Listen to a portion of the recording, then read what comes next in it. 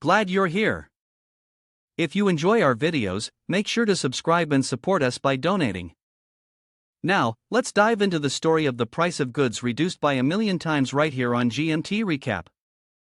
The story begins on a day with no sunshine, as the rain poured down heavily. A young man was carrying 2 large sacks and walking towards the Guangming branch of the bank in Santai City, Yunhai Province. As the young man trudged along, a phone call came in. The voice on the other end of the line asked in a loud tone, "I heard you're selling your house to start a business?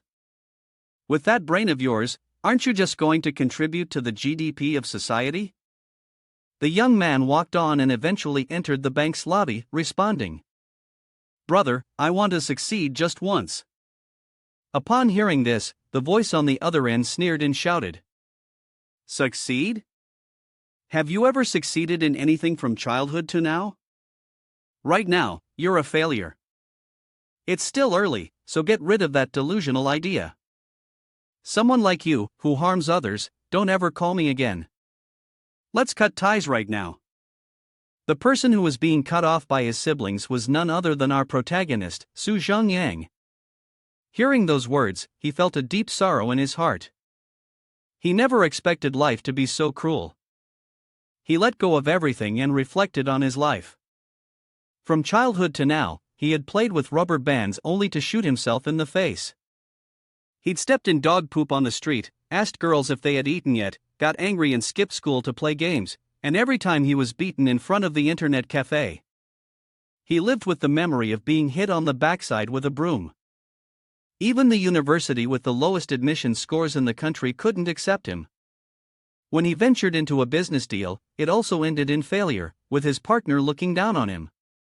A failure within failure, he longed for success, even if just once, he would be content. While complaining about life, the bank clerk called a number, inviting customer number 1069 to counter 3 for service. Upon hearing that, he walked forward, step by step, thinking, "The money from selling my house is my only hope." Just as he was about to sit down, a system notification flashed, "Buy red, sell green." The system indicated a drop in commodity prices. The new world had successfully loaded, and global commodity prices had fallen a million times, yet his total assets remained unchanged. His current assets amounted to 2,153,795 coins, which had been deposited into the system. Zheng Yang read that and began to feel confused, muttering, "What is this new world, and what does commodity prices falling mean? What the hell is going on here? Maybe I've wanted success so badly that I'm hallucinating." With that thought, he turned around to check if any kids were watching movies.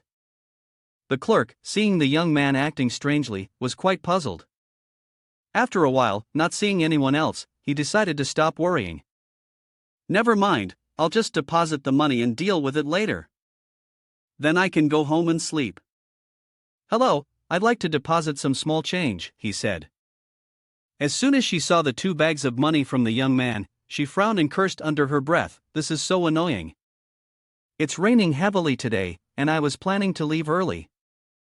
But seeing these plastic bags, I can tell right away that there won't be much, and I'll have to wait forever like every other time. Damn it, why is it always me who has to deal with poor people?" As soon as the thought passed, she opened the bag, and a flash of light made her startle. "Are you awake now?" Inside the bag was all loose change, but if it was in the past, it would have been small. Now, however, the world had shrunk a million times, making it look bigger. She trembled, looking up in disbelief, and asked, "How much would you like to send?" He smiled brightly and replied, 8,000 coins. The number made the kid panic, and he quickly said, "The branch can't process this transaction for you, but I'll contact the headquarters right away. Please wait a moment, the specialized vehicle will be here soon." But in his heart, he was shocked. Oh my God, are all rich people this casual? 8,000 coins in loose change, and they're still using a plastic bag to carry it? He still didn't understand what was going on, so he furrowed his brows and reminded her, "It's not proper to talk to someone else while handling a transaction.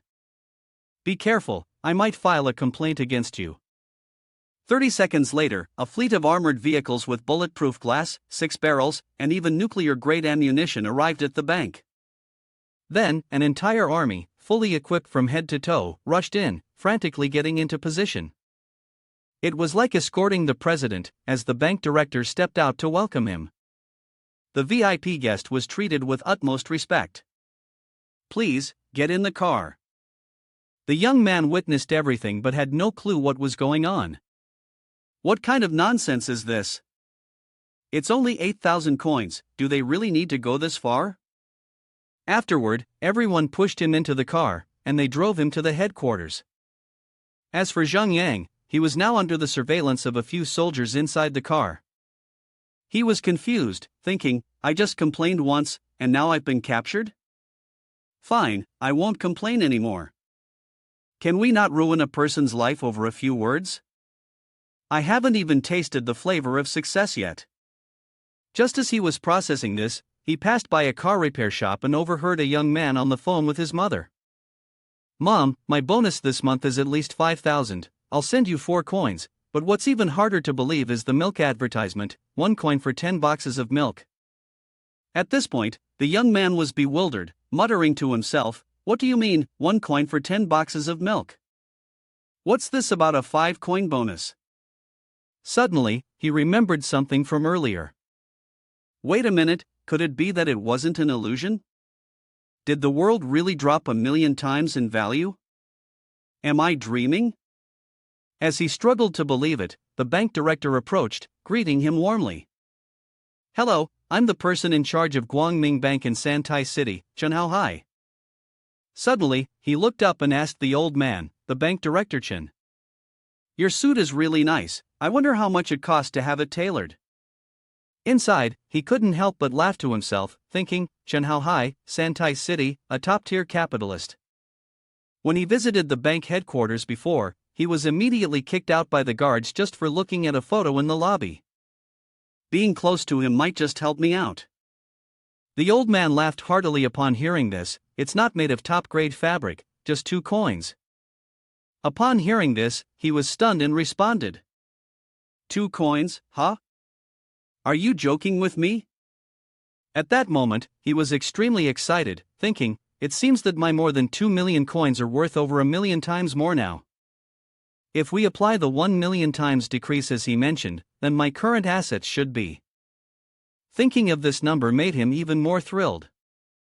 Just as he was basking in this joy, Zhang Yang suddenly got curious about science. He wondered to himself, "I wonder if paper money has changed since this world shifted?" He then took out a bill to examine it, analyzing it carefully. It seemed much thicker than before, and the material appeared to be of better quality, not as easily damaged as it used to be. "I wonder what's inside. Let's tear it open and see." With that thought, he tore the 5-coin note in half. The old director, upon seeing this, clutched his head in disbelief, wondering how anyone from a wealthy family could have such peculiar tastes. This paper money was limited in quantity, and only those with a certain level of wealth could own it. How could someone just tear it up like that? After giving Chenhao Hai a scare, both of them arrived at the headquarters. At that moment, the old director introduced, "Mr. Su, we have arrived. This is the headquarters of our bank." He, along with the others, slowly stepped inside. While waiting, a girl walked over to greet them. "Hello, Su brother. My name is Lin Yurong. This time, I am mainly in charge of your deposit transaction. Thank you for your hard work. I'll make the deposit now." She took the money and replied, "Yes, I understand. I'll handle it right away." The young man, meanwhile, was eyeing her figure and secretly complimenting, "She's so beautiful, her figure, her looks, just perfect." Half an hour later, Yurong was busy counting the money, while the young man was still puzzled, thinking, "First, she personally came to welcome me, then she arranged for a beautiful woman to handle my transaction. Shouldn't they be actively recommending fixed-term deposits? Why is it so quiet? Wait, why hasn't the old fox said anything yet? Could it be that he's planning to hold off on any discussions until the transaction is completed?" After a while, seeing Yurong walk out, he took out his phone to check. Was the deposit transaction already completed so quickly? The bank sent a notification, your savings card at Guangming Bank has received 8,268 coins. Your total account balance is now 664,188 coins. The number made the cup of tea in Yurong's hand fall as if it were an egg.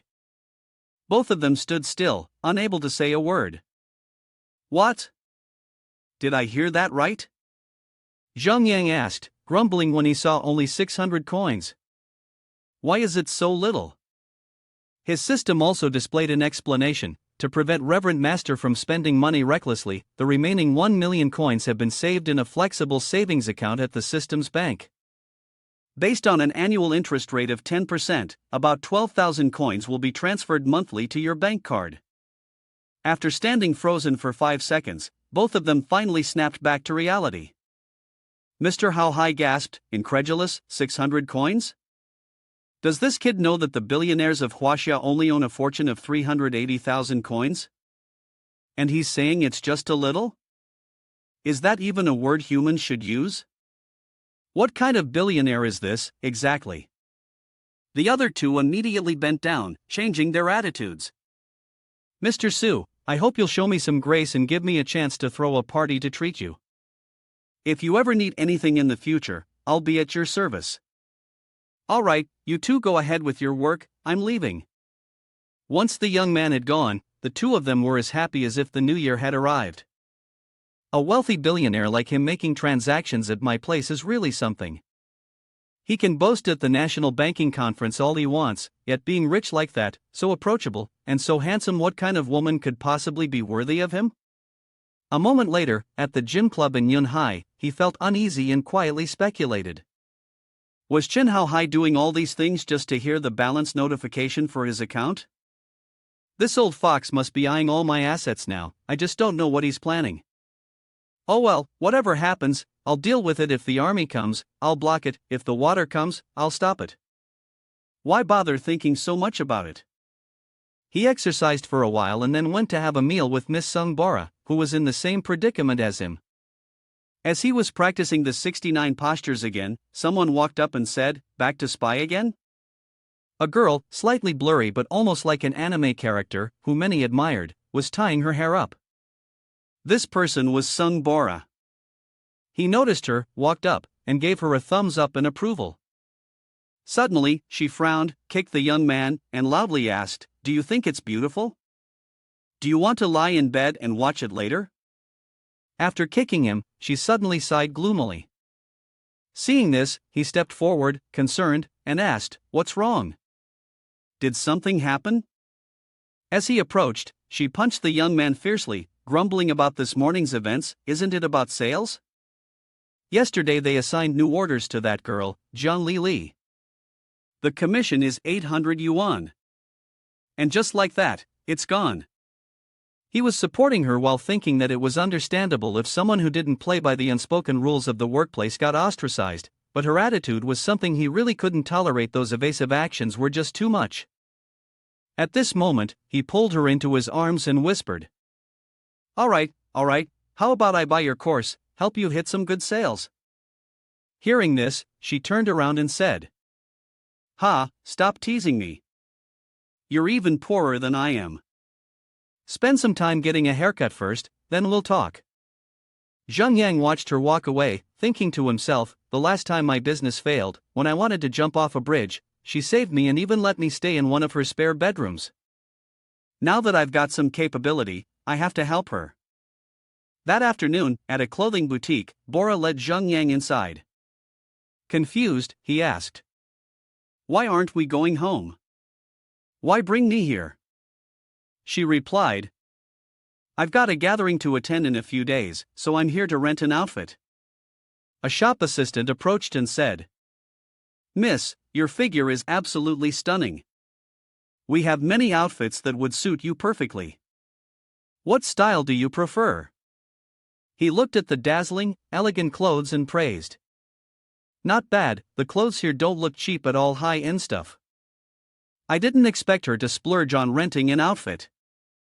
Looks like she really values this gathering." While they were browsing, someone called out from outside the shop. Bora! Isn't that Bora? A girl with purple hair and Lu Ruyan's typical eyes also smirked and said, "It's really you, you're here too?" That girl is Song Jia, and the big guy next to her is Sun Banzi. When she saw her, her eyes darkened, as if feeling very uncomfortable meeting this person.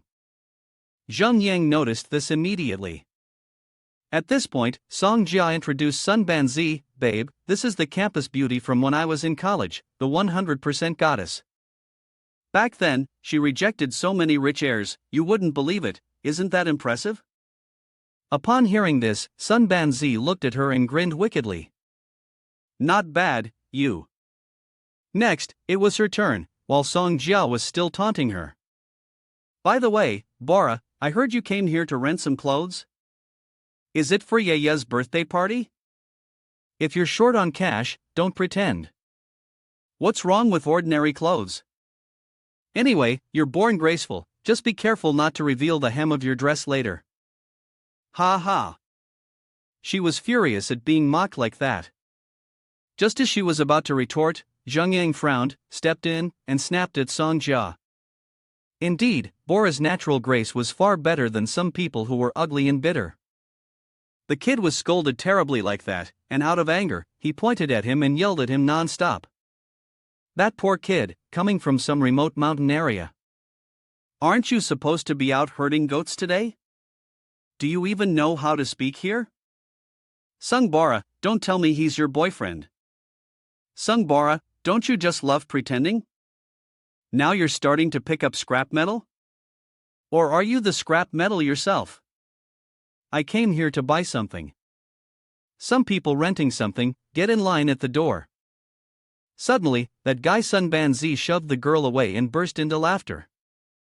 "Ah, you're Song Jia's friend, right? What's up with Song Jia saying that? I'm this rich, giving Bora an outfit should be fine, right? Pick any outfit you like, I'll buy it for you. Don't worry, I say it, I'll do it. Anyway, you'll have a party to attend in a few days, it wouldn't be good to look bad, right?" She stood there in this situation, feeling quite anxious. Suddenly, that girl Song Jia sat down and pressed her chest against the guy's, then coquettishly said, "No, you promised you'd only buy clothes for me, and I didn't agree." "Honey, she doesn't know your taste. I'll pick out a few outfits, and then we can go." "Oh, we're all friends, right? We're classmates too, so if you're buying clothes for me, of course, you have to buy for her too." No, no means no. Both of them stood there frozen, watching this scene.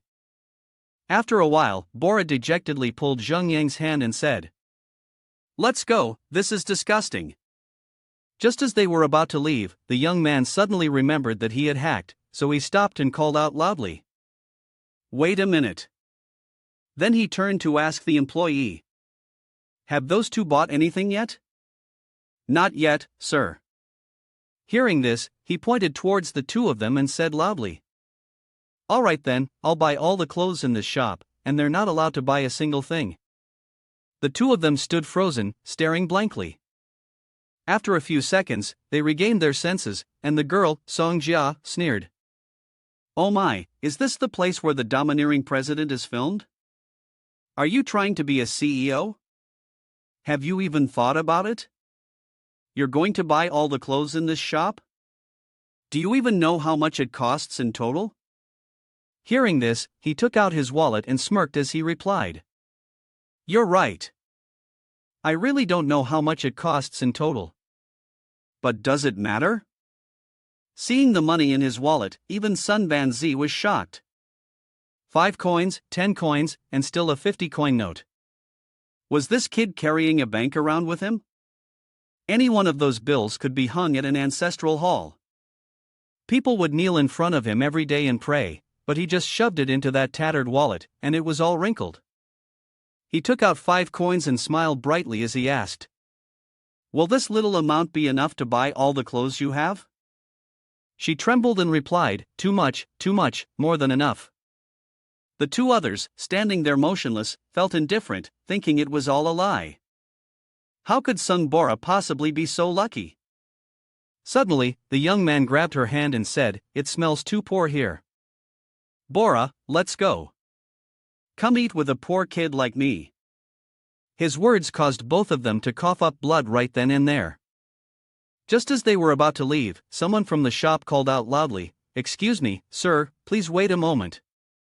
A young woman approached and introduced herself. "My name is Tanging. I'm the owner of this neighborhood. I just came from Mr. Chen's place, and didn't expect to run into Su brother." Upon hearing this, he immediately asked, "Mr. Chen? Chen how high? That old fox, he just left and already sent someone. I wonder if you could do me a favor and come upstairs for a bit." "Sure. Let's go upstairs then. It'll be good to talk to her, to see if she and Chen Hao Hai have any hidden agenda." At this point, Tanging turned to ask, "Are you two also friends of Su brother?" The man immediately answered, "Yes, we are also friends with Mr. Su." Meanwhile, he silently plotted in his mind, "Strike the one who's running, no one strikes the one who's coming back. Is this kiddo really going to turn his back right here? If I could befriend Tanging, I would definitely get more than half of the clothing orders in Santai City." Even Songjia rushed over to grab Bora's arm, agreeing with her, Yes, Mr. Tang. I'm close friends with Su brother's girlfriend, and we tell each other everything. But inside, we're both scheming." "Not bad," sung Bora. "You usually seem so graceful, yet you're still with a big shot. But you're still inexperienced. If Sun Banzi cooperates with Mr. Tang, I'll still be one step ahead of you." Upon hearing this, Tanging responded, "Are you two classmates?" She heard this and quickly corrected herself, "Ah." Before she could finish, the other woman cut her off, quickly saying, "Oh, Bora, why are you embarrassed? Everyone knows you're at the brothel. What's the big deal with setting up a chastity altar?" At this point, Tanging gave the order to prepare 5 VIP cards with a 70% discount and 2 of my business cards. Once everything was ready, she stroked her chin, thinking to herself that in the demeanor of this girl named Bora, their relationship might not always have been like this. First, she would secure a good connection for Mr. Su, which would make things much easier later on. Yeah. The two of them, hearing about the ultimate card offering a 70% discount, and even business cards being included, were overjoyed. Doesn't this mean that I could find Tanging to work with later? This is truly a step towards greatness. Just as they were getting ready, Zhang Yang suddenly shouted out, "Wait a minute, if you want to get to know them, I have no objections, but I don't want to be associated with them under my name." Saying this, he grabbed Bora's hand and pulled her outside. Before leaving, he even thought that a poor guy like me wouldn't want to get to know them. What happened just now? You can ask your sales staff. Tanging, witnessing this, was extremely confused. Everything had been going smoothly, with careful consideration, so why did he suddenly get angry? The sales staff, too, leaned in and whispered the details of what had just occurred. After hearing this, Tanging quickly said, "Su brother, I made a mistake earlier, I'm really sorry. It's over now, I tried to win someone over, but ended up upsetting them." She hastily commanded, "You two, why aren't you throwing these two out yet?" Seeing them being dragged out, Song Jia quickly spoke up. "What are you doing? My boyfriend is your business partner. My family runs a large enterprise in this region. Shanshui Textile Company is one of your main suppliers." They all seemed indifferent and just threw both of them out. After everything was done, Tanging declared loudly, "From today onwards, Shanshui Textile Company will no longer have any cooperation with the brands under my management. Inform the others so they can leave Santai City on their own. Su brother, the flies have flown away, it's quiet upstairs. Please come up." "All right." At this moment, Bora had no idea what was going on. After a while, on the second floor of the clothing section, Tanging began to shower praise. "Su brother, your girlfriend, both in terms of figure and beauty, is perfect. I've been in the clothing business for many years, meeting many models from both home and abroad, and none of them are as outstanding as Bora." Upon hearing this, she shyly lowered her head and replied. "You're overpraising me." After a moment, he spoke. "Choose a few outfits that suit Bora, no problem. We are professionals when it comes to styling others." At this point, Zhang Yangyan secretly admired Tanging's tact. Indeed, she knew how to act smoothly, knowing that after making a good impression on herself, she immediately took action with Bora. Thinking that Bora was his nominal girlfriend, if he could win her favor, of course, his impression would be greatly improved. Tanging appeared quite clever, and her behavior towards others was no less impressive. Chen Haohai probably mentioned this to her in an attempt to draw her into the group. Since she was indeed a talent, of course, she wouldn't refuse, she had to make the most of this opportunity. That evening at the store, Tanging finally said, Su brother, thank you so much for visiting my little shop today. The party Bora wants to attend is in 2 days, right? I'll definitely come and bring a big gift on her behalf." This card was a super VIP membership card for the two of them. It had already been credited with 5 membership coins, and it could be used at all men's stores of Han and Kajal. Of course, they could also call me directly. After receiving it, the two of them went home. "See you later." A while later, he noticed Bora was standing still like a tree and waved his hand, calling out, "Hey, what are you spacing out for? We need to head back now." Only then did she snap out of her daze and ask, "Is all of this real?" "Guess."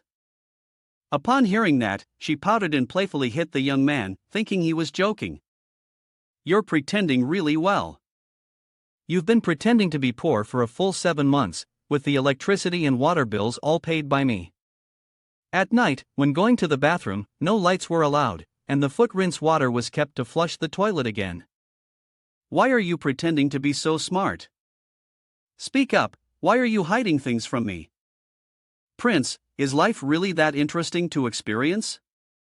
Hearing this, he scratched his head, trying to come up with an explanation. "Well, at that time, I really didn't have any money, but before that, I had recovered some investments, so I got a bit of capital back." She didn't believe it when she heard this, grabbed his shirt, and turned into a lioness, roaring. "What? Then what about Tanging? Could those investments really make her work under you? You think I'm stupid? Even if that were the case, she'd still be in the temple at my place. That bastard of yours definitely has bad intentions towards me."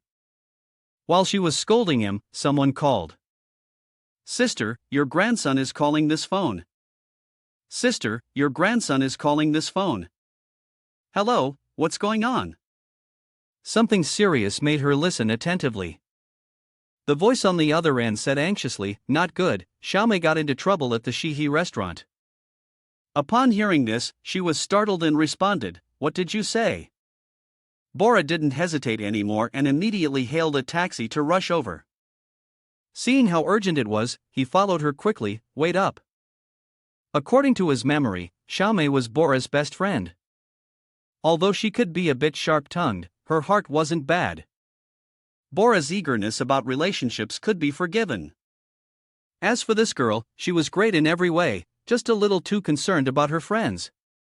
With her personality, she was probably the type to be taken advantage of by her friends, yet she would still naively help them count money.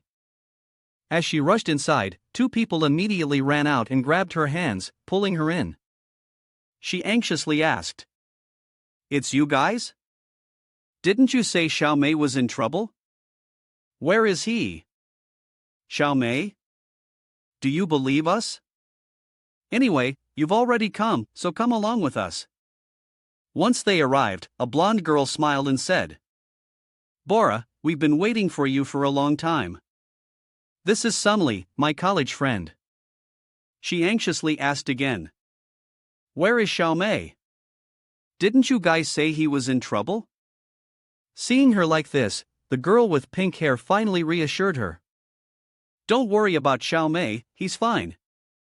It's just been so long since we've seen each other, we mostly called you here for a gathering." At that moment, Sunli spoke up and asked, "Bora, is the handsome guy behind you your boyfriend?" She blushed shyly upon hearing that, and to prevent her from being put in an awkward situation, he stepped forward and smiled brightly, replying, "That's right, I'm her boyfriend. May I sit here?" Of course, of course." He walked in and couldn't help but exclaim when he saw the table full of food. Amazing, a table prepared with all kinds of meat. At this moment, he also realized the group's true intention. This wasn't just about reminiscing the past, clearly, they were treating Bora as a money spender, trying to make her pay for everything. Before long, Sun Li struck first. "To be able to date Bora, you must be really wealthy, right?" "Ha, I'm just average rich." At that moment, he turned to her and asked, "You girls are full already, right Bora? Or should we go to another restaurant?" But inwardly, he sneered. "Flattering me up to the skies? I may have money, but I don't want to spend it like water." Sun Li laughed and said, "Who said we're full? Aren't we just getting started?" Meanwhile, she sneered inside, thinking of running away? No chance. If I don't make you and Sung Bora wash the dishes here today, then I'll consider myself defeated. Bora nodded and said, "I'm not used to eating Western food, Zhang Yang, let's go." Before he could respond, they burst into laughter and loudly said, "How can those country bumpkins eat Western food? Oh my, how could you say that out loud? Ha, you didn't want to embarrass Bora, so you called the waiter to bring the menu here. Not full yet, huh?" Seeing this, they sneered, thinking their plan to bait him had worked and there was some drama to watch. "Later, I'll order a few expensive dishes so you can stay here and wash dishes for a year." At that moment, Sun Li took out her phone and called, "Hello, cousin? We're at a Western restaurant, come join us. Is it okay to call her over?" He calmly replied, "It's fine. Do any of the others have friends? Call everyone here.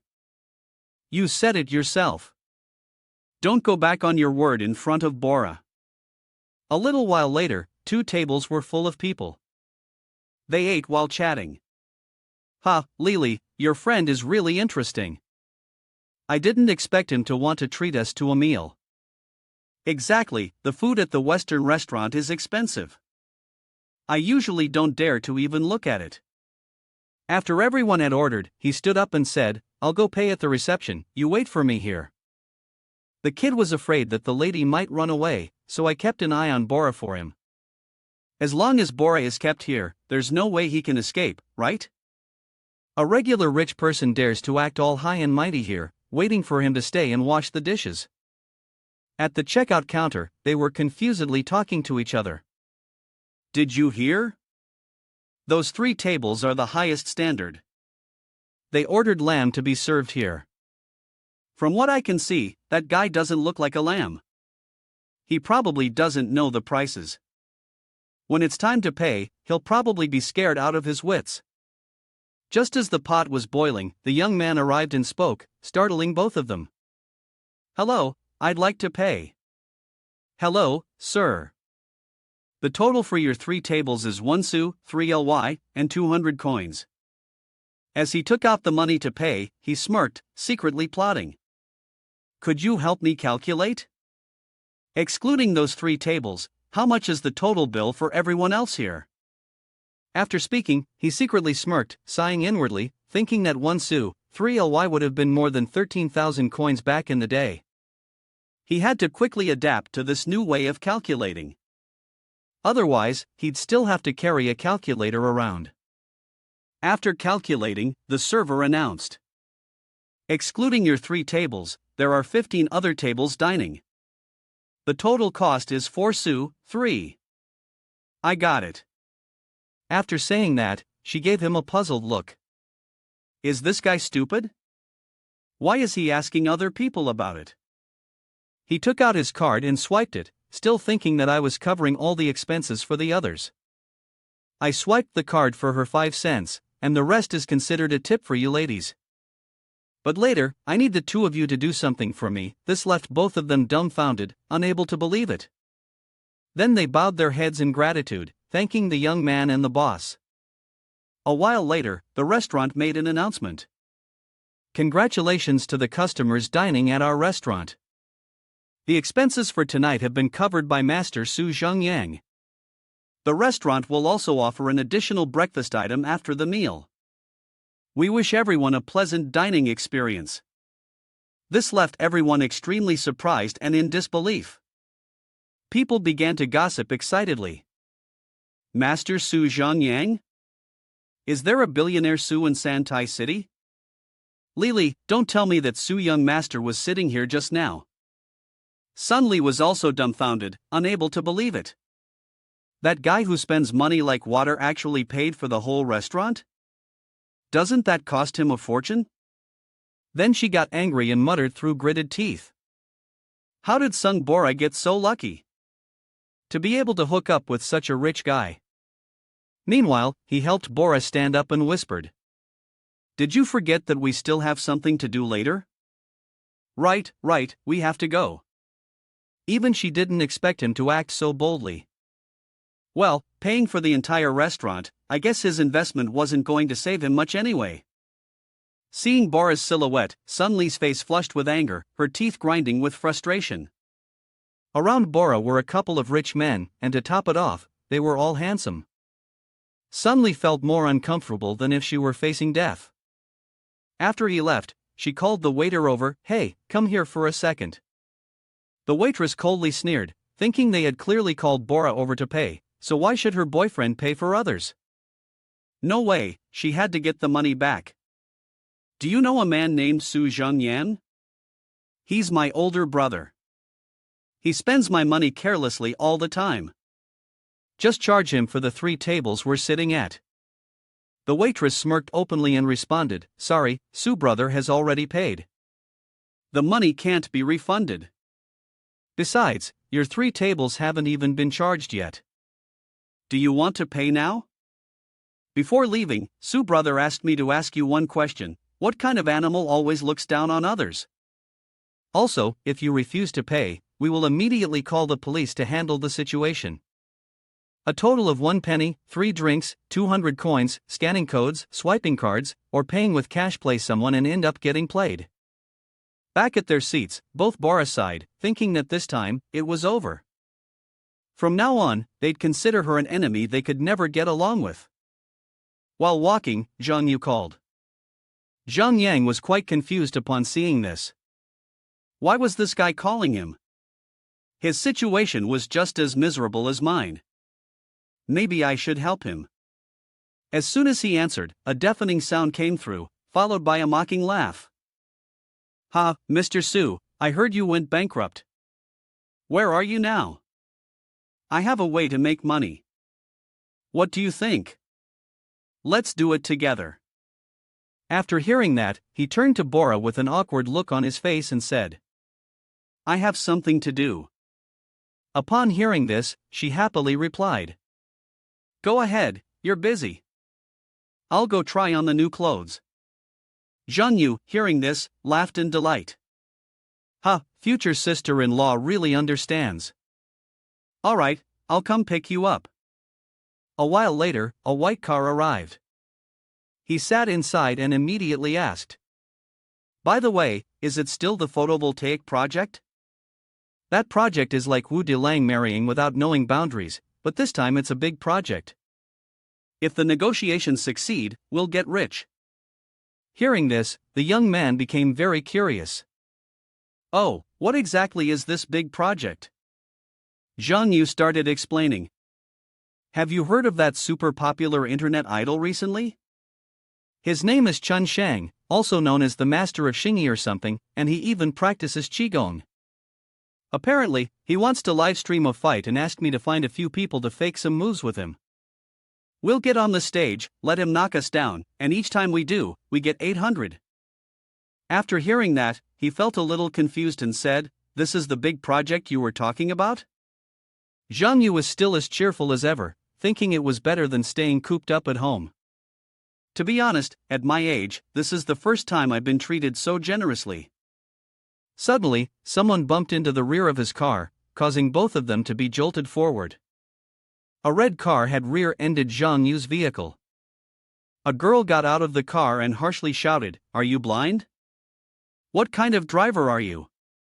He heard that and retorted, oh, hey, it was you who bumped into my car. Besides, the traffic light was red, so I had to stop. But when he looked at the car, Zhang Yu felt a bit uneasy. Oh no, not again, it's a BMW. The driver of this car is not someone easy to deal with. Hearing that, the girl started to mock him. You country bumpkin, don't you know you can't park like that in the city? Do you think this is some village road? Zhang Yu felt this was unreasonable, but he still tried to explain, it was a red light. I definitely had to stop. She argued back, shouting, shut up, pay up. If you don't pay, not a single penny, you're not going anywhere. The amount of 5 cents made Zhang Yu break into a cold sweat. Just at the critical moment, Zhang Yang stepped forward and said confidently, I've already called the police. The kid, hearing this, panicked and quickly retorted, who do you think you are? What does this have to do with you? Who gave you permission to call the police? At that moment, a police officer approached and asked, what's going on here? She immediately pointed and accused, Officer, these two country bumpkins slammed on their brakes right in the middle of the road, causing me to crash into the back of their car, and now they're refusing to pay for the damages. Zhang Yu flustered and tried to explain, Officer, I stopped at the red light, and she crashed into my car herself. I saw them going back and forth with their arguments, and the officer, visibly irritated, shouted, what are you arguing about? He then glanced at the scene, and after a moment, reached a conclusion, the other car was stopped at the red light, and you crashed into the back of it. We can check the camera footage for the specifics. Now, give me your driver's license first. The kid, hearing this, panicked and exclaimed, I'm fully responsible? What kind of junk car is his? The paint on my car is more expensive than his entire car. Even if it's my fault, he still has to pay for the damages. The officer didn't respond but pressed further, stop talking nonsense, just hand over your documents. Well, I didn't bring them. I don't have my ID with me either. Seeing this situation, both of them were quite pleased. Ha ha. The police kept asking, but she had no identification. Another thing worth noting was that she was driving in high heels. Seeing this, the officer could only shake his head in frustration. After a while, the police officer moved on, reminding her, you ladies stay here, I'll go get the tools to collect evidence. Ah, this is so frustrating, she muttered, looking at both of them with malice. You two country bumpkins just wait and see, I'll make you regret this. Seeing her attitude, Zhang Yang and Zhang Yu felt amused. Just wait and see, they replied. In anger, she pulled out her phone and called for backup, honey, I was hit by two country bumpkins while driving. Yes, the police say I am at fault, you need to come here right now. Yes, I'll send you my location. Suddenly, Zhang Yang also received a call. He wondered, is someone really looking for me at this time? Could it be that girl Bora? But to his surprise, the call was from Chun Hao Hai. Hello? Zhang Yang answered. Mr. Su, I heard from Tanging that in 2 days your girlfriend will attend a birthday party. Since Tanging has prepared a gift for your girlfriend, do you think I should get one too? No need, it's just a small gathering. Hearing that he knew everything left Zhang Yang both surprised and concerned. Chen Hao Hai's news travels fast. But what is he really after? Here, he asked in confusion, by the way, Tanging doesn't have my number, so how did you get it? He quickly explained, don't be angry, I'm quite close with the bosses in the city, so I just asked around. Oh, well, I have something to ask you, can you help me out? Throw a shrimp to catch a prawn, let's see what this old fox's real intentions are. After he finished telling everything, Mr. Hao Hai was also surprised and exclaimed, is this really happening? Don't worry, it's just a small matter, I'll definitely handle it properly. If possible, it would be best to revoke their driving licenses for life. The girl overheard this and turned to look at him in shock. But she didn't believe it, so she scoffed loudly, aren't you afraid of talking nonsense and biting your own tongue? You think this is your village's road, huh? You're talking about banning someone from driving for life. Wait until my friend arrives, just one word from them will send both of you to jail for the rest of your lives. Hearing this, Zhang Yu also turned to him with concern and said, Zhang Yang, maybe we should just give up and let someone else take over, what if? Hearing this, he reassured him, it's fine, let's just wait. A few minutes later, a car rushed towards them. Seeing this, she excitedly walked over and called out, honey, you're here. These two country bumpkins have been bullying me. If you didn't come, they would have beaten me up. The name Sun Banzi, upon hearing this, angrily shouted, where did this royal brat come from? Daring to touch my people? Daring to bully my people in Santai City, are you looking for death? Hearing that voice seemed familiar, he immediately recognized it. He sneered and muttered to himself, you're done for, who do you think you are? I really am someone of high status. Seeing his expression, the man was struck dumb. Sun Banzi instantly changed his attitude by 180 degrees, quickly saying, Su brother, we meet again. Seeing that he was now with another girl, he shook his head, thinking that he must really have some sort of fate with this guy. The fat guy, one girl in the morning, another in the afternoon. He changed partners more often than he changed clothes.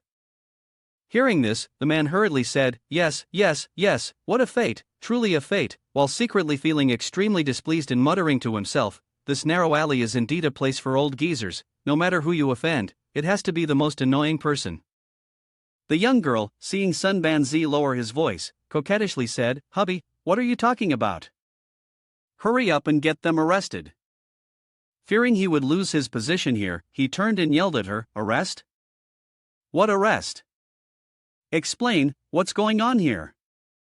He stopped the car in front. I didn't care if I bumped into them, it was because they stopped so suddenly. After hearing that, he whispered, don't blame me. The kid kept talking, and before I could react, Banzi slapped me hard across the face.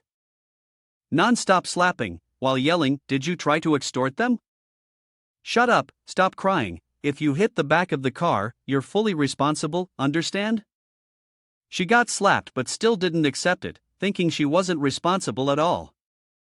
Honey, when did we ever take full responsibility for anything? Both of them just stared, not knowing what to say. After a while, the massage was finished, and that guy turned around in confusion, muttering in fear, how troublesome, I wonder if Mr. Su has calmed down yet. After saying that, he pulled out a coin from his wallet, thinking to himself, well, spending a bit of money to calm down the boss is worth it. Su brother, this is all a misunderstanding. Take this money to fix the car.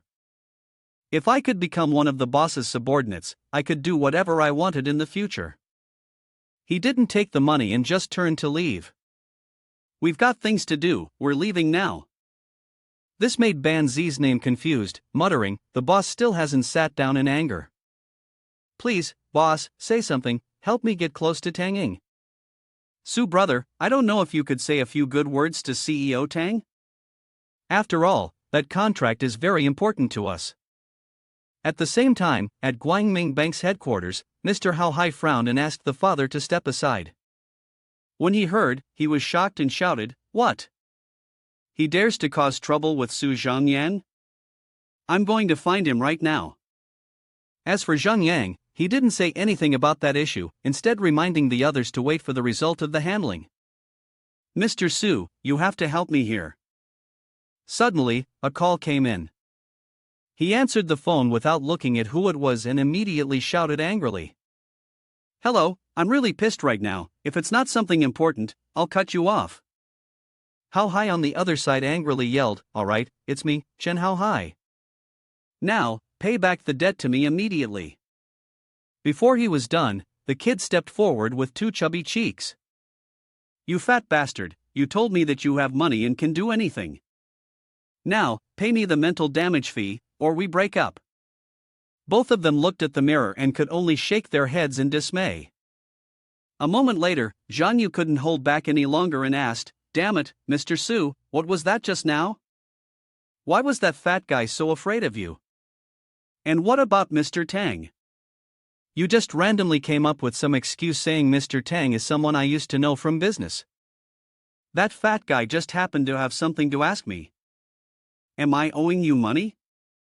I don't have any small change, but 5 coins should be enough, right? The amount of money made Zhang Yu dizzy, causing him to swerve the car a little. The young man, sweating, shouted, "Come on, can you drive properly?" Zhang Yu quickly replied, "Please, I'll give it to you. If you borrow 1 or 2 coins, I'll pay you back 5 dimes. After saying that, he secretly thought, is this kid emptying out his savings to make a big deal with me? He coldly assumed that the money was a gift for his mother. She had worked hard to raise a fool like him, shouldn't he take better care of her? As for the future, let's play it out a little, we must clean out this lamb's money. After making up an excuse, he sighed and thought, this is the trouble of the rich when you give someone money, you still have to make up a reason for it. Zhang Yu happily replied, alright, don't worry, what's a mere 8-point strike? Mr. Su, wait for Zhang Yu, I will definitely help both of us prosper, I won't let you down, Mr. Su. While sitting, the system suddenly appeared in front of him. Spend 5 coins to gain accumulated points. The current accumulated points were 55 points, which activated the attribute enhancement. Each accumulated point could be exchanged for 1 enhancement point, and enhancement points could be used to improve the overall attributes of the Reverend Master. The overall attributes included, but were not limited to, strength, speed, reaction, damage resistance, hearing, sight, and smell. Currently, there was an enhancement for overall attributes. After reading it, he muttered that it would take an entire day just to enhance similar attributes. Well, whatever, there was no other choice anyway. After thinking this, he repeatedly pressed the plus sign. After 55 presses, he murmured, alright, just enhance everything. Come on, do it, I'm ready. After a while, nothing happened, and the young man, puzzled, asked, System, has it started? The system displayed a notification that the enhancement had been completed. He suddenly shouted in his mind, huh? It's finished already? Did you just scam my accumulated points? At that moment, Zhang Yu noticed his stunned expression and called out, Mr. Su, what are you dazed for? There's nothing to it, you'll need to study it thoroughly once we get back. After walking for a while, Zhang Yang finally asked, by the way, do you really want to work for Niu Chun Sheng? I remember you hated those scammers the most. Hearing this, Zhang Yu immediately responded, you only know one side of the story. Let's go, find a place to eat skewers, and I'll tell you the details of my plan. I'm really curious, what kind of big plan can a fool like you come up with? The next morning, at the Gimyun High Club, a girl with 3 braids clasping her hands said, welcome, this is Yao Jingjing, the receptionist of Gimyun High Club, nicknamed Little Pepper. As soon as she said the words dear customer, she saw Zhang Yang's face, which left her speechless because he was considered the type to use the club's facilities without paying. Before he could say anything, she called someone, thinking he was looking for Bora. I'll call her for you. He stopped her and said, wait, don't call her. How much does it cost to make a membership card?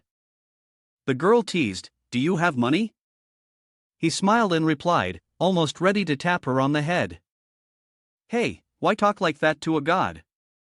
Come on, hit me. Loo.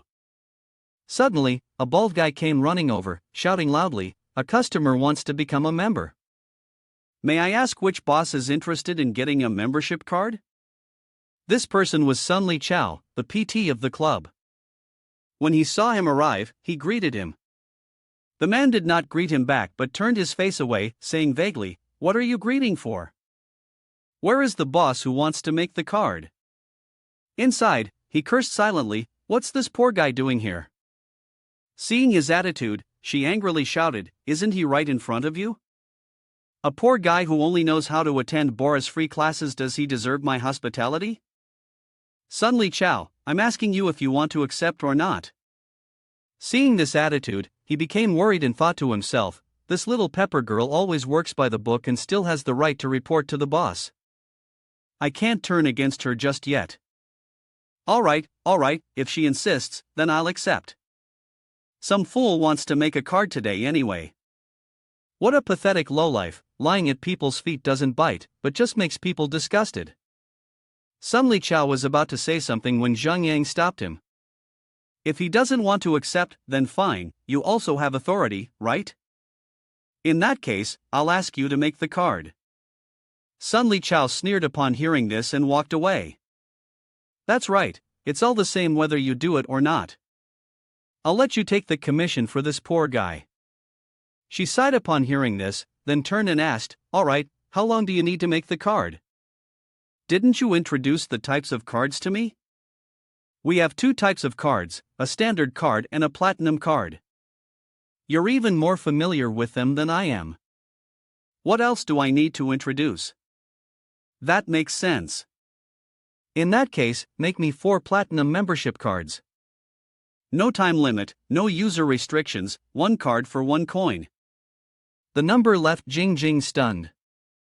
Seeing this, he pinched her cheek and reminded her. By the way, there are 3 cards in there, make sure to pack them well for me. I want to give them to someone as a gift. The kid, after regaining her senses, shouted. Are you messing with me? 4 platinum cards? No one has done that this year. No, don't joke around with others like that, why wouldn't you believe me? Let me scan the payment code first. A payment notification for 4 coins appeared. To her surprise, it was true, and she stood frozen, thinking, 4 cards. I heard he sold his house. Don't tell me he's here spending money on impulse. He took the 4 cards and walked out, with Jing Jing respectfully saying behind him. Safe travels, Your Excellency.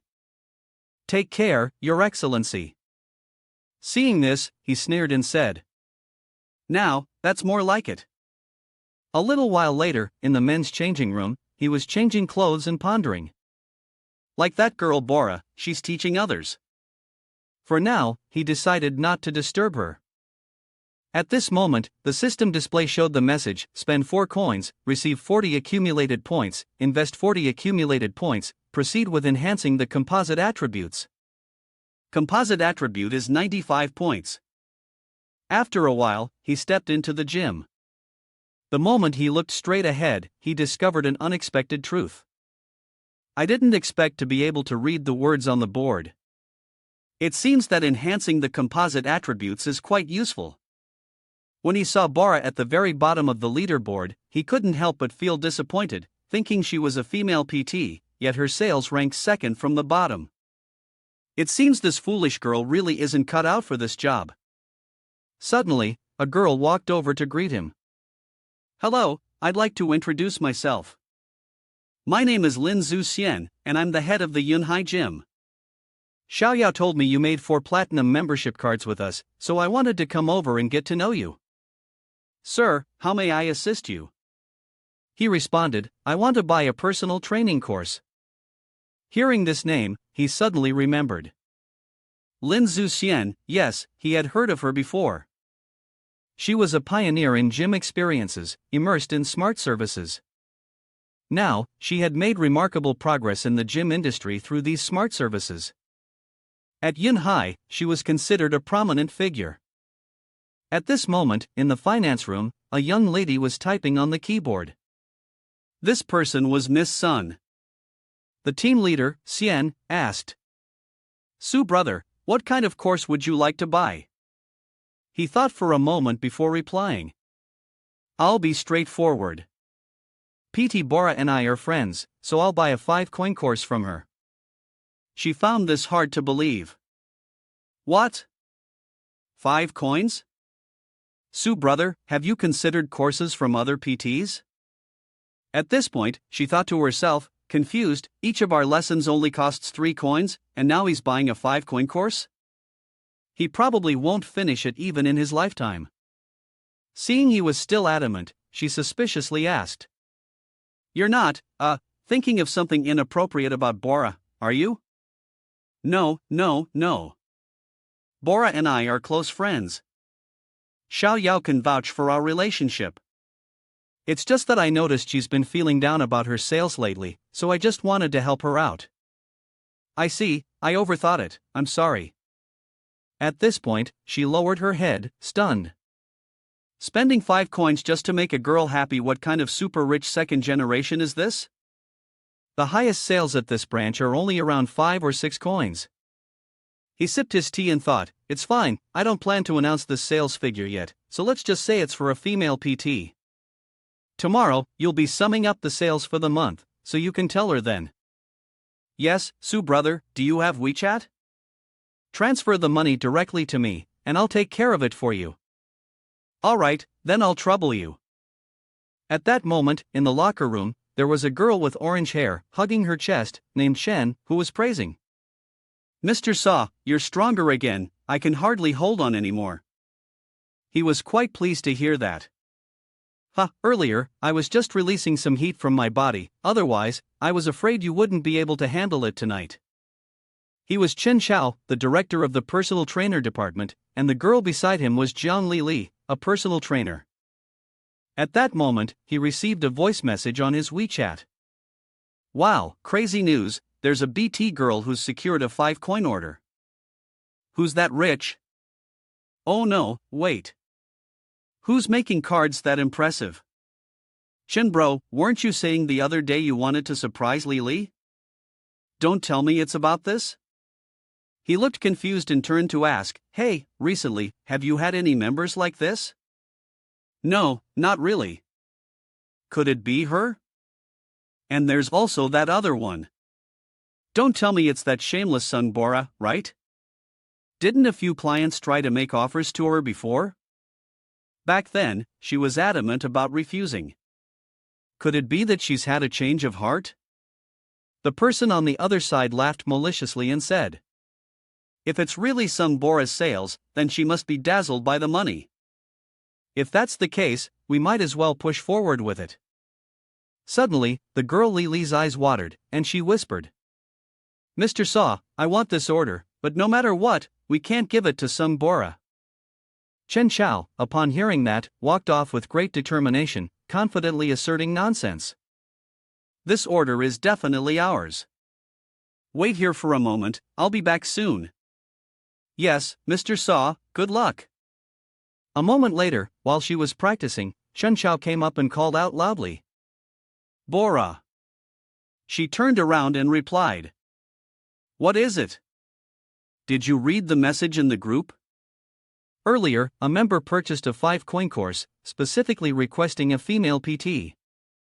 Actually, I've already negotiated this successfully for Jiang Li, but who gets the commission? It's all down to one sentence from me. All you have to do is go out for drinks with me tonight, and this commission can be split in half for you. She heard that and brushed him off with a flick of her hand, frowning, if it's Jiang Li's order, then you should handle it in a professional manner. I have a cleanliness obsession, and I'm afraid of dirt. Being scolded like that, he was furious. Sung Bara, don't be ungrateful. I've brought this up to you more than once. Do you still want to keep working here? She responded firmly. Do whatever you want. I'm not serving you. Fine, you'll come looking for me eventually. A while later, in the finance office, Miss Sun heard a knock on the door and shouted, come in. Chen Xiao and Li entered excitedly and called out, Miss Sun, I was just about to report something to you. Earlier, Li and I successfully negotiated a 5-coin order, and we rushed over to share the good news with you. She heard that and gleamed, replying, another order of 5 coins. Another? It's the order that was just announced, the one we won. Upon hearing this, Zhu Xian dropped her teacup, furrowed her brow, and turned to ask, you two did it? Seeing her tone, Chen Xiao became anxious and thought, what the hell, why is CEO Lin here today? The boss doesn't look happy. Don't tell me the impersonation was exposed. Before anyone could respond, Li grabbed her teammate's crotch and said, here's the thing, CEO Lin, the 5-coin order earlier was actually really hard to get, I was the one who negotiated it. Chen Xiao thought in exasperation, it's obvious that this matter has been exposed, yet she still tries to take credit for it. I'll stay far away from her in the future. Hearing this, Zhu Xian's face darkened as she asked, so, what's the name of the member who made the card? The kid, playing the role of a top-tier star, said, I forgot what his name was, but the other guy, I'm not sure either, I just remember he was middle-aged, of average build, a bit chubby, and seemed nervous and worried. Why are you asking so much today? How do I make up a person like that? Alright, it's probably a middle-aged, balding man with bad taste who spends money on the female PT at the gym. She heard this and, enraged, shouted, "Nonsense! No middle-aged, balding man came to the club today. You two, pack up and leave. We don't need people like you here." The kid still didn't understand anything and was bewilderedly asking, "Huh? Fire me? Why though?" The other person, terrified, quickly explained, "Lin CEO, earlier Lily made a mistake. It was 1 coin, right, Lily? This John Lily girl really took it too far. After all that, she still asked why. I came here today mainly to deal with the accusation that the two of them were secretly stealing sales from other BTs. Fine, they didn't wait for me to find them, they brought it right to my doorstep, and even put on a big show. The order is for Sung Bora. You two came to snatch it and made me furious. Get out, both of you, right now." Hearing this, the kid gritted his teeth and cursed, "Damn it, Bora, you and I are sworn enemies. I won't let you have peace." At that moment, she was instructing Zhang Yang in his training when the girl rushed over, waving her hand and shouting loudly. Before Sung Bora could respond, she blocked her and asked, "Coach, what's going on?" The girl, blocked, cursed, "You bitch, you dare strike back." Just as she was about to retaliate, the young man stood up to block her, thinking to himself that this was the girl who frequently bullied Bora time to teach her a lesson. Seeing this, the kid yelled, "Get your rural hands off me, you try hitting me." If he liked it, he'd indulge her, so he grabbed her by the neck and slammed her straight to the ground. After the hit, he naively thought he had never encountered such strange demands before. "So she wanted me to hit her?" Bora, who was next to him, chimed in, "Serves her right." At that moment, someone stepped forward and said, "Sorry to interrupt everyone, I have something I want to announce. I have just investigated and discovered that Coach Chen Chao and Coach Jiang Lili from the personal training department have repeatedly been secretly stealing the sales of other trainers. I am now announcing the dismissal of both of them from Yunhai Gym. Additionally, I would like to congratulate our trainer, Sung Bora, who has just completed a gym course order worth 5 coins. I hope Bora will continue to strive for excellence, and I also hope everyone can follow Bora's example." This took her by surprise, and she couldn't believe it. Zhu Xian angrily stormed off, pulling Jiang Lili along, "Get out of here right now." As he walked away, he muttered angrily, "This Jiang Lili has dragged me into this mess, let's see if she'll try her luck at another club." The two of them walked in silence, not saying a word. At that moment, Bora pulled on his ear and yelled, "That's 5 coins, you know? 5 coins, enough to buy a villa." She scolded him while thinking to herself, "Well, lately, Zhang Yang has been spending so much money on me. With so much money, I should do something for him in return." He also couldn't believe it and asked again, "A villa for 5 coins? She scowled and replied, "Of course. Have you never seen anyone use a villa as payment for a membership card? Let me see if I can get the money back. I'm saving money for him. If he suffers a loss this time, I'll just use the money to help him." While talking to Bora, someone called, and when he opened it, he was startled. "Is Tanging calling me? Su brother, Chen Hao Hai and Dong Changming from Tang Long Real Estate want to invite me for a meal. The location is in the VIP lounge on the 3rd floor of Haicheng Hotel. I'm not sure if you'll be free later? Chen Hao Hai, Dong Changming, Haicheng Hotel. Alright, I'll come over later. Yes, I'll let Mr. Chen know." That afternoon, at Haicheng Hotel, Zhang Yang, dressed in a suit, entered the waiting hall. Chen Hao Hai, a financier and real estate magnate, also worked in the automotive industry. From his research, he knew there were 2 other people known as the 4 heroes of Yunhai province, leaders in their respective fields. The first was Chen Suo Shang in the entertainment industry. With the 4 of them gathering, it surely wasn't just for casual networking, they must have something to ask of him. As he was walking, a chubby old man rushed up and called out to Su Zhangyang. He recognized him as Li Hu. Seeing that Zhang Yang recognized him, Li Hu was thrilled. "It's really you. We haven't met since graduation, right? Li Hu, a college friend of Su Zhongyang, had always been a source of bad luck for him. His family had caused a lot of trouble in the past. Zhongyang smiled and asked, "What a coincidence. You came here for a meal?" "Yeah, but I'm really happy to see you today." "Ha, I'm here with Meng Meng's family to discuss something." "It's been a long time since you've seen Meng Meng, right?" Suddenly, a girl dressed in cool clothes walked up and called out Su Zhongyang's name, saying it had been a long time since they last met. "You are Chen Meng, Su Zhongyang's college classmate." Li Hu started introducing him to the whole family. "Aunt, uncle, this is my college friend in Meng Meng." Back in the day, he was quite the figure at school. Even when we were still studying, he began his career and developed to the point of outstanding success. Everyone was amazed upon hearing that. Really? Truly a young talent. Li Hu continued to flatter him. Exactly. Back then, so many girls were chasing after him. Even Meng Meng once pursued him. At this point, he began to reveal his true nature. He puffed up his chest, flexed his muscles, and shouted loudly, but then said, "But I heard you went bankrupt afterward, and even had to sell your house, right? And you're still carrying a mountain of debt. Have you paid it all off yet?" Hearing this, Su Zhongyang scoffed. He thought to himself, "Ha, so this is what you're doing here, using me as a stepping stone? Old classmate, I heard you sold your house?" "Well, that makes sense. If you didn't sell your house, how could you afford to come to a place like this and eat?" He didn't respond to him but turned to Meng Meng and asked, "So, what brings you all here?" "We're negotiating a business deal with partners here about trading birds, brother." "How about you? Just here for a meal?" After all these years, Su Zhongyang was still as handsome as ever. At that moment, the girl next to him pulled his hand and sharply said, all right, stop talking to someone who doesn't want to work. Let's go in quickly, it's hard to even get a meeting with a distinguished guest like this." Li Hu, at this point, added insult to injury, "Classmate, don't tell me you're dreaming that you and Chen Meng are getting together, huh?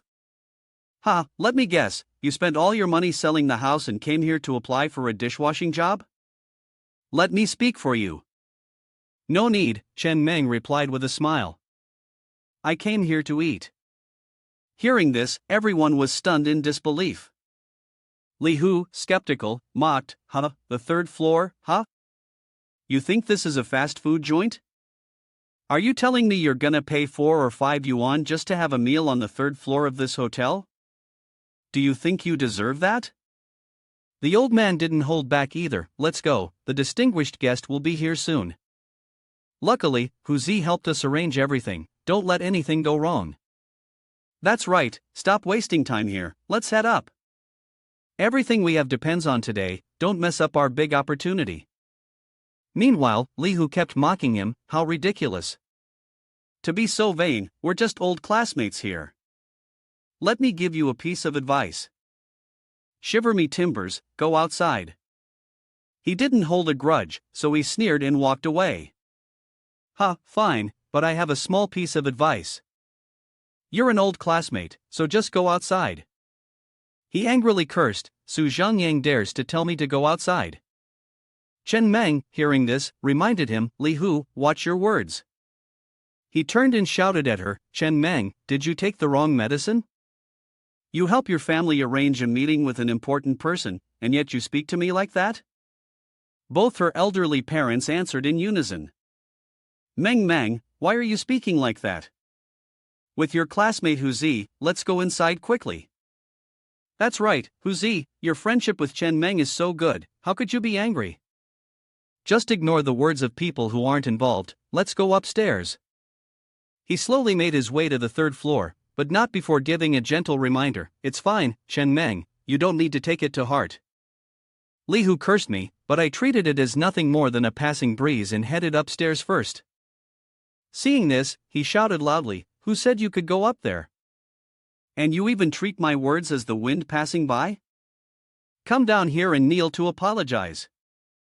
At this moment, the security guard approached and asked, "May I ask, what happened here?" The one asking was the hotel manager. Seeing him, Li Hu angrily stepped forward and reported, "You're the manager here, right? Why do you let any kind of person into your hotel? Eating with this useless person affects my appetite. Tell him to leave immediately." "I'm sorry, we don't usually throw out guests without reason, but your voice has disturbed the other guests. I'm afraid I'll have to ask you to leave. Look carefully, this guy is a penniless fool, definitely not the type of customer you usually serve. Su Zhanyang, I'll give you 5 seconds. Leave this place now." Upon hearing this, he turned and exclaimed, "5 seconds is a bit too long. I think you could leave in 3 seconds. It'll only take 3 seconds for him to go out." He angrily shouted, "What does my business with this poor guy have to do with you?" At that moment, something made Li Hu panic. 3 people on the upper floor were staring at him: Chen Haohai, Tanging, and another person. This shocked everyone. Before they could recover from the surprise, Hu Zi stepped forward, extended his hand, and said, "Mr. Su, I am the owner of Haicheng Hotel. I apologize for not welcoming you properly from afar. I hope you won't take offense. We've arranged everything for you, please follow me." Sua Sheng noticed the displeased expression on his face and immediately shouted, "Where is everyone? In 3 seconds, throw that person out." Upon hearing this, he replied, "No need, Mr. Chen, I was just joking with him." At this moment, the others whispered to each other, "Hey, daughter, why have we never heard you mention this friend before? Just now, Mom spoke to him like that, and yet you didn't even say anything to her?" Li Hu lost all his composure and said, "Uncle and Aunt, let's go up to the 2nd floor." As he walked, he muttered angrily to himself, "Su Zhanyang is friends with Chen Suoshang? Moreover, Chen Suoshang is flattering him. Does Chen Suoshang have a problem with his brain? Damn it, he's really despicable, treating that useless, poor guy like he's some kind of guard dog." At the Haicheng Hotel's VIP room, an old man shook hands and greeted. "Hello, Mr. Su, I am the co-director Ming of Tanglong Real Estate. For some reasons, I can't reveal my identity, so I hope you won't mind." Suoshang politely invited, "Mr. Su, please take a seat." As soon as he sat down, he flattered, "I've heard of the 4 heroes of Yunhai before, but never thought I'd meet 3 of them today. It's truly an honor. Ha, it's a blessing from 3 lifetimes for Mr. Su to know our little fame. I never expected Su Zhongyang knew all 4 of us. Could it be that the actions at the Guangming Bank headquarters were directed at us?" Mr. Su joked, "Our small-scale operation is nothing in front of you." Only Dong Ming, still not entirely convinced, thought to himself, "This kid looks like an ordinary person, but he seems to know a little about the inner workings." However, if it weren't for Mr. Chen's long-standing admiration for him, why would we show him such respect? At that moment, Tanging spoke up, "How about we order some dishes first? I'm eager to have a drink with Su brother." Suddenly, Zhang Yang interrupted, suggesting that Tang, the CEO, didn't need to rush. "There are some things that are difficult to discuss after drinking. It's better if we address the main topic first. The real drama is about to begin." Hao Hai, hearing this, responded with confusion, "Mr. Su, all of you are prominent figures, well known in your own right. I'm sure you don't like beating around the bush.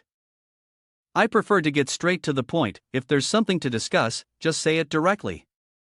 Tanging continued, "Su brother is straightforward, if you agree, just speak plainly." Hearing this, he spoke up as well, "Since you're being so straightforward, I won't beat around the bush either.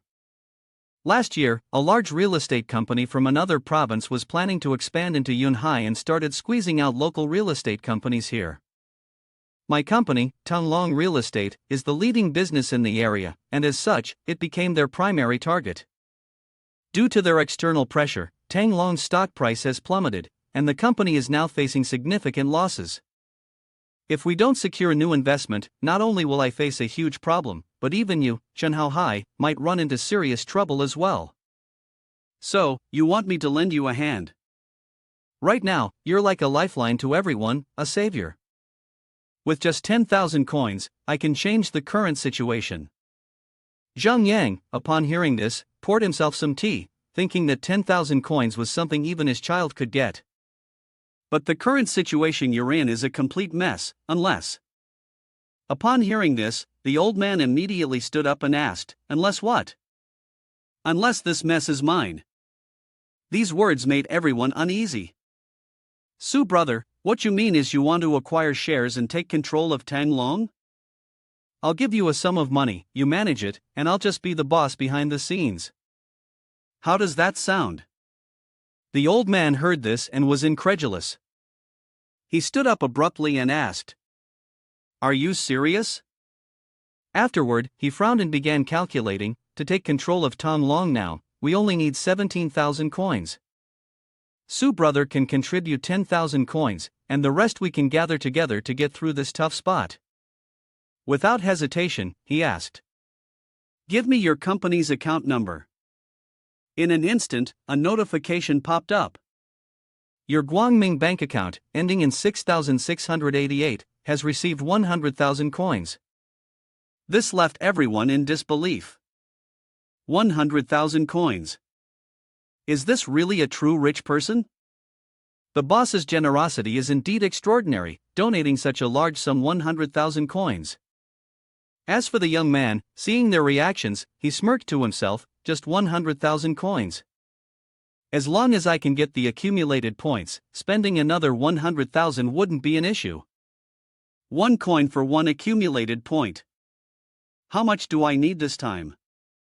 Just then, the system dropped a notification that hit him like a blow to the head. It announced, "Congratulations, you have spent 100,000 coins, but due to suspicion of attempting to gain accumulated points, you will only receive 1,000 points this time." The young man, seeing this, muttered angrily, "What is this? Damn it, why didn't you say anything earlier? Are you trying to play me?" If I had known this crappy system was going to devalue the accumulated points, I would have just spent 10,000 each time.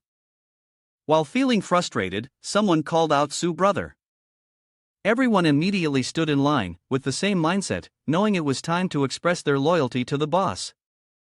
The three of them bowed and said loudly, "From now on, we are all subordinates of Su brother. Whatever Su brother says, we will do."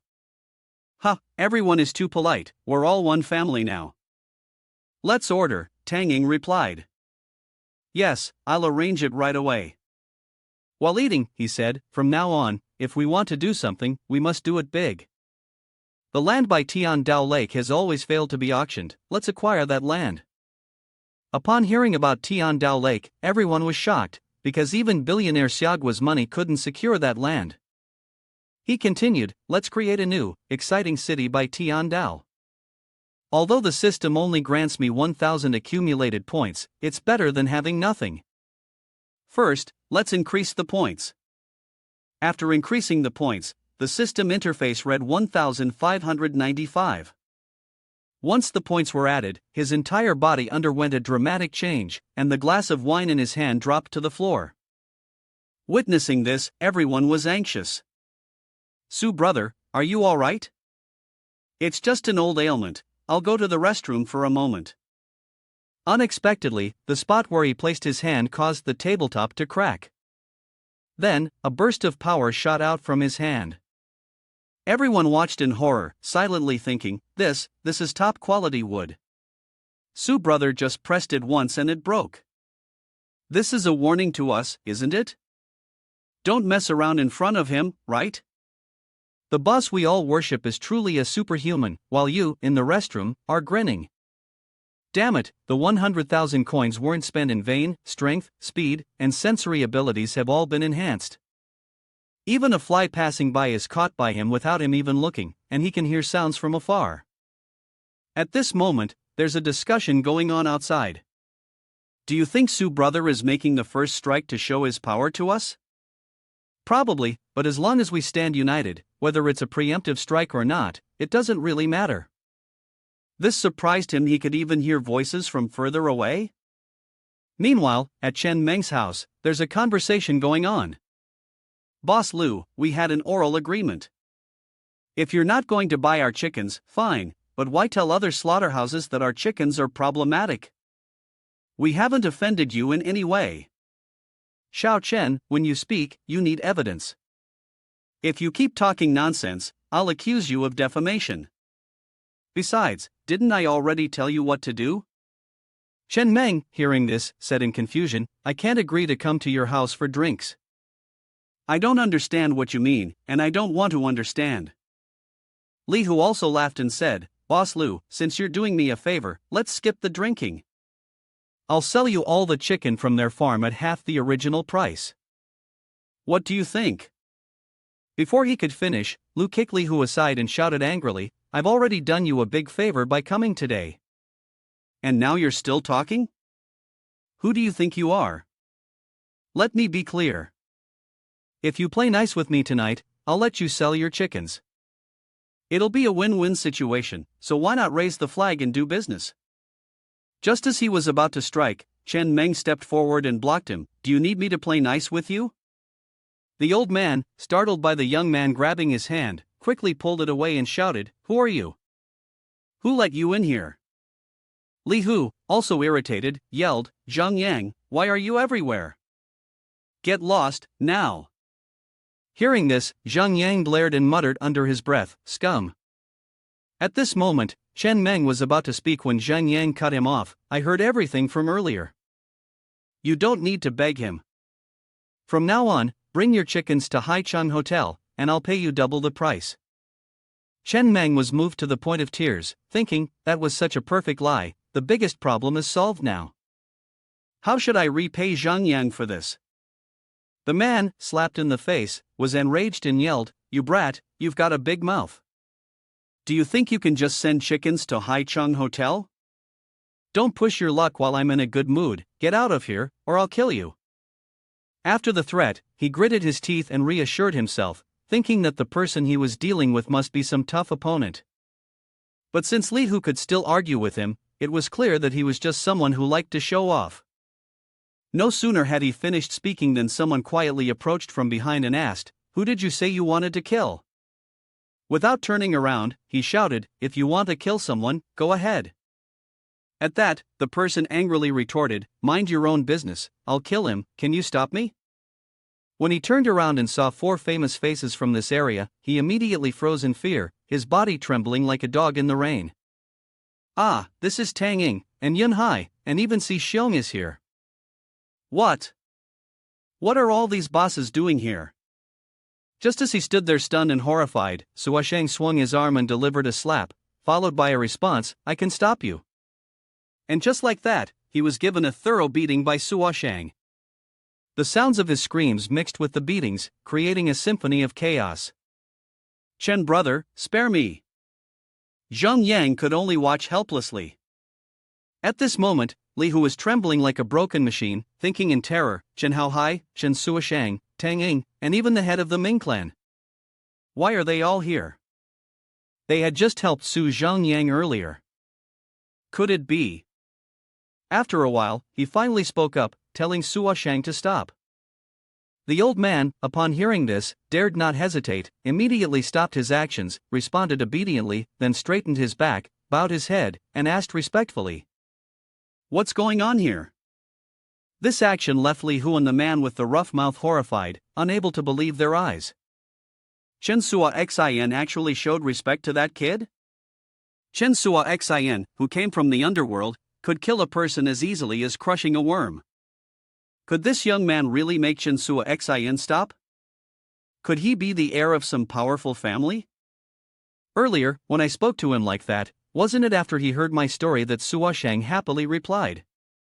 Su brother has spoken, so I will definitely follow. Haicheng Hotel has many branches, not to mention 2,000, even 5,000 chickens, our hotel can easily consume them. Your name is Chen Meng, right? Here, take my business card. She hurriedly accepted it.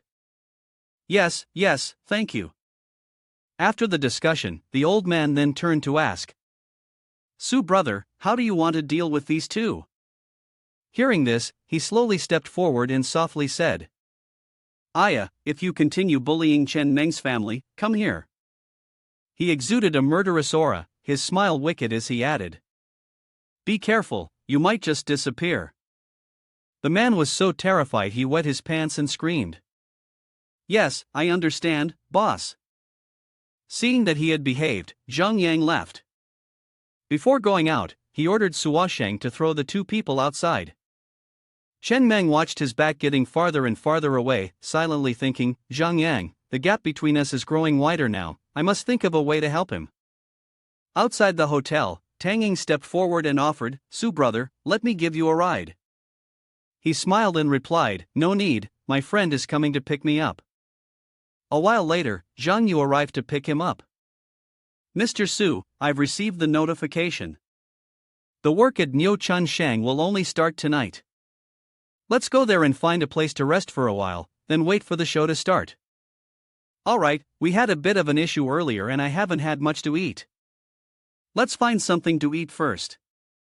Because he was so strong, when the young man opened the door, it didn't lead outside, causing Zhang Yu to turn pale with fear. Even the young man couldn't have expected that with a total attribute of 1500, it would be so ridiculously off. At this point, Zhang Yu was crying and shouting, Mr. Su, what are you doing? Why are you breaking the car? I borrowed this car, damn it, I still have to pay to fix it. He reassured Zhang Yu, then I'll buy you a new one. Hearing this, Zhang Yu cried even louder, you're always hitching a ride in my car and now you're talking about buying one? Ha! He immediately pulled out a coin, silencing Zhang Yu right away. Is 1,000 coins enough? Crying, the guy smiled brightly and replied. 1,000 coins might be a little short, but do you really want to buy a car? Well, let's go take a look. Having no knowledge at all, he called Chen Haohai for advice. Su brother, how can I help you? I want to buy a car. Do you have any suggestions? But he's no different from you. I don't know much about cars either. I'll have Chi Hao go there, he's very skilled. Alright, then I'll just go and take a look first. A little while later, the two of them arrived at a car dealership. As they walked in, the saleswoman greeted them. Hello, gentlemen, is there a specific model you're interested in? He thought for a moment and decided to let the assistant show them around first. Zhang Yu, still in disbelief, asked Mr. Su again. Do you really want to buy a car for me? What's wrong? When you helped me before, was I being too polite? Why are you getting so wordy now? This made him feel deeply moved. Mr. Su was so good to him, giving him money and now a car. They were lifelong brothers, and this time, in business, he was determined not to disappoint him. Thanks to that, the guy no longer hesitated and immediately chose. Then I won't be polite. I'll take a Ford Mustang. Hearing that, Zhang Yang smiled and said, you really change quickly. A little while later, at the break area, the staff member brought over some water and said, please wait here, I'll prepare the contract for you too. Zhang Yu, who was beside him, excitedly said, I never would have imagined this in my wildest dreams. Zhang Yu actually bought a car today, paying for it all at once. Hearing that, Zhang Yang playfully kicked his friend on the butt and teased, when I was at my lowest, you were the one who helped me. Although I ended up losing again, and I originally wanted to buy a car for myself, I just brought you along for the ride.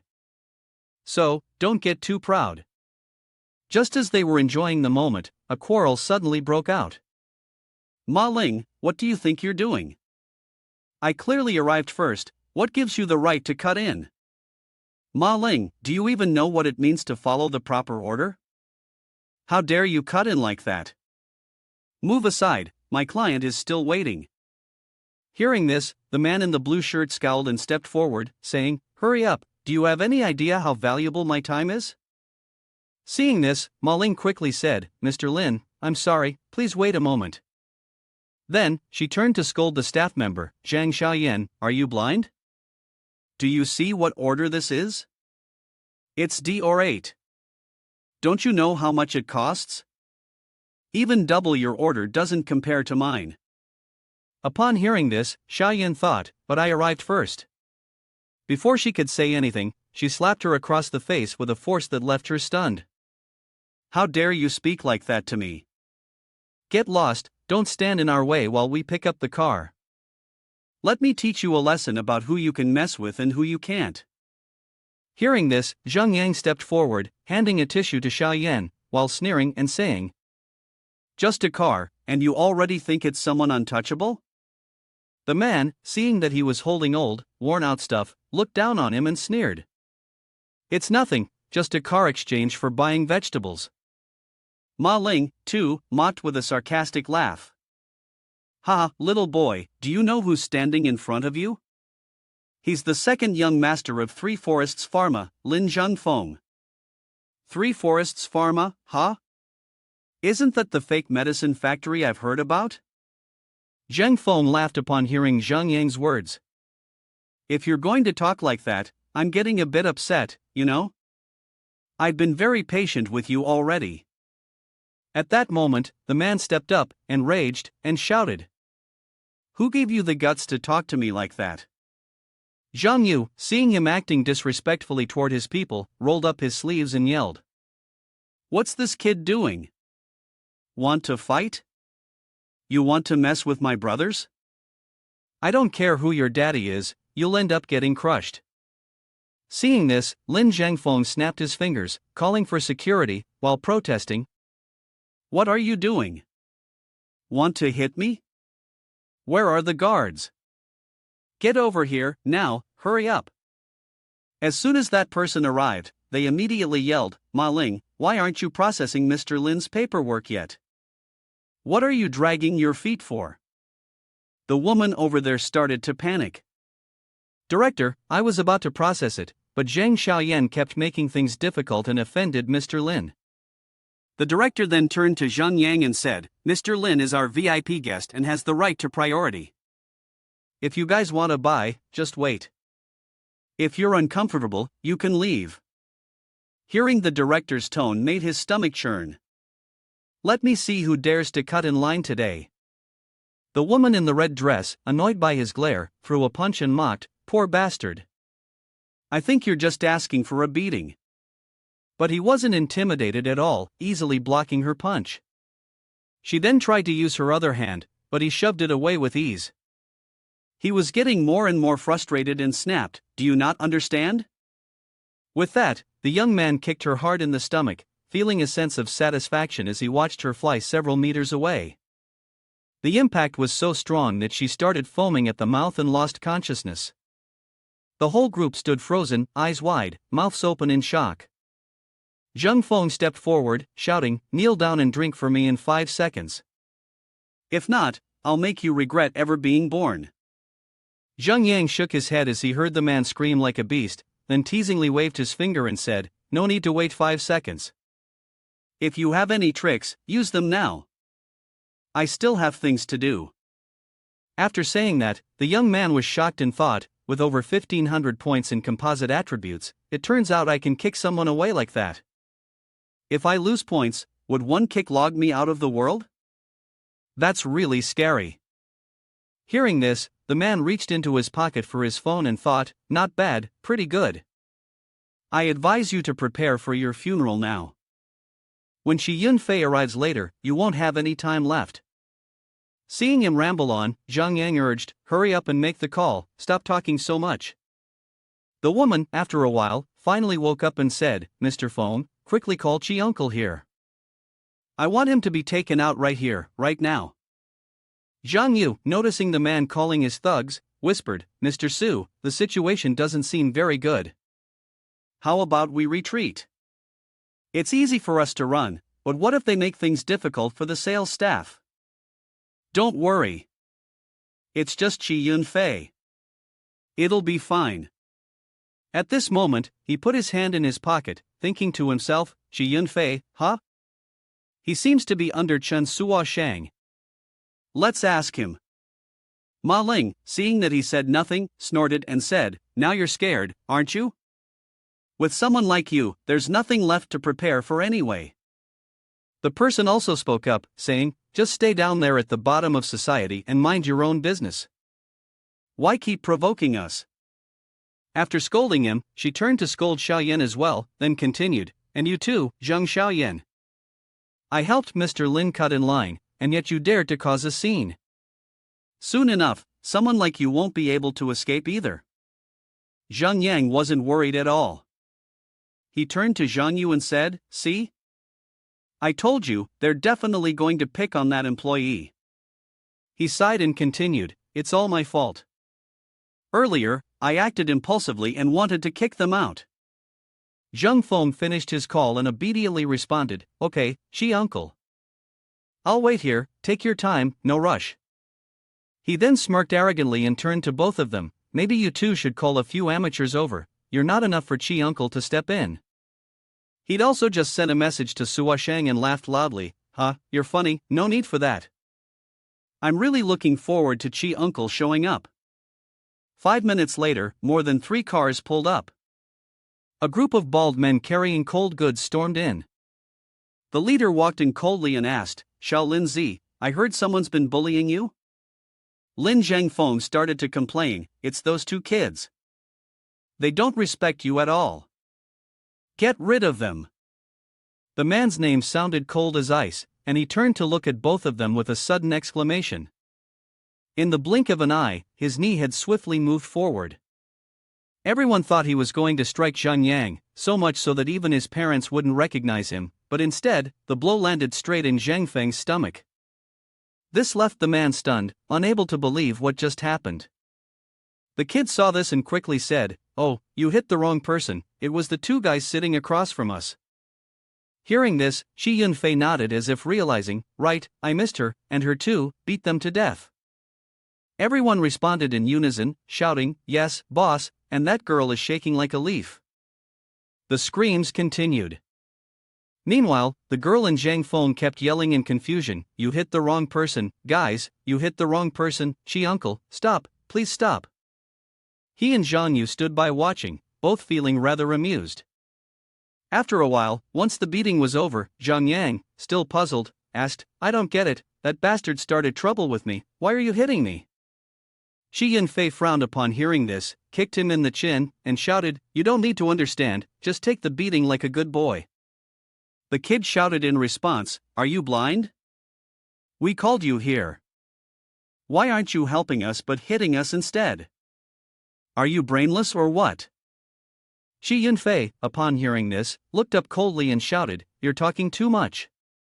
He then instructed his subordinates to take over and administer a bit of torture to her. After that, he stepped over to Zhang Feng, grabbed his head, and shouted loudly, "I'll say this again, listen carefully.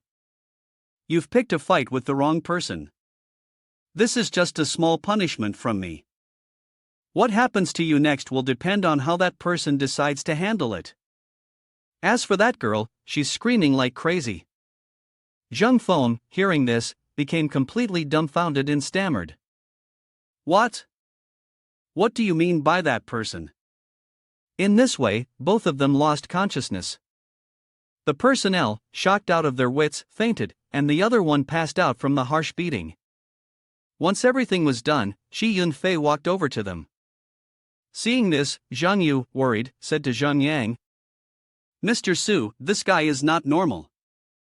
He's torturing our people like this. If he starts hitting me, you need to stay calm and reassure me." "It's all right, he won't hit you." A few steps later, Shi Yunfei arrived in front of him, took a deep breath, and then bowed respectfully and said aloud, "Greetings, Su brother." This made Zhang Yu realize the absurdity of what was going on. At that moment, the man named Yunfei looked at Lang Maling and asked, "Su brother, what should we do with these 2? The girl is foul-mouthed, you take care of it after seeing for yourself." Hearing that, the 2 lackeys grabbed her and threw her outside. Zhang Yu then whispered to Zhang Yang, "This is even more bizarre, just now I saw my great-grandmother come to pick me up." Upon hearing this, he realized something even more unrealistic was about to happen. "Do you believe it?" Hearing this, the other man dumbfoundedly said, "You mean, this is scarier than him?" Before he could finish speaking, something made that man's eyes widen in surprise. To his astonishment, the person who appeared was Chi Hao. He stepped forward with a cheerful greeting. "Oh, Su brother? Finally, I get to meet you." This made the director even more flustered. The old man extended his hand to introduce himself. "Su brother, I'm Sa Qiao. Sorry I'm late, I apologize." "You're not late at all." Perfect timing. Zhang Yu, witnessing his buddy's impressive stature, stood in shock. Did Junhai Si Xiong just bow to his own brother? Seeing Zhang Yang's displeased expression, the man furrowed his brow and asked, "Come over here and tell me what happened." Xiaoyan then recounted the whole story. These two came to buy a car, and then this happened. That's how it went down. After hearing this, Shihao turned to Su and asked, "Su brother, I think she was a bit inconsistent with what she said. What do you think?"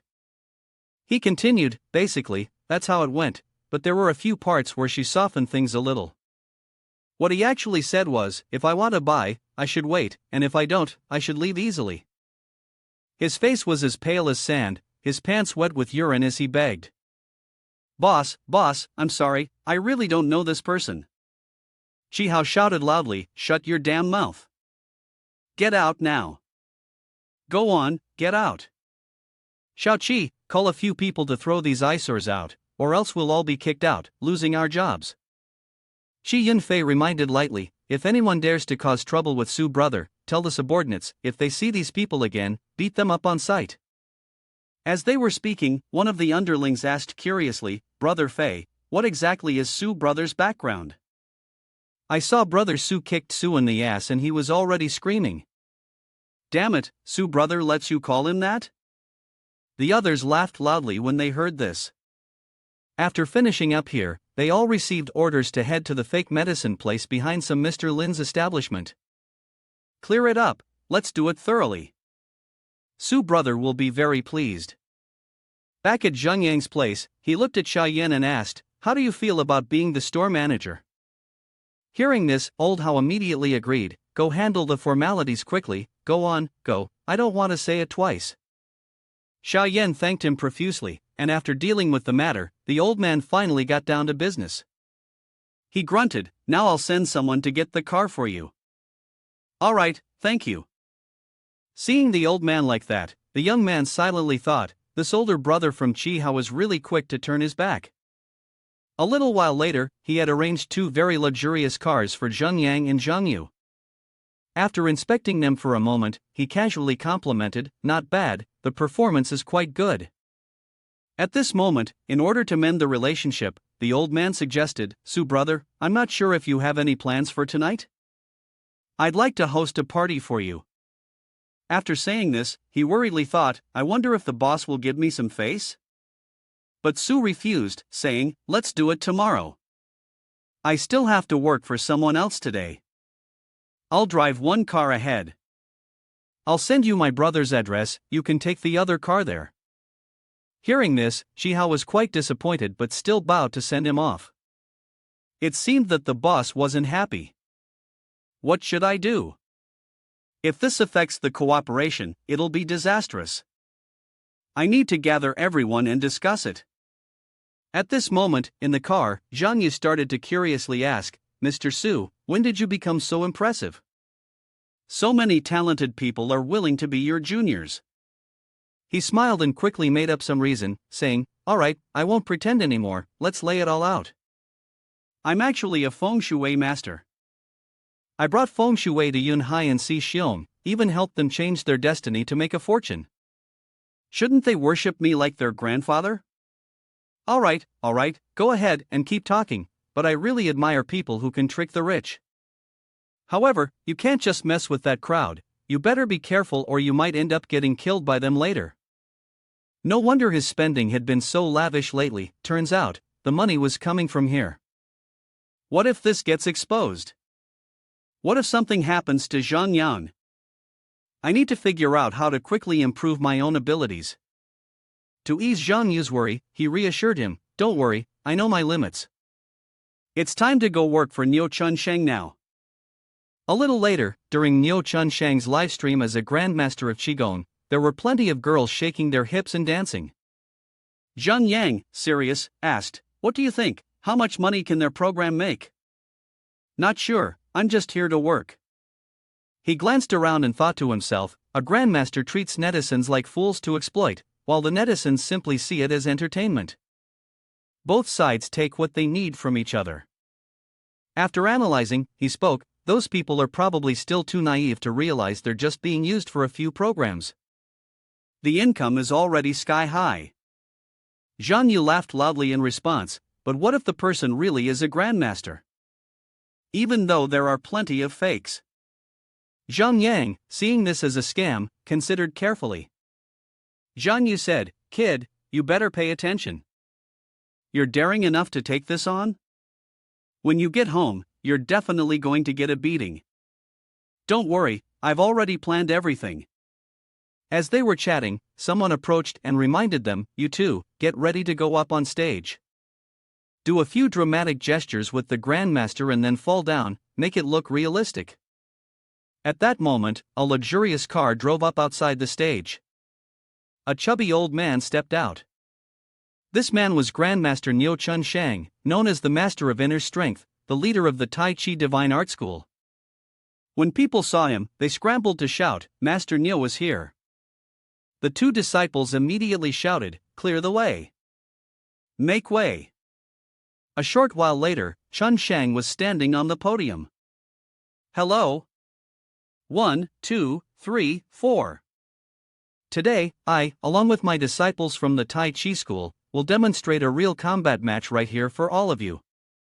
We will debunk the slander about my sect on the internet. Please look forward to it." This saddened me deeply because there are fewer than 10 people in the world who truly understand traditional martial arts, and I am one of them. Zhang Yang, watching from below, mocked the false words, saying, "He's so old now, he should be at home playing with his grandkids instead." Zhang Yu agreed, "It's fine. We're here to make money, let him do his thing." As for Li and Zhn Du Jiaying connecting the inner strength, I can't directly explain it to you all. Because the way can't be easily passed on, but I'll show you, and you'll understand right away. Everyone watched as he now grabbed my hand.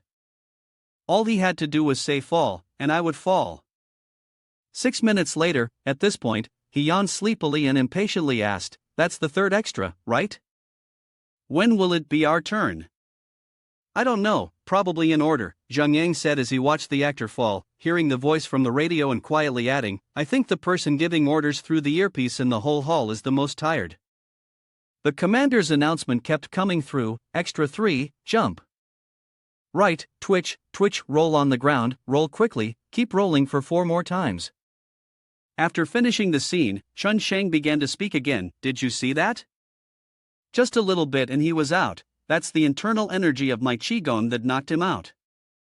If it's Qigong, it can cause area damage, it's like a cannon causing harm in a wide range. Now, 4 people are going to rush up to surround me." Both of them laughed to the point of tears when they heard him say that. Area damage, that's so ridiculous, I can't even. This old man sure knows how to talk. At this point, they received a signal from the radio, number 5, 6, 7, 8, go. Before number 7 entered the stage, he asked one more question, "Is it okay to fight however we want? Let the time come." According to the plan, he stepped forward and asked the old man, "Is it okay to fight however we want?" The old man, still unaware of the disaster about to hit, shouted confidently, "Of course, how to fight. Where to fight is fine, right? I don't need to see your Qigong form, you can't get too close to my body." Then I'm relieved. The commander started to remind, number 7, "Later you have to pretend to be knocked out, then roll backward, make sure to roll at least 3 times.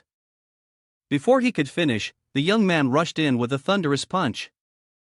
Unexpectedly, the force of that punch was enough to send the old man tumbling. Damn, this caused confusion among the others. "What are you doing?" Zhang Yu suddenly had an idea, and quickly rolled up his sleeves to rush over. "Such an important effect for the performance, you can't leave me behind. Mr. Su, I'm coming." Now, here he was, trampling on traditional martial arts, now pretending to deceive. While delivering blows, he thought to himself, "Mr. Su is so nice to me." Seizing the opportunity, the commander, pale with fear, yelled, "Number 7, number 8, what the hell are you two doing? Seeing this, he reminded Zhang Yu, Master Neo fell by himself. What are you doing? Zhang Yu thought to himself, this was a live stream, an opportunity to gain fame like this was rare. As he was enthusiastically hitting people, the commander ran out shouting, "Stop it! Turn off the live stream! What's going on? Why are you really hitting each other?" Zhang Yan thought, who did anything? I didn't even touch him, he fell on his own. Besides, isn't Master Neo one of the traditional martial arts performers? How could he be this weak? I know you're scamming, but this is a bit too much. He no longer held back and burst out laughing. So what if I lied? What can you do about it? Are you going to report me to the authorities? Let me tell you, this old man doesn't know martial arts, it's all just a disguise we put on. Your moves earlier were good, but I don't know how many fans they'll bring us, or how many more brain-dead students we'll attract. Do you have any idea how expensive our tuition fees are? At the peak of the moment, he took out his phone. The man was confused and asked, "What are you doing?" "Nothing, I'm just recording a video before going on stage. The part where that guy talks, I'll replay it for you. I'm telling you, this old man doesn't know martial arts, it's all just a disguise. Your moves earlier were good, but I don't know how many fans they'll bring us, or how many more brain-dead students we'll attract." Seeing this, the man broke into a cold sweat, yelling, "You bastard, are you recording secretly?" He snapped back. "Although we're all making money, you guys have gone too far by disguising this old man just to make a profit." Seeing the situation wasn't going well, the man ordered his 500 men. "Damn it, you think you can threaten us just because you recorded a video?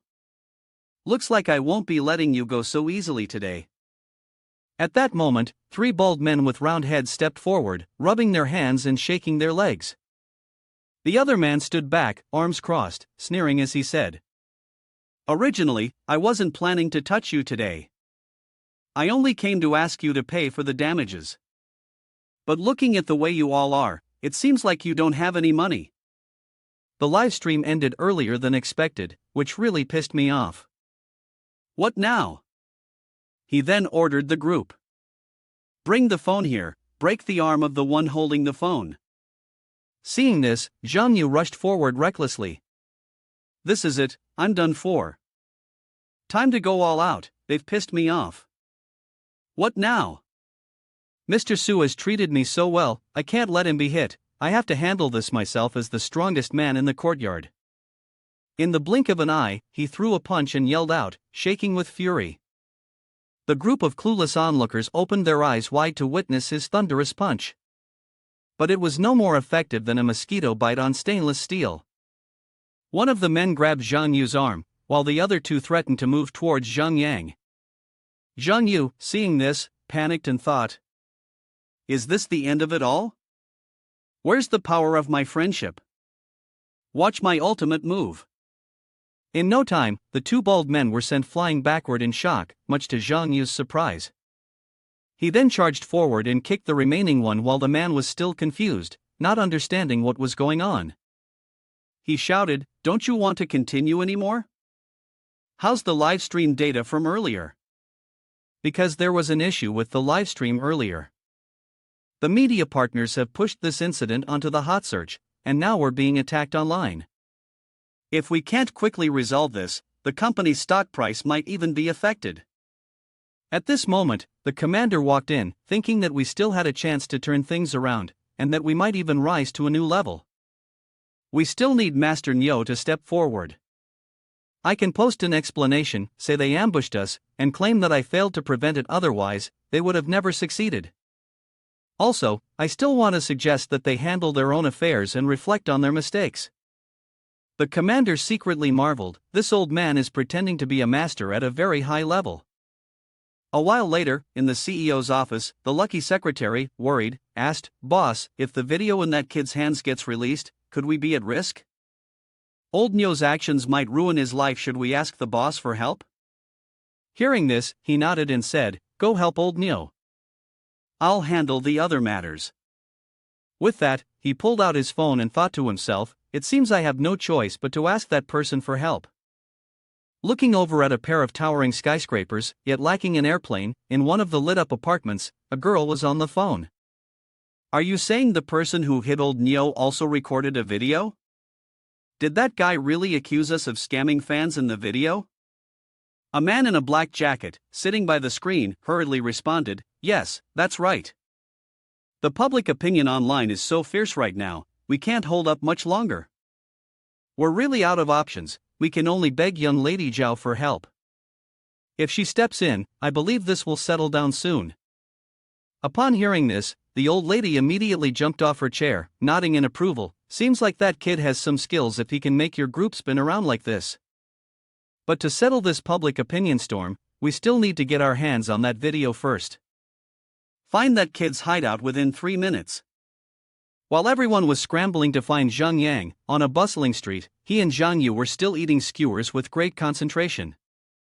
So you finally spoke up, saying, Mr. Su, turns out you've been planning to secretly create a bombshell news story for a while now, and you didn't even tell me beforehand. That's some real lack of brotherhood. Hearing this, he replied, are you embarrassed to say that? The guy fell down, and you jumped in to hit him while he was down. If I had told you, it would have been exposed long ago. Suddenly, a luxury car pulled up, and the person inside, upon seeing him, exclaimed in surprise, is that Su Zhanyang? It's the girl from earlier, she said quietly. Get in the car, I have something I want to talk to you about. Zhang Yu, noticing her blurred appearance, whispered, Mr. Su, she's both wealthy and fertile. Maybe one day, introduce me to someone like her. Upon hearing this, the young man suddenly remembered the lioness at home and the scene of being grabbed by the neck and questioned. What's this? Am I not worthy of that level of attention? He then changed his mind and asked Zhang Yu, why don't you get in the car instead? I'm starving and don't have the time to bother with her. If she wants to talk, let her come down and do it. The security guard, enraged by this, got out and shouted, how dare you? But she stopped him, saying, hold on, he has a point. Some things need to be handled with transparency to succeed. She was Zhao Xiaoman, the eldest daughter of the Zhao family. She got straight to the point, I want to buy that video. Name your price. He leisurely replied, seems like the young lady herself is taking matters into her own hands. It appeared that they were also involved in Niu Chunsheng's affairs. The Zhao family, one of the top families in Santai City, had Zhao Huashan, the second son, working in the entertainment industry. Now, his eldest daughter, Zhao Xiaoman, was personally handling the matter. It seemed that Niu Chunsheng's issue was important to the Zhao family. Ah, I like how serious you're being. If you already know me, this should be easy to deal with. Here's a check. You can fill in the amount yourself. He wasn't in a hurry, but calmly asked, any amount is fine, right? That's right, but if you refuse, I can also choose a rather crude and simple way, but only by using force can one make a fortune. I believe you understand this principle. Since that's the case, I won't stand on ceremony. When life gives you an opportunity to get rich, why not seize it? He smiled brightly and took a pen out of his pocket. Seeing that Zhang Yang had already been bought off, she looked down on him and thought, such a simple thing, and my father wants me to personally go on this errand. How ridiculous. The scum at the bottom of society with no power, no status, using money to get rid of him is a waste. If not for all these people around, I could easily come up with 9 ways to kill him. After taking his check, she smirked, thinking the collaboration was going smoothly. A person like you, at the bottom of society, even if you had 100 more opportunities, you wouldn't be able to afford a single one of my handbags. After signing, she glanced down and was immediately speechless. She didn't expect the young man had written 990,000 coins. She quickly regained her composure and said, this joke isn't funny at all. He continued skewering the skewers over the grill and asked, oh? What's the matter? Can't pay this amount? Then he picked up the check with his chopsticks. I already told you earlier, if you don't meet my expectations, you can leave. Or should I just reduce 2 zeros for you? Zhao Xiaoman was infuriated and immediately stood up, shouting loudly, "Don't push people too far." No need for her to give orders, the guy, enraged, lunged at him to grab hold. But since the guy was still a student, his strength was weak, and he was easily caught. It seemed like he wanted to use force. Without hesitation, he slammed the guy's hand down on the table, quickly grabbing a chopstick and stabbing it down. In the blink of an eye, the chopstick pierced through his hand and went deep into the table. The guy, feeling this, screamed in pain. Seeing this, Xiaoman grew anxious and frightened. This kid is too strong. Looks like regular bodyguards aren't much help. At this moment, Zhang Yang spoke slowly, adding, "The Xiao family goes around stealing from others but doesn't bring any strong people along? Are you guys short on money?" These words severely wounded the pride of the young lady. She was furious, but there was nothing she could do, only silently hating him. "All right then, I don't care who you are. You've successfully pissed me off, and I'll use all my resources and connections. I'll never let you off." He left her to seethe with anger and pulled Zheng Yu away. "Shall we go to another restaurant? Let's head back. Honestly, I'm not that hungry. I'm full from watching the drama." Seeing their smiling faces, Xiaoman's face turned purple with rage. "You damn bastard Su Zhengyang, I don't care if you're as strong as the rumors say, but once you've made enemies with us, your happy life is over." Both of them walked for a while before Zhang Yang invited Zheng Yu to this place. "The first time you helped me, let's have the copper hot pot, shall we? Let's reminisce about the old times. The meat at that restaurant is really delicious. Mr. Su, you're treating, right?" A few days later, old man Chen Shang was live streaming, explaining, "Those two young men, as soon as they entered the ring, threw a punch. I wasn't quick enough to avoid it, so I got hit. I told them, 'Hey, young man, you're not following the martial way, you're cheating and attacking an old man like me, who's almost 70 years old.' Another person who saw this got angry, threw his phone down, and shouted, 'That guy, Gruhux, dares to ruin things, I'll make sure he ends up in disgrace.' And that Niu Chensheng too, posting such a typical Qingming look, it's obvious he's a fraud. How stupid. He's Zhao Yiming, the young master of the Zhao family." At this point, he pointed directly at him, and Xiao Mang yelled, "Do you work for the family like this? How could you complicate such a simple matter?" Just then, an old man interrupted their argument and spoke, "If it weren't for you being drunk that day, your sister wouldn't have had to get involved in all this trouble. Moreover, if you had taken care of things properly, the disaster wouldn't have happened, would it? Anger is the most useless thing." The one giving this advice was Zhao Huashan, the head of Zhao family's entertainment company, and the second son of the Zhao family. "If you continue like this, don't ever expect to be recognized by grandfather." "Dad, I know I was wrong. I'll handle things from now on." "All right, leave him to the two of you. You two figure it out, handle this well, and at least make Grandpa look at you both with a different perspective." Hearing this, both of them responded in unison, "Dad, don't worry." Xiaoman, feeling frustrated, thought to herself, "Even though this won't cause any actual loss to the Zhao family, the bright reputation of the Zhao family will still be damaged."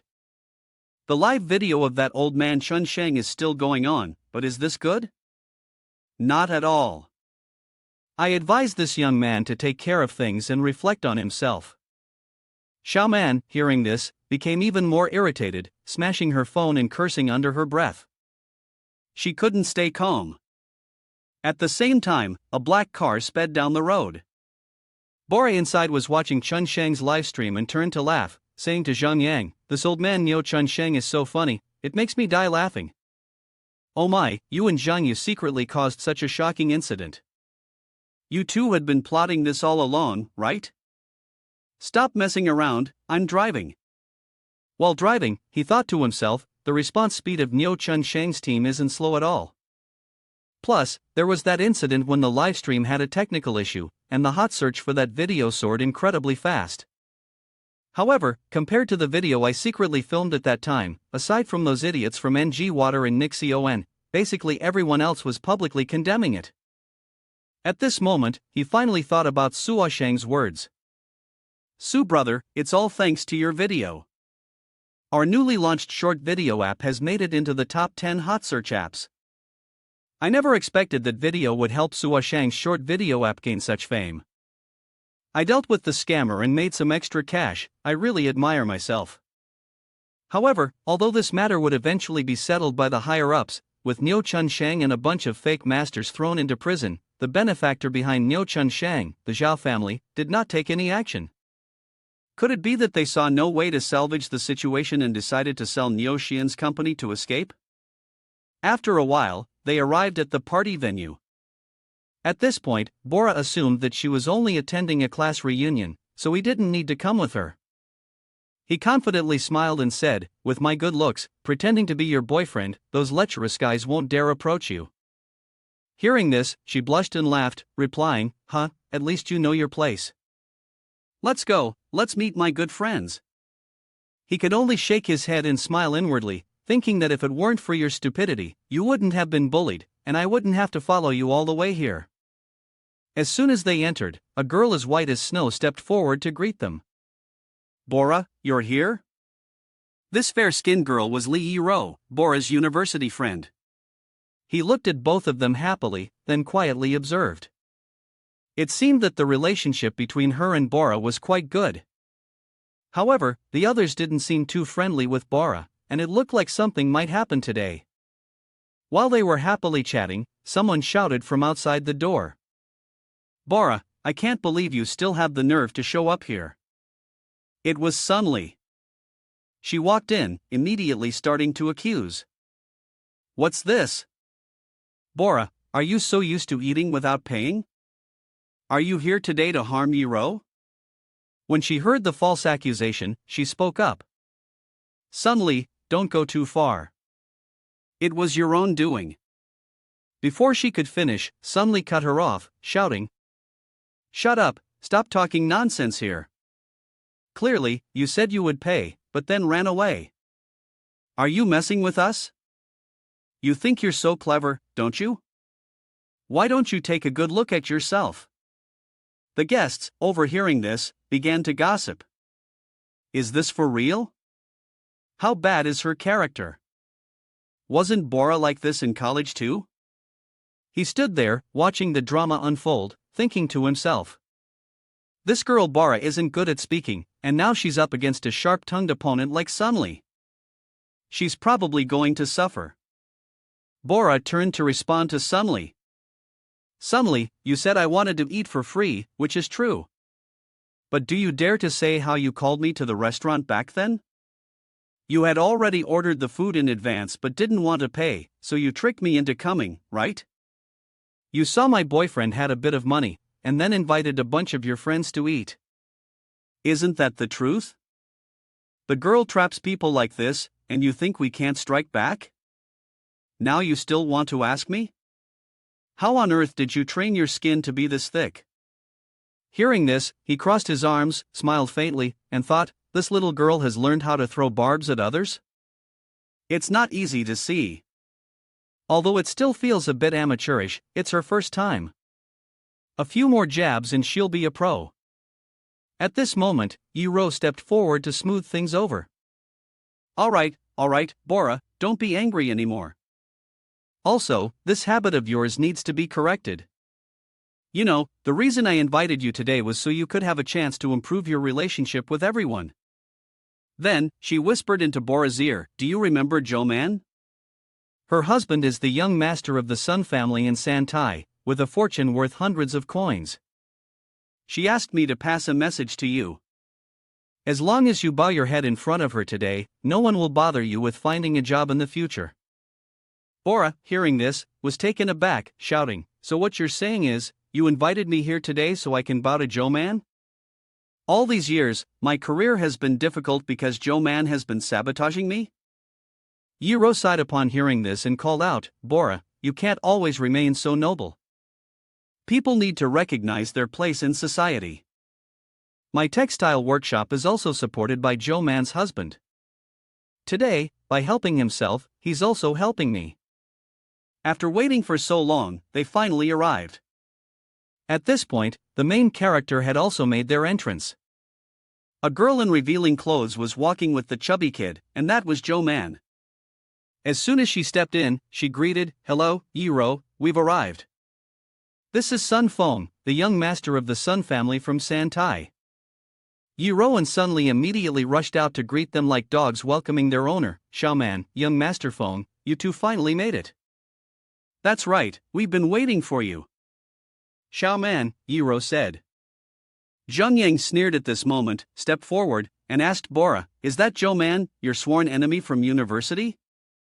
Bora looked at her as though she wanted to devour her whole, replying, "Exactly, and she's extremely petty. I've heard she's been sabotaging me for years." Just as planned, that kid glanced up at Bora.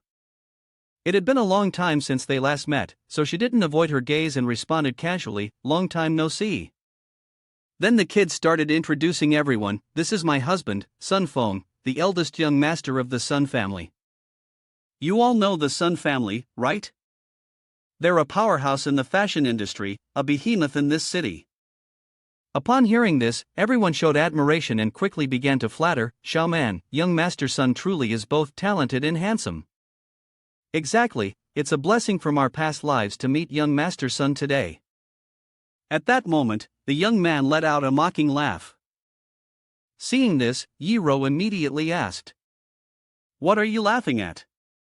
"Sorry, I just couldn't help laughing when I heard the phrase 'one hand covering the sky.' It's so childish. By the way, has everyone arrived for your class reunion yet? If everyone is here, I'd like to ask a question." He stared seriously and asked, "Who is the immoral person who's been secretly blocking my girlfriend from finding a job all this time? Are you tired of living?" The others were left speechless, while a few burst into laughter, then began to chide him. "Your boyfriend is not right. Don't you know the status of the Sun family in Santai? Xiao Man's husband is much more charismatic than he is, and he still dares to say such things."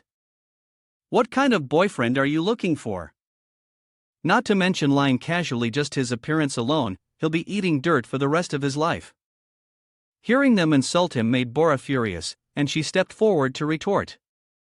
"My boyfriend doesn't need you guys to worry about him."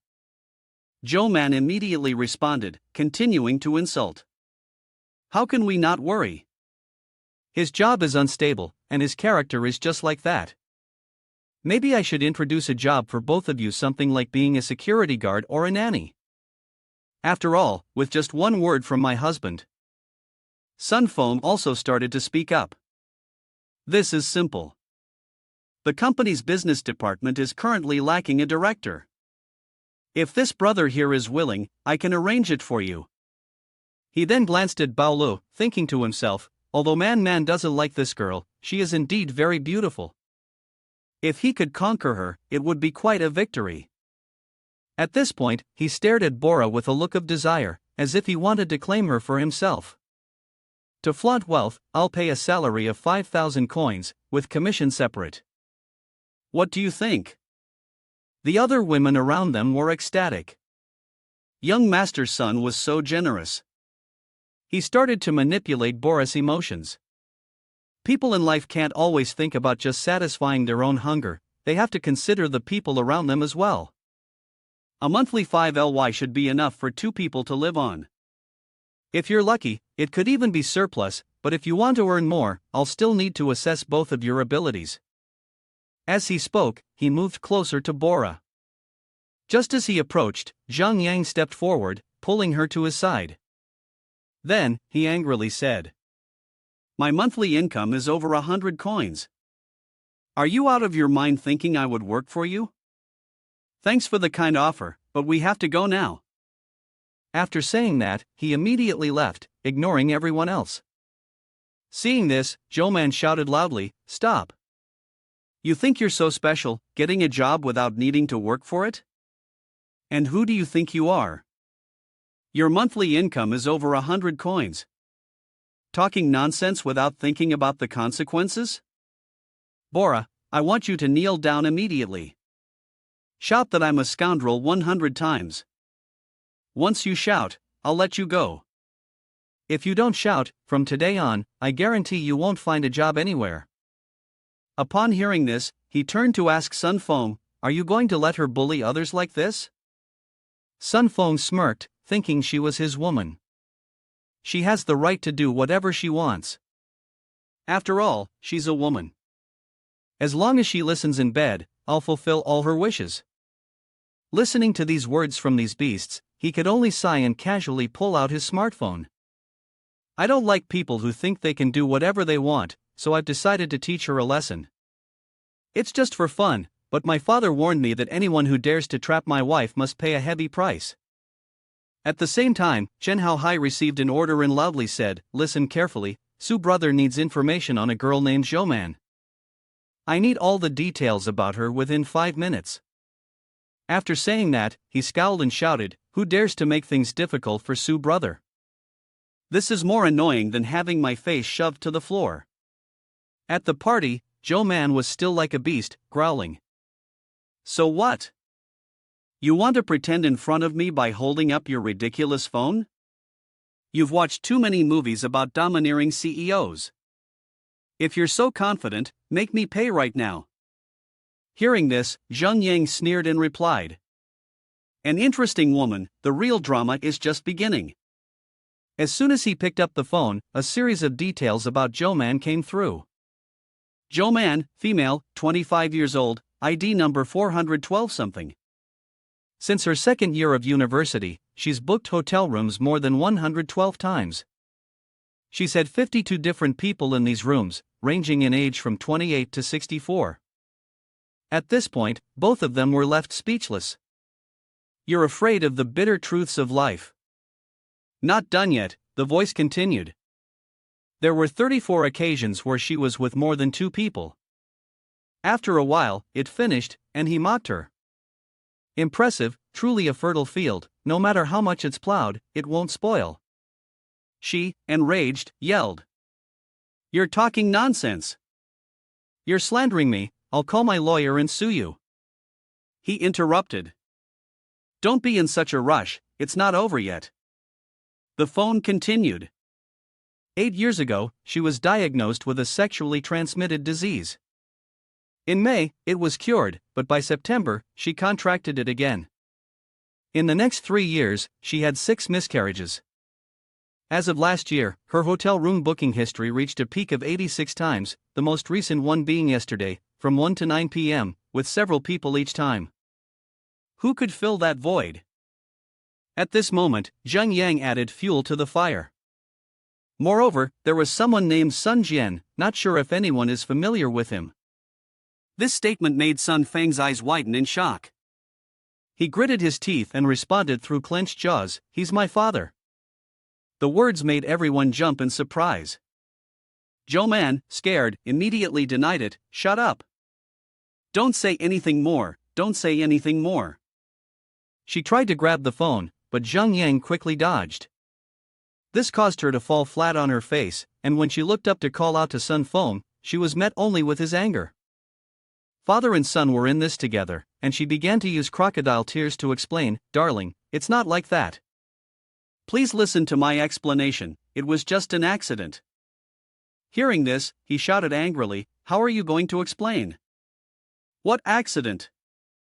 With that, he slapped her hard and yelled, the green grassland is vast, the horses are galloping fast, isn't it? The big hole, with thousands of people taking turns to fill it. Didn't you say you were going for a beauty treatment yesterday? At Haicheng Hotel, right? With several men, isn't that right? You like it, huh? You enjoy it? This scene left everyone gaping in disbelief as she cried rivers and begged, I was wrong, darling, please don't hit me. He only stopped when she passed out from the beating. He then turned sharply to point directly at Zheng Yang, shouting loudly, you son of a bitch, you've managed to piss me off, but I'm only marrying this damn woman for show, I've never even touched her. Filled with anger, he thought to himself, all of this was because of that damn poor guy.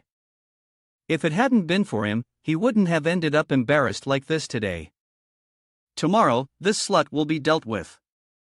By then, I'll find myself a new young mistress.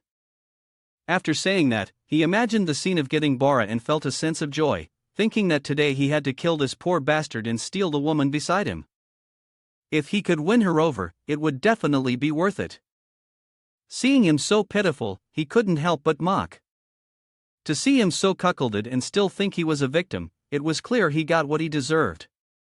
Hearing this, he furrowed his brow and shouted, "The pitiful one is you.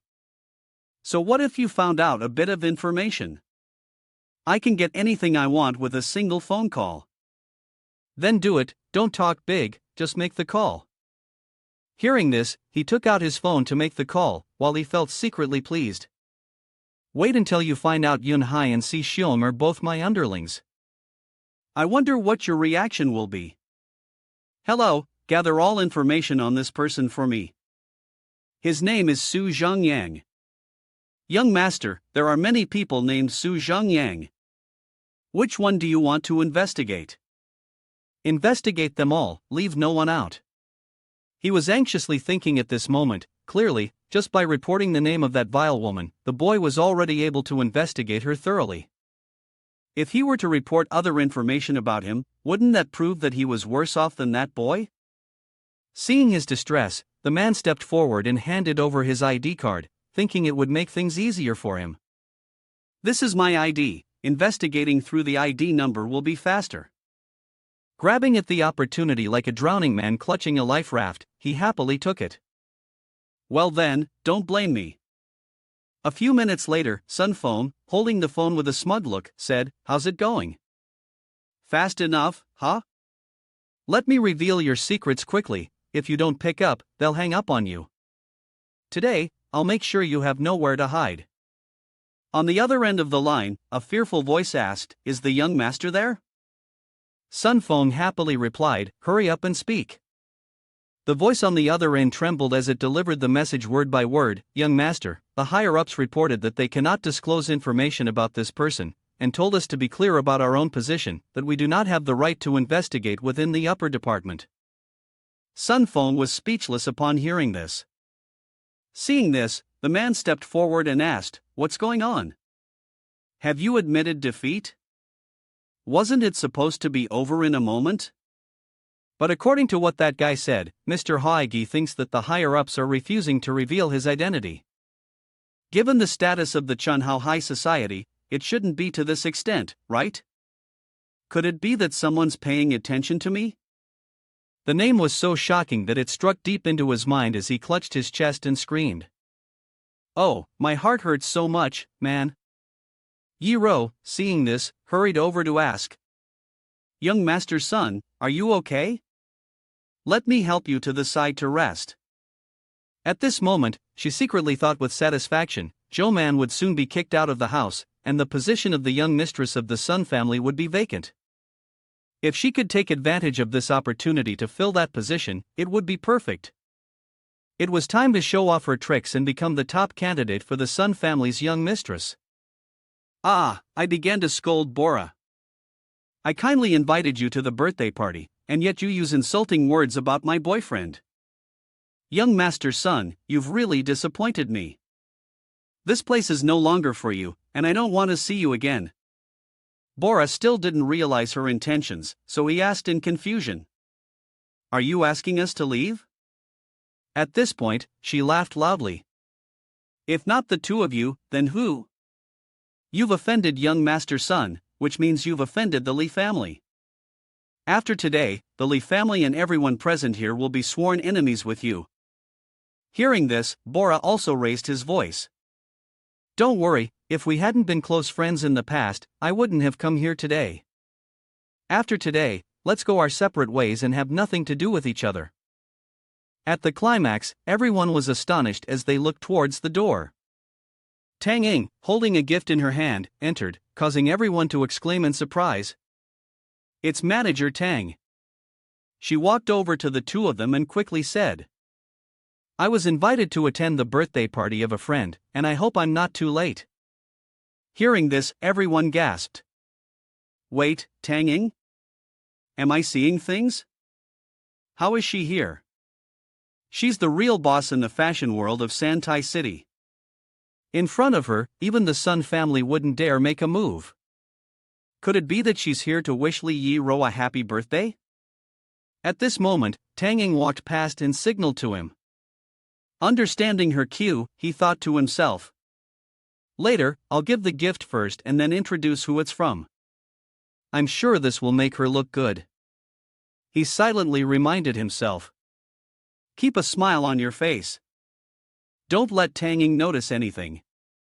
Let her give the gift first and then we'll figure things out. I'm not going to bother with those people, that's because I'm innocent. But I'm not someone they can easily handle. Later, I'll show them what it means to regret too late. As planned, Tanging stepped forward to greet them. Hello, young lady Li. I'm here on behalf of a guest who sent you a birthday gift. With that, she began to open the gift box amidst the curious gazes of everyone. Inside is a gold piece engraved with the image of a phoenix, wishing her a happy birthday. Yesterday, when the gold piece was opened, a large phoenix-shaped gold ingot appeared inside. Yi-ro was taken by surprise and speechless. Who could that mysterious guest be? Would I be honored to make their acquaintance? What kind of status must someone have to be able to send a gift on Tanging's behalf? Even those present here, not even Sun Foam, could likely achieve that. No matter what, I must get to know that person. If it turns out they're a man, I could conveniently get closer to him. Wouldn't that be? Just as she was about to accept, he called out Tanging loudly. He and Bora turned to leave, seemingly thinking that the golden phoenix wasn't worthy of them.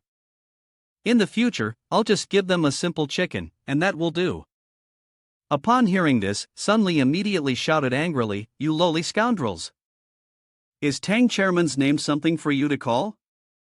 What does Yi-ro's golden phoenix have to do with you two? Who do you think you are? Yi-ro, not wanting to lose the gold, furrowed her brow and shouted, Bora, earlier you offended young Master Sun. Now you still want to ruin my birthday party? Chairman Tang came here today to wish me a happy birthday. I don't want her mood ruined by the two of you. I won't say this a third time, please leave immediately. After finishing her words, Yi-ro sneered and thought to herself, now that I've befriended Tanging, with her connections, it's only a matter of time before I can make it in the fashion industry. By then, even Sun Foam will have to bow down to me. The people around them also chimed in loudly. That's right, just get lost. Ha, two pieces of trash, get lost, don't ruin Chairman Tang's mood. Who's this idiot? Such a buzzkill. Tanging was confused by this and asked. Su brother Bora, what's going on here? Seeing that Tanging didn't react and seemed to be quite friendly with Zhang Yang, Yi-ro became even more perplexed. Could it be that she was mistaken? She stepped forward and asked Chairman Tang. Are you talking to them? Before she could finish, Chairman Tang shouted loudly. Not them. Could it be that you're the one sure about this? I can't believe it. Yi-ro stammered. See Chairman Tang, what do you mean? Do you know them? Sun Li was also astonished.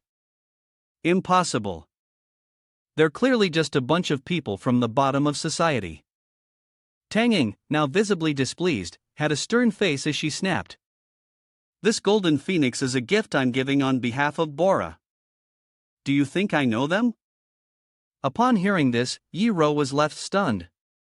Still unconvinced, she thought to herself, surely Chairman Tang is just joking with us, right? Zhang Yang turned back, now leaving, and shouted loudly, Stop wasting words on them, didn't you hear the host telling us to get out? Ah, got it, Su brother. After saying that, he turned and gestured to Tanging.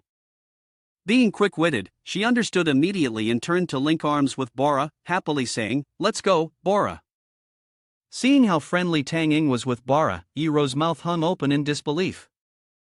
How could Tanging and Bora be so close? Could it be that Tanging was really invited by Bora, and even brought the golden phoenix to celebrate her birthday? Have you opened your eyes yet, girl? Regretting her decision, the girl rushed over and repeatedly called out, Bora, Bora, it's a misunderstanding. It's really just a misunderstanding. Just as Bora was about to approach, the bodyguards blocked her from getting close. With a face thicker than a stone wall, she quickly said, Bora, I was wrong, we're still good sisters, please, don't blame me, okay? She cried her heart out, speaking with deep, painful words. Ask yourself, are we really sisters? I've never offended you all, I've even been careful and considerate with you, but what have you done to me? Seeing this, he patted her shoulder to comfort her, then turned to remind them, to those who have ever bullied Bora, I'm giving you 2 hours. The entire family must leave Santai City immediately. After today, if I see any of you in Santai City again, you will bear the consequences. The words struck like a bolt of lightning, causing Yiro to faint, collapsing to the ground. 2 words were not enough for us to handle the assets in the house, and on top of that, a series of contract violations had arisen. This person, out of a moment of anger for Bora, wanted to force us to death. Who exactly is the person we've offended? Admin server, that girl.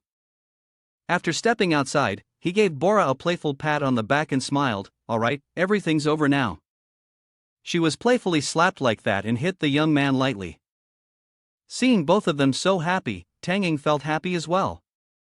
Bora was still young, and the events of today, and even those before, were nothing more than a light drizzle compared to what Tanging had gone through at her age. But with Sue brothers shielding her from the rain and wind, she wouldn't have to suffer any more in the future. While they were joking around, he suddenly remembered something and turned to remind her, by the way, Miss Tang, I've thought through the feng shui arrangement you asked about earlier. In the future, we'll set up a meeting with Chairman Chen to dismantle that plot of land. We need to figure out how to handle Bora, or else she'll always wonder where her money is coming from. As for the Grand Master of Feng Shui, that could serve as a way to explain our relationship to outsiders. Tanging laughed happily and replied, then thank you. You've promised a lot. In the future, I'll transfer the fees to you. I almost forgot about that. I'll also send some extra for Sue brother. As they were getting into the car, Bora shyly called out to Zhang Yang. Thank you for today, for interrupting and teasing me. Huh? What did you say? The wind is too loud, I can't hear you clearly. Seeing this, she transformed into a lioness, grabbed the young man's ear, and shouted, Isn't it enough that your nasty name has been bullying me? You've even secretly been studying feng shui, right? No wonder Tanging is so respectful to you, turns out you're learning how to deceive people. He used a diversionary tactic and steered the conversation to another topic. By the way, didn't you always want to open a pig restaurant? I'll invest with the money I swindled, you contribute the labor. What do you think? Only by saying this would she believe it and be willing to help him. He had to find a way to get her to accept it. In the end, he could truly feel the sorrow of the rich. Bora happily responded, but I'll make it clear first, this is money you swindled. Even if it ends in a loss, I won't feel like my soul is being condemned. Alright, if we suffer a loss, then condemn me, he said, secretly thinking, the world's most useless vegetable is standing right in front of you, how could there be a loss? She happily kept saying, you said it, okay? If we lose money, don't come looking for me to repay it. The loss is all yours. The next morning, the two of them went for a walk together on the street. At this point, Bora cheerfully said, the first step in opening a shop is finding a location and decorating it. He heard this, yawned and said, Boss, what time is it? She saw that he was still sleepy, so she thought he was now a major investor in her business. I'll go buy some water for you, please help me check out the location, no problem. A moment later, a tall and bright middle-aged man came over to greet them. Hello, how can I assist you? He was the real estate manager, and I wanted to rent the shop. He responded, no problem, let me find the most professional real estate advisor to assist you. Xiaoya, go and consult with these two guests. Before long, that woman raised her voice in disdain. Manager, I told you, I only deal with high-quality clients. He felt irritated upon hearing this and thought to himself, this pig only serves high-quality clients? At this moment, everyone around began whispering. See? She's throwing another tantrum. I heard at her previous brokerage, she only handled high-quality clients, that's not a lie. Apparently, she has also served male clients, but only those high-quality men she approves of. What's the problem? How can someone like this be the top salesperson? The manager scowled and scolded. Xiao ya. Zhang Yang, standing beside him, shook his head and thought to himself, if she doesn't want to work with these people, she should just let someone else handle it. She heard that, and with a judgmental gaze, silently assessed him. He looked just like all the other men, another one who liked to pretend. On the outside, he said everyone was the same, but wasn't he secretly trying to draw attention to himself? I'd met many people who try to act carefree just to get my attention.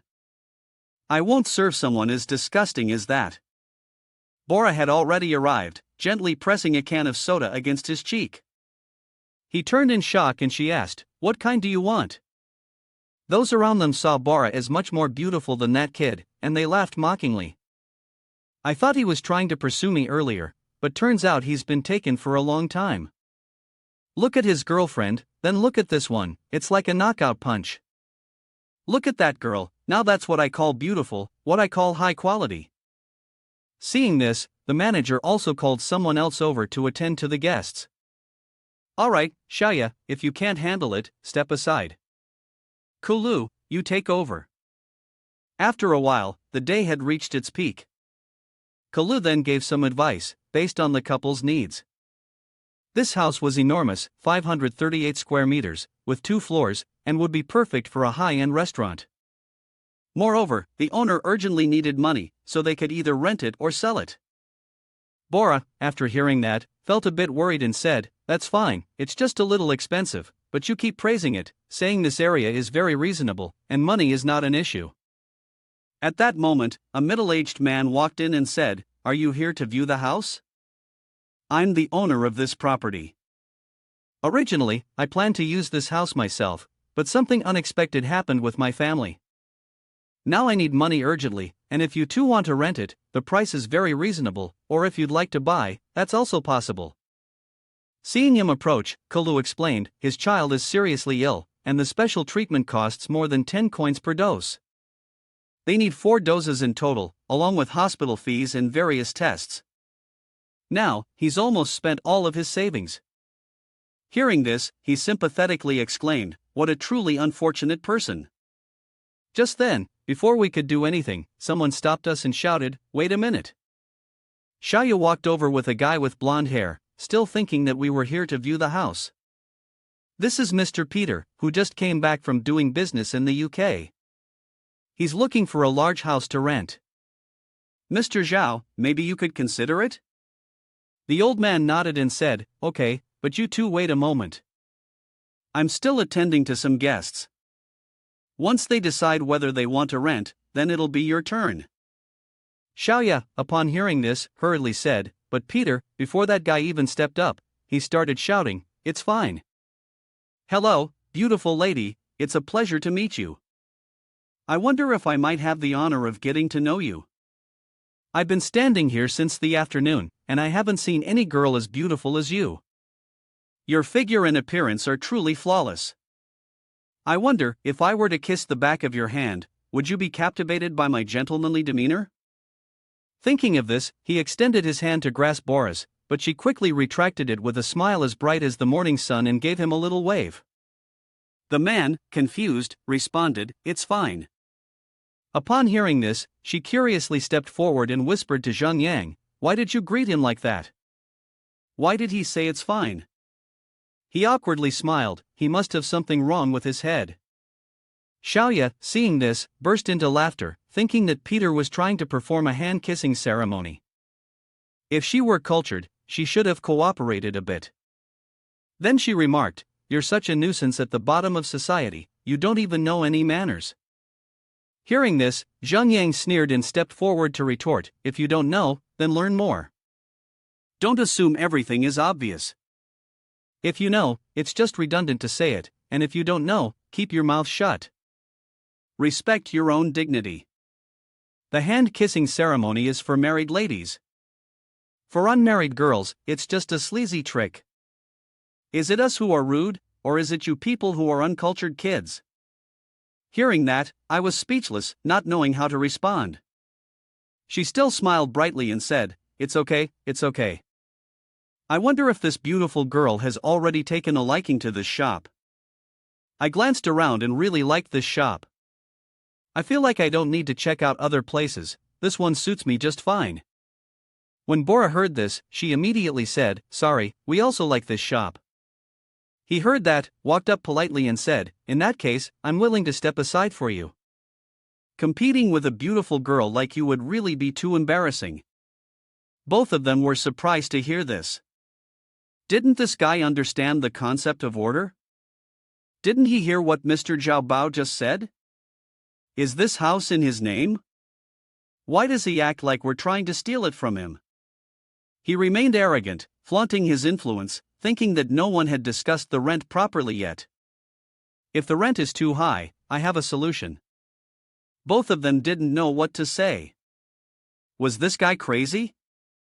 When he was ignored, he got flustered, thinking I meant that I would buy the house and then rent it to her. Of course, the price would definitely make her happy. The landlord was very happy to hear that. "Is what you're saying true?" Xiaoya then introduced that his father, Peter, owned an interior decoration company both in China and the UK, with assets amounting to hundreds of coins. He smirked triumphantly and replied, "As for you, it's not worth mentioning, not worth mentioning." Mr. Zhao then walked over to Zhang Yang and said, "Brother, you know my situation, I'm truly at my wit's end. If he's buying, I have to consider them first." Zhang Yang replied, "I understand, but I never said I wasn't planning to buy." "You want to buy too? Can't this house be rented or sold?" "I was actually planning to buy it myself." Bora, worried, whispered, "How much money do you have in your pocket? Don't compete with him." Mr. Zhao, holding on to his moral standards, turned to Zhang Yang and said, "I see, if both of you want to buy, then I'll sell it to this brother here." Xiaoya immediately interrupted, "A fair auction, whoever offers the highest price gets it, right, Mr. Zhao?" Both Kai and Bro, hearing this, smiled smugly and replied, "If you want it, we'll accommodate you. Although it's whoever offers the highest price, I still need to ask you first, how much are you selling the house for? If you really want to buy it, it's 15 coins, if you're not in urgent need of money, I would have sold it for 17 coins. He heard this and responded, "All right." Then, he reassured himself inwardly, even though my father only allowed me to rent the shop. But if I advise him for a while, Dad will agree. Moreover, this place can be sold for 18 coins, I must get it. After boosting his confidence, Peter smiled smugly and quoted a price. "Your price is very reasonable. I'll pay 15.5 coins, half upfront, the rest on a mortgage." Thinking he looked quite impressive, the guy started imagining carrying her to bed, buying the store, and signing a cheap lease agreement with that girl. As long as she agreed, it was clear that he would have a chance to get closer to her, eventually winning her over. He turned to Zhang Yang and said, "Hey, it's your turn." "Then I'll pay." Before anything could happen, Bora grabbed his shoulder and whispered something, then pulled the young man outside for a private chat. "We need to discuss something, we'll talk later." It seemed like he was too excited, I need to give him some advice. Outside the store, Bora asked, "Did your brain get soaked in water? Why did you agree to bid with him? Just because the store invited you? And do you really want to buy this house? That's not how you spend money." Seeing her cute angry face, he pinched her cheek. He chuckled and said, "As long as this house is yours, I'll become your tenant." Having her cheek pinched like that left her speechless. It was then that he explained, "Perhaps that foreign-sounding guy is pretending to be someone from abroad, and that's his intention, right?" Bora is too innocent to understand anything. With that, he draped his arm over her shoulders, making her blush even more, and whispered, "Don't worry, I know my limits. Besides, when I said I want to buy this house, it's not entirely because of you. I plan to bid high, scare them out of their wits. Offer a high price and make that foreign scoundrel piss his pants." Once they had come to an agreement, he stepped in, smiling and saying, "Sorry for keeping everyone waiting, we've decided to continue the auction." Seeing how close he was to Bora, the other guy was furious. "Hey, take your hands off, don't dirty my future wife. But he didn't say that out loud. Instead, he sneered and said, it's fine, but how much are you planning to bid? Don't waste time, just give your offer. Not too much, I'll offer 100 coins. This number left everyone stunned, unable to believe it. But the other guy thought he was just bluffing, so he sighed and called out, hey, if you can't afford it, don't make a fool out of me. There's no need to act like that in front of your girlfriend. That's right, what's that saying you have in your country? Ah, yes, it's too much of something is never good, isn't it? Xiao was also sneering in agreement. I said, hey, don't embarrass people from our country like this. You open your mouth and start quoting 100 coins. Do you think this is the toilet paper in your bathroom or what? Seeing everyone laughing for so long, he pulled out his wallet and laughed. When he met a foreigner, he immediately knelt and licked without any shame. So who exactly is making the people from our country look bad? It was then that he remembered when he was moving. A few days ago, while packing, he found a few hundred coins he had hidden away. Looking back now, he thought that action was really clever. Otherwise, he wouldn't have been able to confront this Western bastard head-on. He then took out a 100-coin note before everyone and asked, is this enough to pay for the entire house? The 100-coin note left everyone in shock. Xiao gaped, thinking, only a fortune exceeding 1,000 coins would have paper money issued after review. Mr. Zhao also widened his eyes, unable to believe it.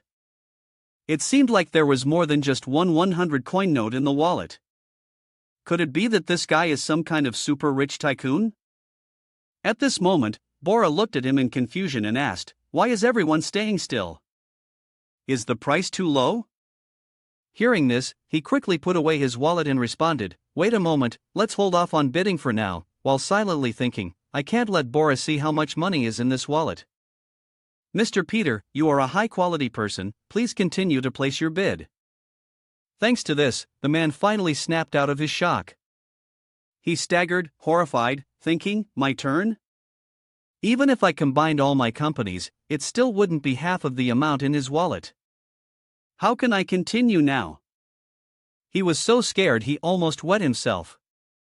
As soon as he spoke, he ran out of the 100-coin bid. Are you trying to use money to crush me? For this kind of slap in the face, all it took was a confident smile. Peter remained calm, clapping his hands and saying, indeed, you are very wealthy. However, spending money so recklessly, sooner or later, you'll squander all your parents' savings. I'm not bidding anymore, you win.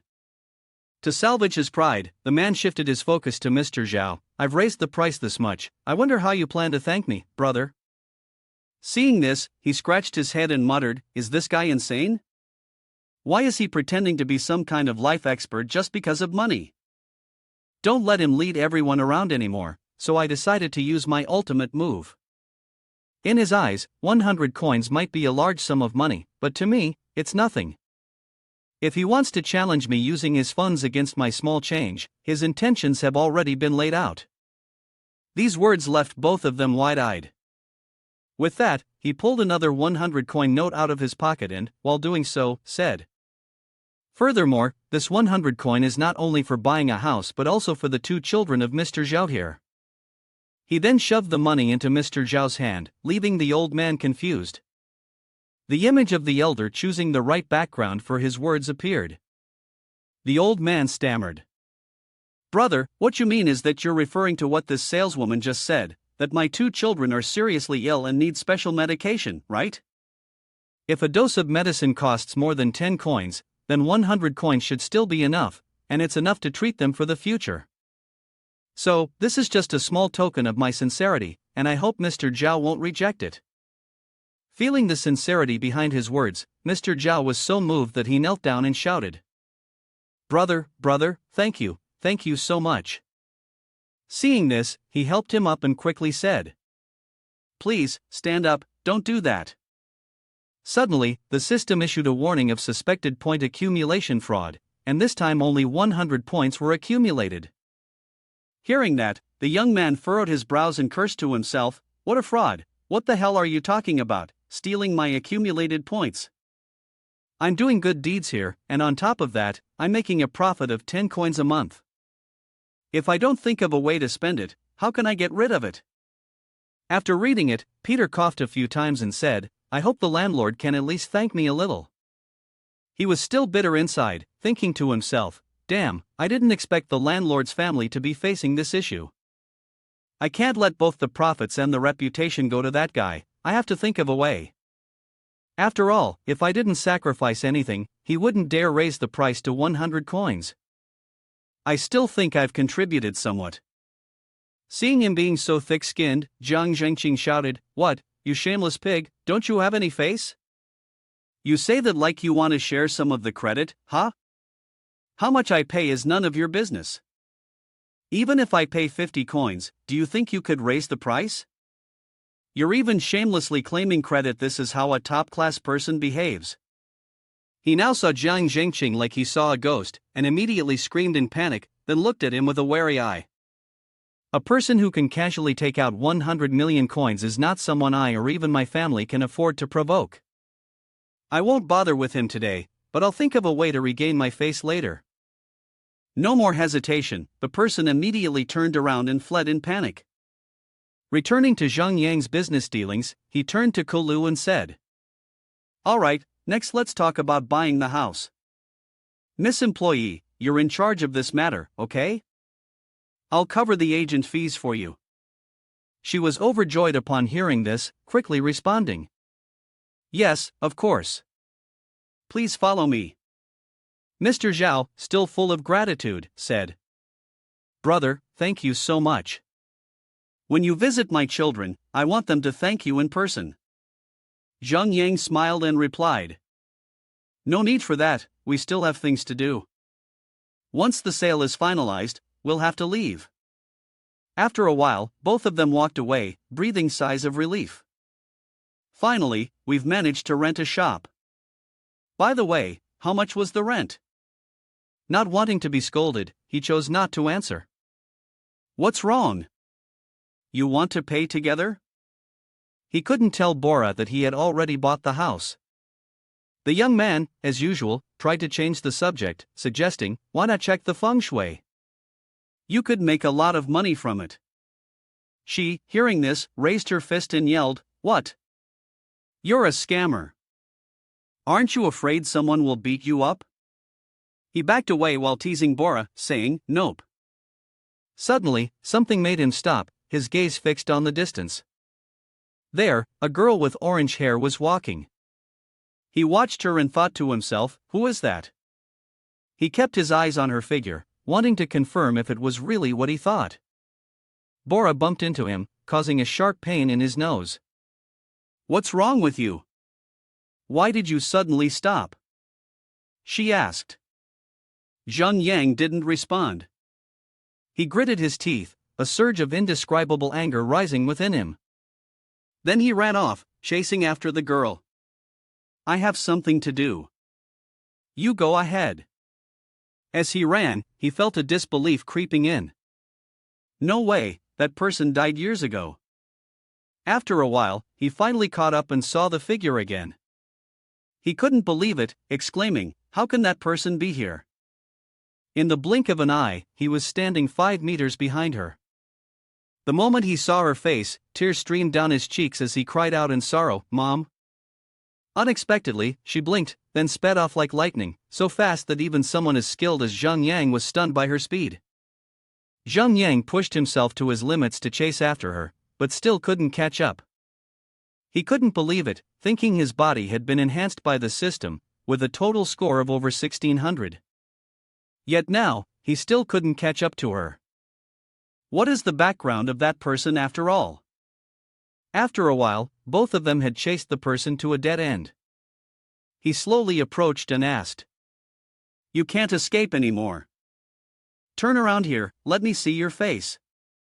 But unexpectedly, in the blink of an eye, she had become blurry and indistinct. Upon closer inspection, he saw her jump off the 2 walls and climb onto the roof to escape. This scene was beyond the young man's belief. How could this be? Is this something a human could do? Just as he was stunned, his eyes caught sight of a camera, and he immediately ran to the center to buy the video footage. "I want the surveillance video from the alley behind your place, immediately copy it for me." After a while, he got it. The men bowed in gratitude, and he walked away leisurely, saying, "If you need my assistance, just let me know."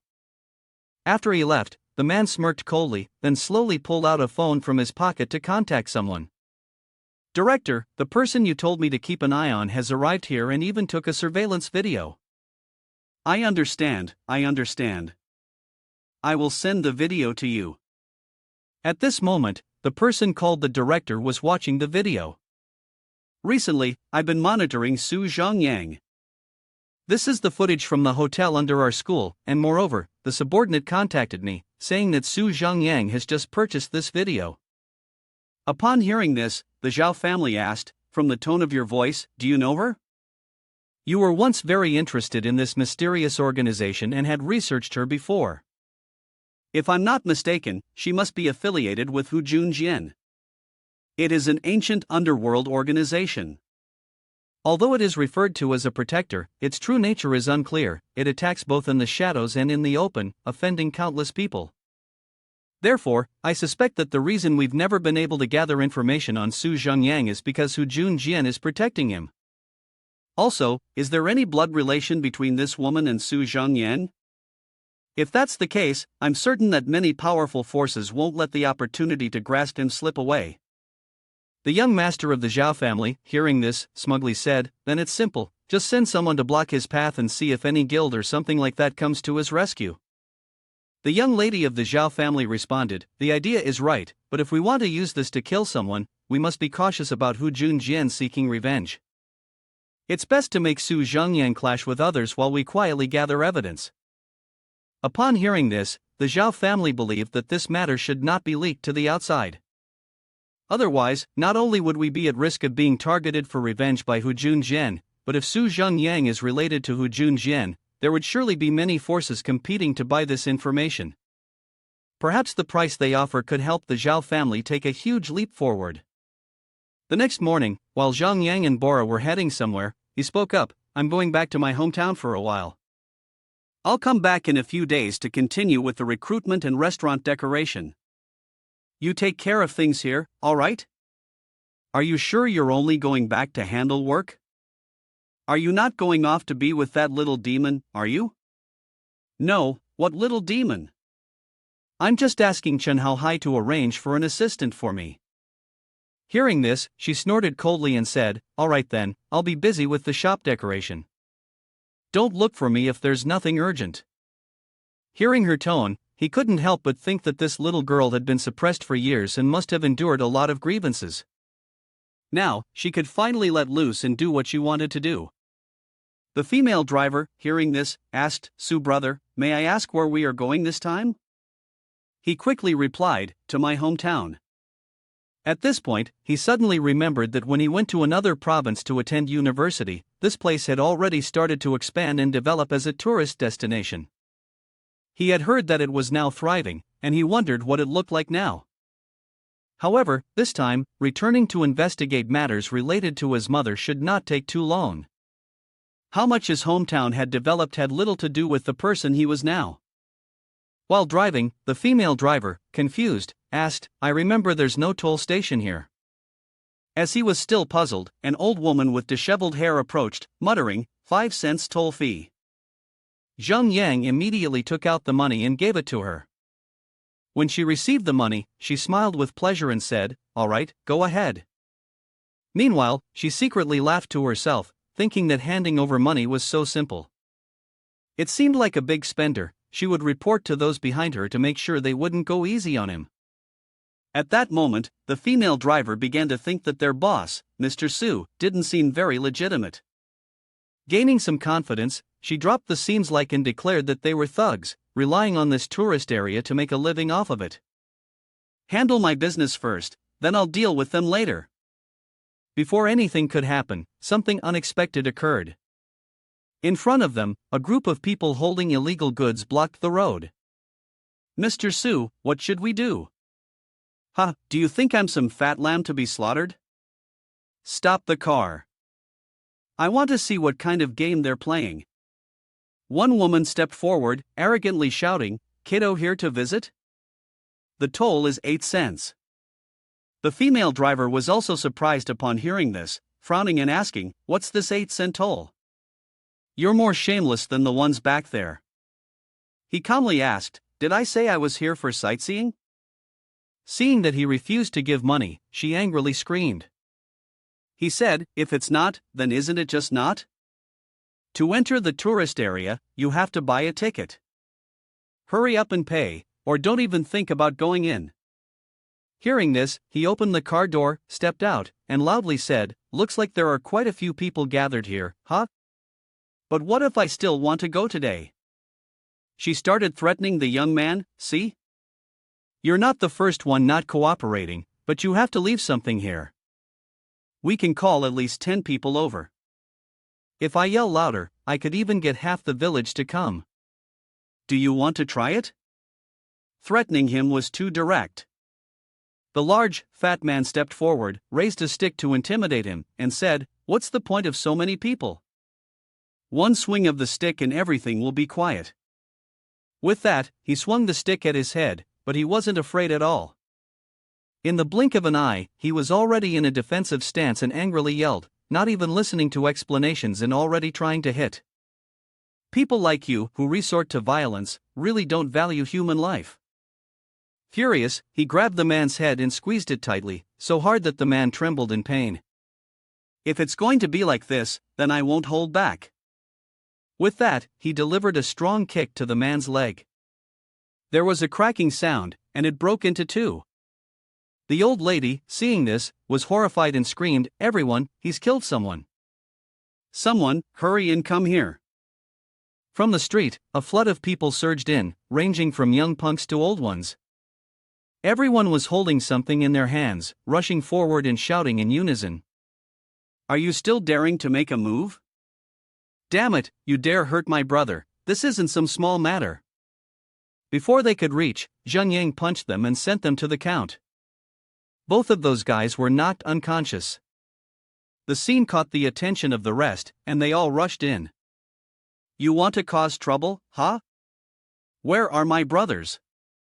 Kill him, then take his money, sell his car, and throw him into the ravine." Brother Dieng was already on edge. He turned seriously and asked, "Are you tired of living?" What had once been a tourist spot instantly transformed into a battlefield, with the sounds of people and weapons clashing everywhere. Seeing this, the girl driving the car nervously called someone. "This isn't good. If this blows up, Su brother will definitely suffer. I need to report this to Boss TRN right away." But after the call, he entered the car as if nothing had happened, cheerfully saying, "Let's go." The girl stammered and asked, "Su brother, are you alright? What's the big deal? Even double the number of those guys wouldn't be able to do anything to me." "Don't worry, they only broke a few bones. In a few months, they'll be fine." While running, the old man from before suddenly ran out to block the way. "You're not paying the money, and you want to leave? If you're tough, then kill me. Otherwise, don't even think about leaving today." The girl anxiously turned to Su brother and asked about the situation. He angrily ordered, "Just drive on, whatever happens, I'll take responsibility for you." Hearing this tone, she quietly thought to herself, with Su brother's attitude, "It's lucky I'm the one driving, otherwise this whole village would have been flattened under the car." The car sped forward like a storm. The old woman, frightened, quickly jumped out of the way, narrowly escaping death. But it wasn't that lucky. She thought it was fine, but her leg got run over by the car. She screamed in pain, "Damn it, he really wanted to hit me." Just like that, Su brother and the girl sped past. While they were on the road, someone shouted loudly, "You two, stop." 3 men with knives, sticks, and hammers stepped forward, threatening them. "Not only did you hit someone, but you're also running over people with the car. Is there any law left? Where are the authorities? Surround this car, and don't let them leave without an explanation." Su brother was truly furious, stepping out of the car and shouting, "What explanation do you want? This is a tourist area. If you enter, you have to pay a fee. And on top of that, you assaulted someone and caused injury, so you owe a dime. Once you pay, we'll let you go. If not, I'll call the police." He just sighed and repeated, "A dime? I don't even have a penny. Today, even if you guys were 10 times as many, I would still dare to fight, and I'd fight until you're crippled. I'll pay for your medical treatment, but I'd rather pay the hospital than you. I don't just want to cripple you guys, I also want to expose you for being a danger to social peace, playing with people until they're dead." Hearing this, the group was frightened, none of them dared to make a move first. He continued to provoke them. "Now, whoever isn't satisfied, step forward." The group was furious, shouting, "Never seen anyone so arrogant, we'll beat him to death. If we all rush at him, the law won't be able to protect him, let's go." Before they could react, a stick flew from a distance and struck the loud-mouthed old man square on the mouth.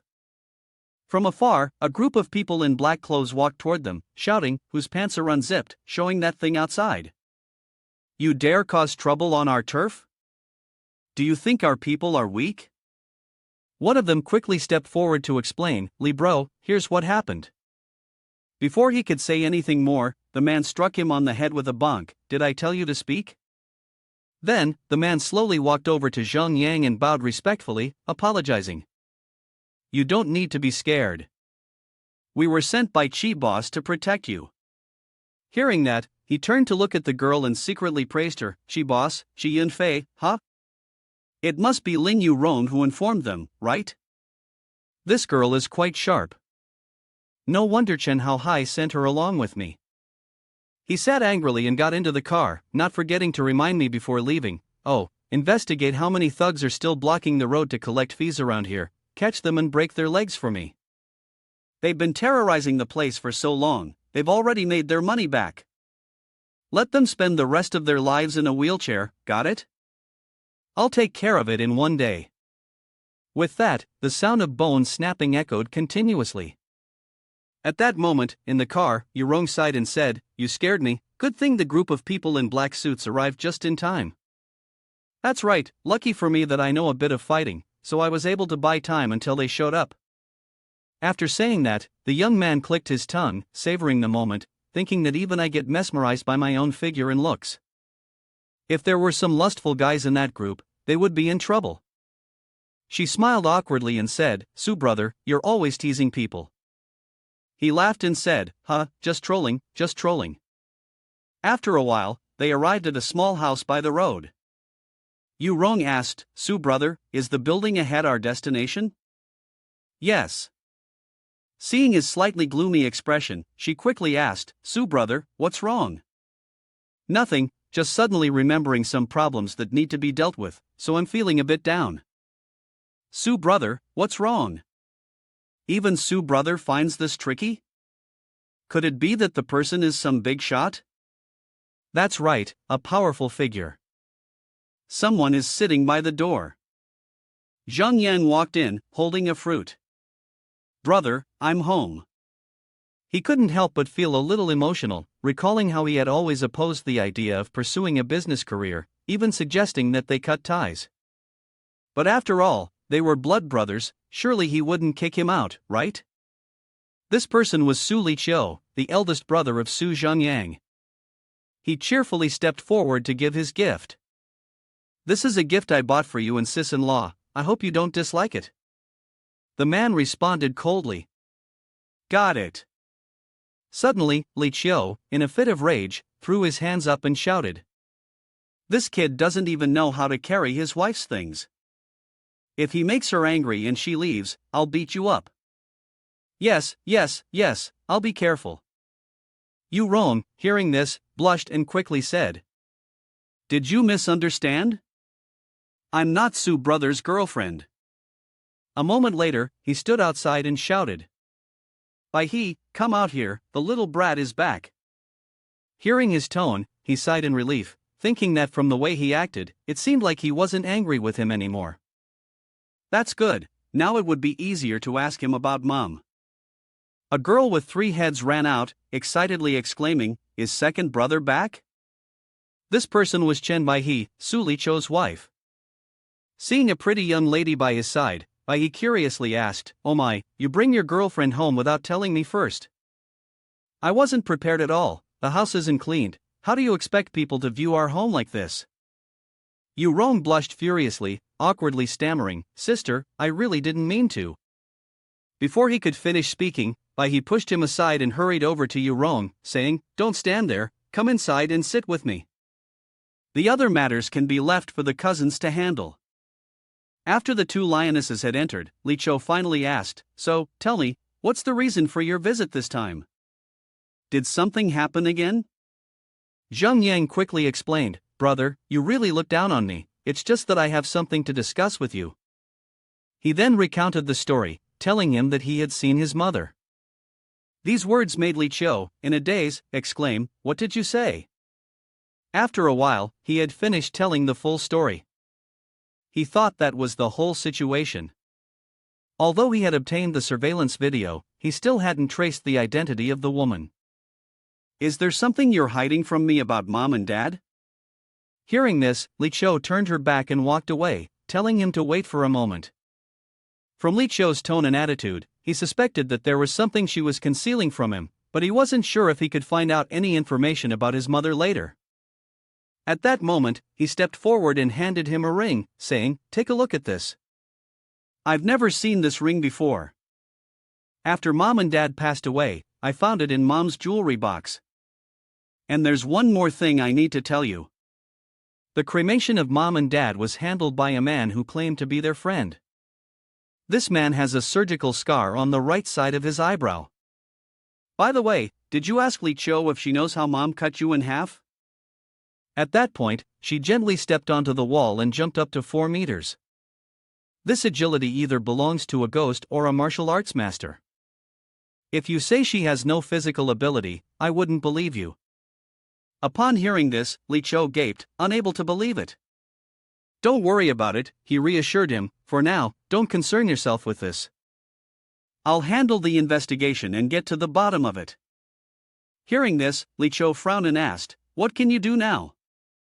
How are you going to investigate their whereabouts? Your small company has already gone bankrupt, right? Think about it, find a job, and do it well." He looked at the 2 of them and couldn't tell whether he should feel sad or happy. Then he turned to Yurong and asked, "What's going on? Why does my sister-in-law look so off?" Only then did Yurong start explaining, "Just now, he received a call saying that her relatives want to come and find her to sort out some matters." As soon as she finished speaking, someone called loudly from outside, Baihe, are you home?" An elderly woman and a blonde man entered. Upon seeing him, the woman laughed heartily, "Oh, isn't this Zheng Yang? When did you get back? I heard you started a company in the city. Are you back to bring your cousin along to enjoy some good fortune?" He recognized the person immediately when he saw her. "Oh, Aunt, is that you?" She hurried into the house, thinking it was a good thing that he was back, and will go greet Baihe first. "You two should come inside as well. I have something to discuss with both of you." The kid also came in but couldn't stop eyeing Yurong's chest. This made her uncomfortable, and she leaned back toward Zheng Yang, whispering, "Su brother, are they relatives of Baihe?" "They're her second aunt and cousin. But the relationship is not great. My sister-in-law's father passed away early, and at that time, second aunt's family not only failed to show any sympathy, but they also snatched things from her family. Afterward, my sister-in-law married my brother. Although my family already helped her mother, they still shamelessly came back to demand more. There's also that son of Chen Xin. Not only is he lazy and incompetent, but he's also addicted to gambling. In short, I don't believe they came this time just to visit relatives." As soon as we entered the house, I heard her raise her voice and ask, "Liqiu, Baihe, now that second aunt's family is facing some difficulties, could you two help out?" Not wanting to let my brother struggle, I stepped in coldly and said, "I thought your family came here to reminisce about old times." She laughed loudly and replied, "Oh, we did come to reminisce, but isn't it true that second aunt is facing some trouble? Really, isn't it? So, I was hoping you two could think of a way to help. Without beating around the bush, my brother asked. Spit it out. What's going on? This is the situation. A few days ago, Aunt Wang introduced a boyfriend to XINZ, and the two really hit it off. But the problem is, Aunt's family has no house, no car, and XINZ doesn't have a job. Isn't this going to delay someone else's life? Upon hearing this, my brother sneered and sarcastically said, Indeed, it will delay someone else's daughter. So, Aunt was wondering, do you think you could come up with a way to help? Look, Li Qiu and Bai He are living very well now, and Zhang Yang has even started his own company. You've surely saved up a lot of money. Could you lend us a little? The aunt's house doesn't need much, 2 hao is enough. What do you think, Bai He?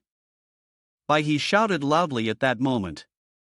Second aunt, why are you like this? Then she thought to herself, the money the second aunt had borrowed before hadn't been repaid, and now Chen Xian was still addicted to gambling. Even though Zhang Yang was earning a lot of money now, how could I let Li Qiu lend them money? Hearing this, she scolded relentlessly, Bai He, we are family. Since you were young, I've never cut your food rations. XINZ just wants to settle down after getting married. What's wrong with borrowing a little money from you? Seeing the two of them being pressured like this, he stepped forward and sneered, saying, Second aunt is right, getting married and building a house, 2 hao 5 is enough, the banquet is just 1 hao, plus a few miscellaneous expenses, roughly 2 hao. I'll lend the aunt's house 4 hao 5, no interest, to be paid off within 5 years, how about that? Both of them joyfully exclaimed upon hearing this, really? At that moment, the aunt smirked sinisterly, coughed a few times, then said with a laugh, I tell you, Zhang Yang, you and your company are so big, you must be making so much money you can't even count it, right? Why are you calculating so carefully? This is so distant. At that moment, she secretly smirked in her mind. Su Zhangyang could speak so easily, so he must still have a lot of money. She had to find a way to scam him. He was quite pleased when he saw she was caught in the trap, and as he stepped forward to grab a chair, he spoke while walking, whether you count it or not, it's still my money. You want to play, right? Then let's play with Aunt and see what she's up to. She continued to explain that although they had money, XINZ still didn't have a job, and after getting married, they would have to establish themselves. Why don't you arrange for the boy to work as a finance officer at your company? A position like that requires a family member you can trust, you know? He immediately brightened up upon hearing this and said, Right, brother Zhang Yang, I can do it. Upon hearing this, he smirked and said, Chen Xian, you can't even count from 1 to 100 smoothly, are you kidding me? He sneered, if you don't know, you can learn. When I started my career, did I know everything? Who doesn't climb up step by step? Su Zhangyang is so rich, if I work as a finance officer in his company, I'd be rich too, right? Plus, since it's a family business, you could learn too. Just ask your sister beside him to teach you, won't that be enough? At that point, he was set on having everything, especially her. From the way she looked, it was obvious she was Su Zhangyang's secretary. If he could conquer her, it would be a huge win. Su Zhangyang was really lucky, but in the end, everything would belong to him. As soon as he sensed that the person had bad intentions, he immediately stopped him. This pig, my last name is Su, his last name is Chen, are we relatives? Then he threw the guy down to the ground and said, My company deals with hundreds of coins every month, can your brain even count that? You don't have the looks, and you dream of being something great. I don't need you as a finance staff. She saw her son being treated like that and panicked, shouting, What did you say? Zhang Yang, do the words of elders mean nothing to you? You don't want to help arrange things for our family? Besides, my nephew is dealing with so much money every month, and you're only giving him 4 or 5 coins for his wedding? He sneered and replied, Now I won't give you those 4 or 5 coins because I find you too disgusting. Chen Xin, at this point, angrily shouted, That Su guy, What do you mean by that? He glared and yelled.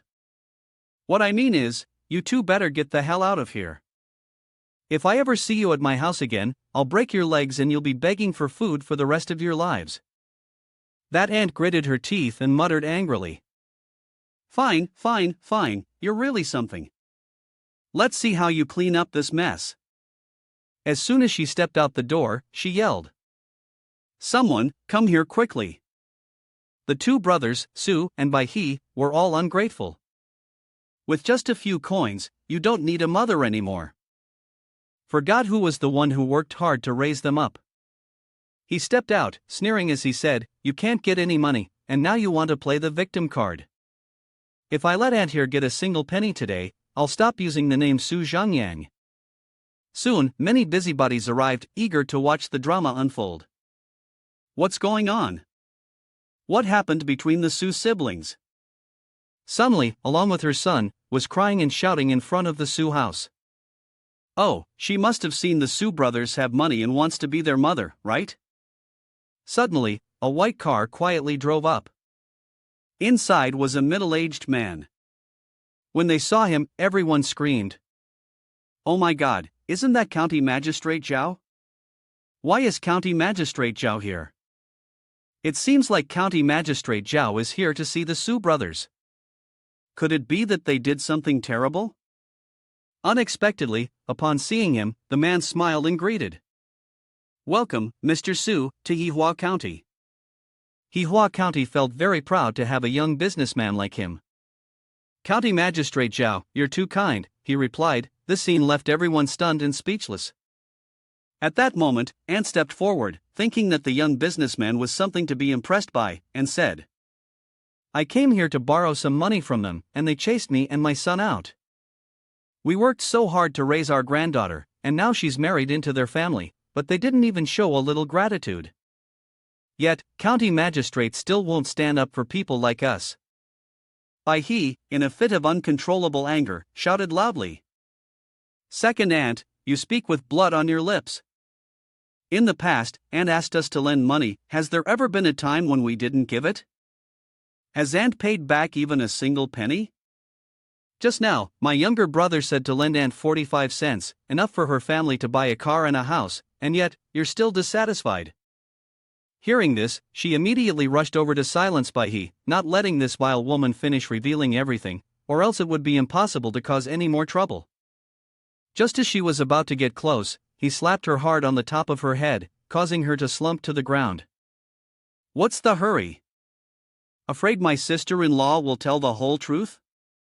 Chen Xin, witnessing this, picked up a stone and rushed over, shouting. You're daring to hit my mother, I'll fight you. Just as he was about to approach, the man lunged at him, kicking him square in the face, sending him straight into a reunion with his mother.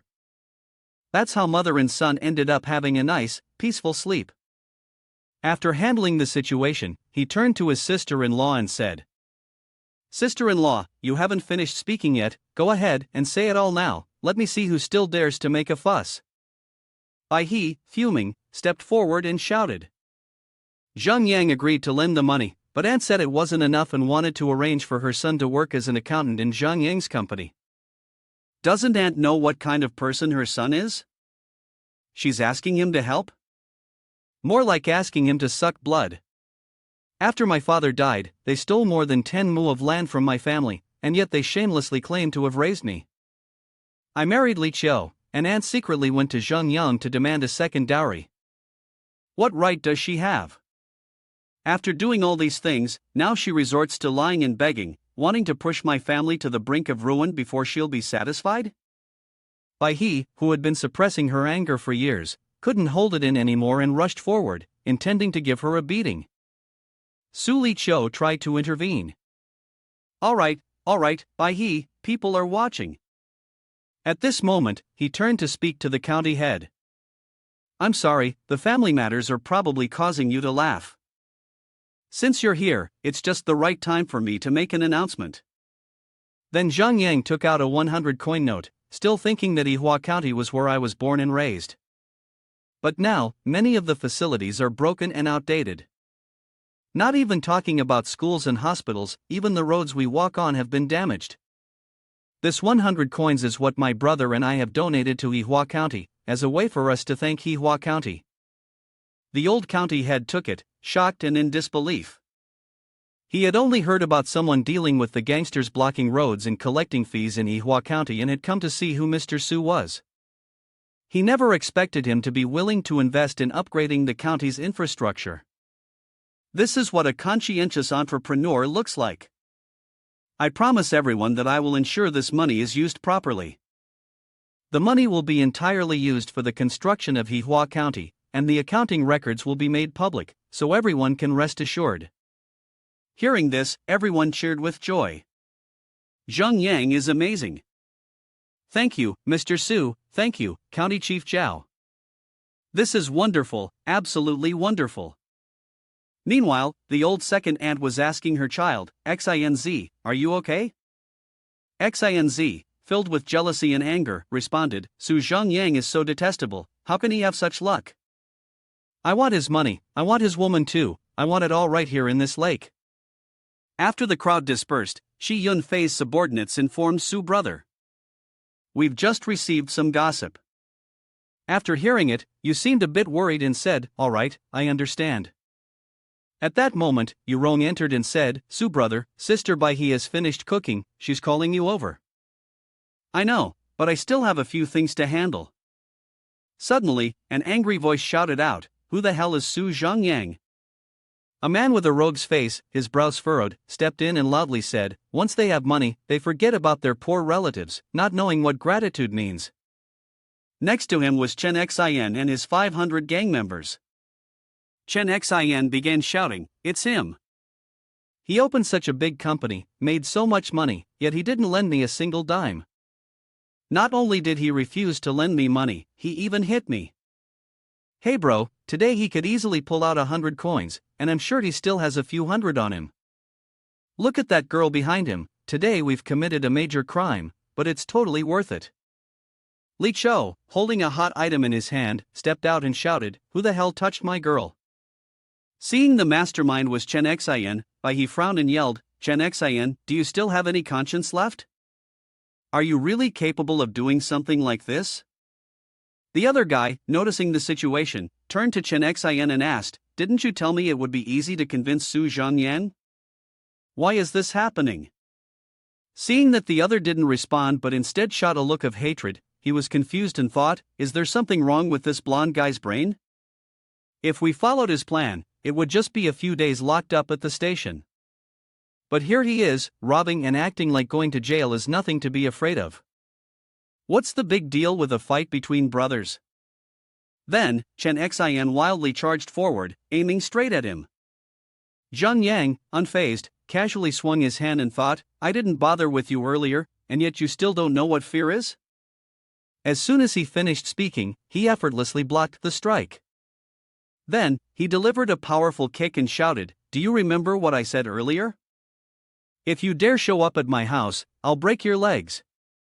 As soon as he finished, the young man's foot flew directly into Chen Xian's lackey, so forcefully that it shattered his balls. Chen Xian screamed in pain and fainted. Even the group of subordinates seemed to be in pain, looking like it really hurt. Chen Xian just lost his dignity like that, the third leg also being referred to as a leg. At that moment, someone outside the door stepped forward and yelled, kneel down for me, do you dare to cause trouble with Su brother? Do you believe I'll chop you all into pieces? Just like that, the whole group was caught. Lu Bro, standing next to him, angrily asked, Su brother? Did these guys come to your place to start trouble? Do you need me to send them to jail? I'll find a way to get them a few years in prison. Hearing this, Su brother replied, no need, jail has food and drink, that would be too good for them. Besides, my sister-in-law only has one cousin, I think he can still be saved. Chen Xian, hearing this like a drowning man grabbing a piece of wood, immediately begged, that's right, he can still be saved, still saved. Zheng Yang, just treat me like a fart and let me go. Upon hearing this, Su brother frowned and stepped forward, saying, this kid has tough bones, yet he's lazy and loves to eat. Arrange something for him, and add 2 bodyguards to look after him. As for the money, just deduct it from my account. During this time, Hihua County will be rebuilt, so arrange for him to go to the construction site to do the toughest and dirtiest work. The 2 bodyguards will be responsible for keeping an eye on him. If he dares to be lazy or if they find him annoying, give him a beating. Dare to smoke, gamble, or mess with your phone, and you'll get beaten every time. 1 round of beating lasts for 30 minutes, and as long as it doesn't affect your work, that's fine. Once this construction site is done, we'll move to the next one. He must work for at least 10 years. He heard that and turned into a complete fool. Everyone else heard it and couldn't help but laugh with satisfaction. He didn't stop either, thinking that since I have money and can easily hire a nanny, I wouldn't care when he would finish his reformation. Whenever I, Zhang Yang, remember that he has completed his reformation, I'll let him go. Alright, take him away. At that moment, 2 men in black came forward and carried him away. He panicked and screamed, "Brother Zhang Yang, I was wrong, I don't need anything anymore, please forgive me." Lu Bro stepped forward and asked, "Su brother, how are the others being dealt with?" The boss, with a commanding presence, said, "Put them in prison for reformation for a while. If they're still like this after they're out, we'll find an opportunity to deal with them." The guy heard this, scared to the point of nearly peeing his pants, and quickly knocked his head on the ground, pleading, "I'll go turn myself in now, I promise I will change." Hearing that, Zhang Yang turned away and yelled, "Then go now." Everyone else responded with a single, enthusiastic yes and ran off in a hurry. All right. Now, the issue is considered resolved. A few days later, he set off back to the city.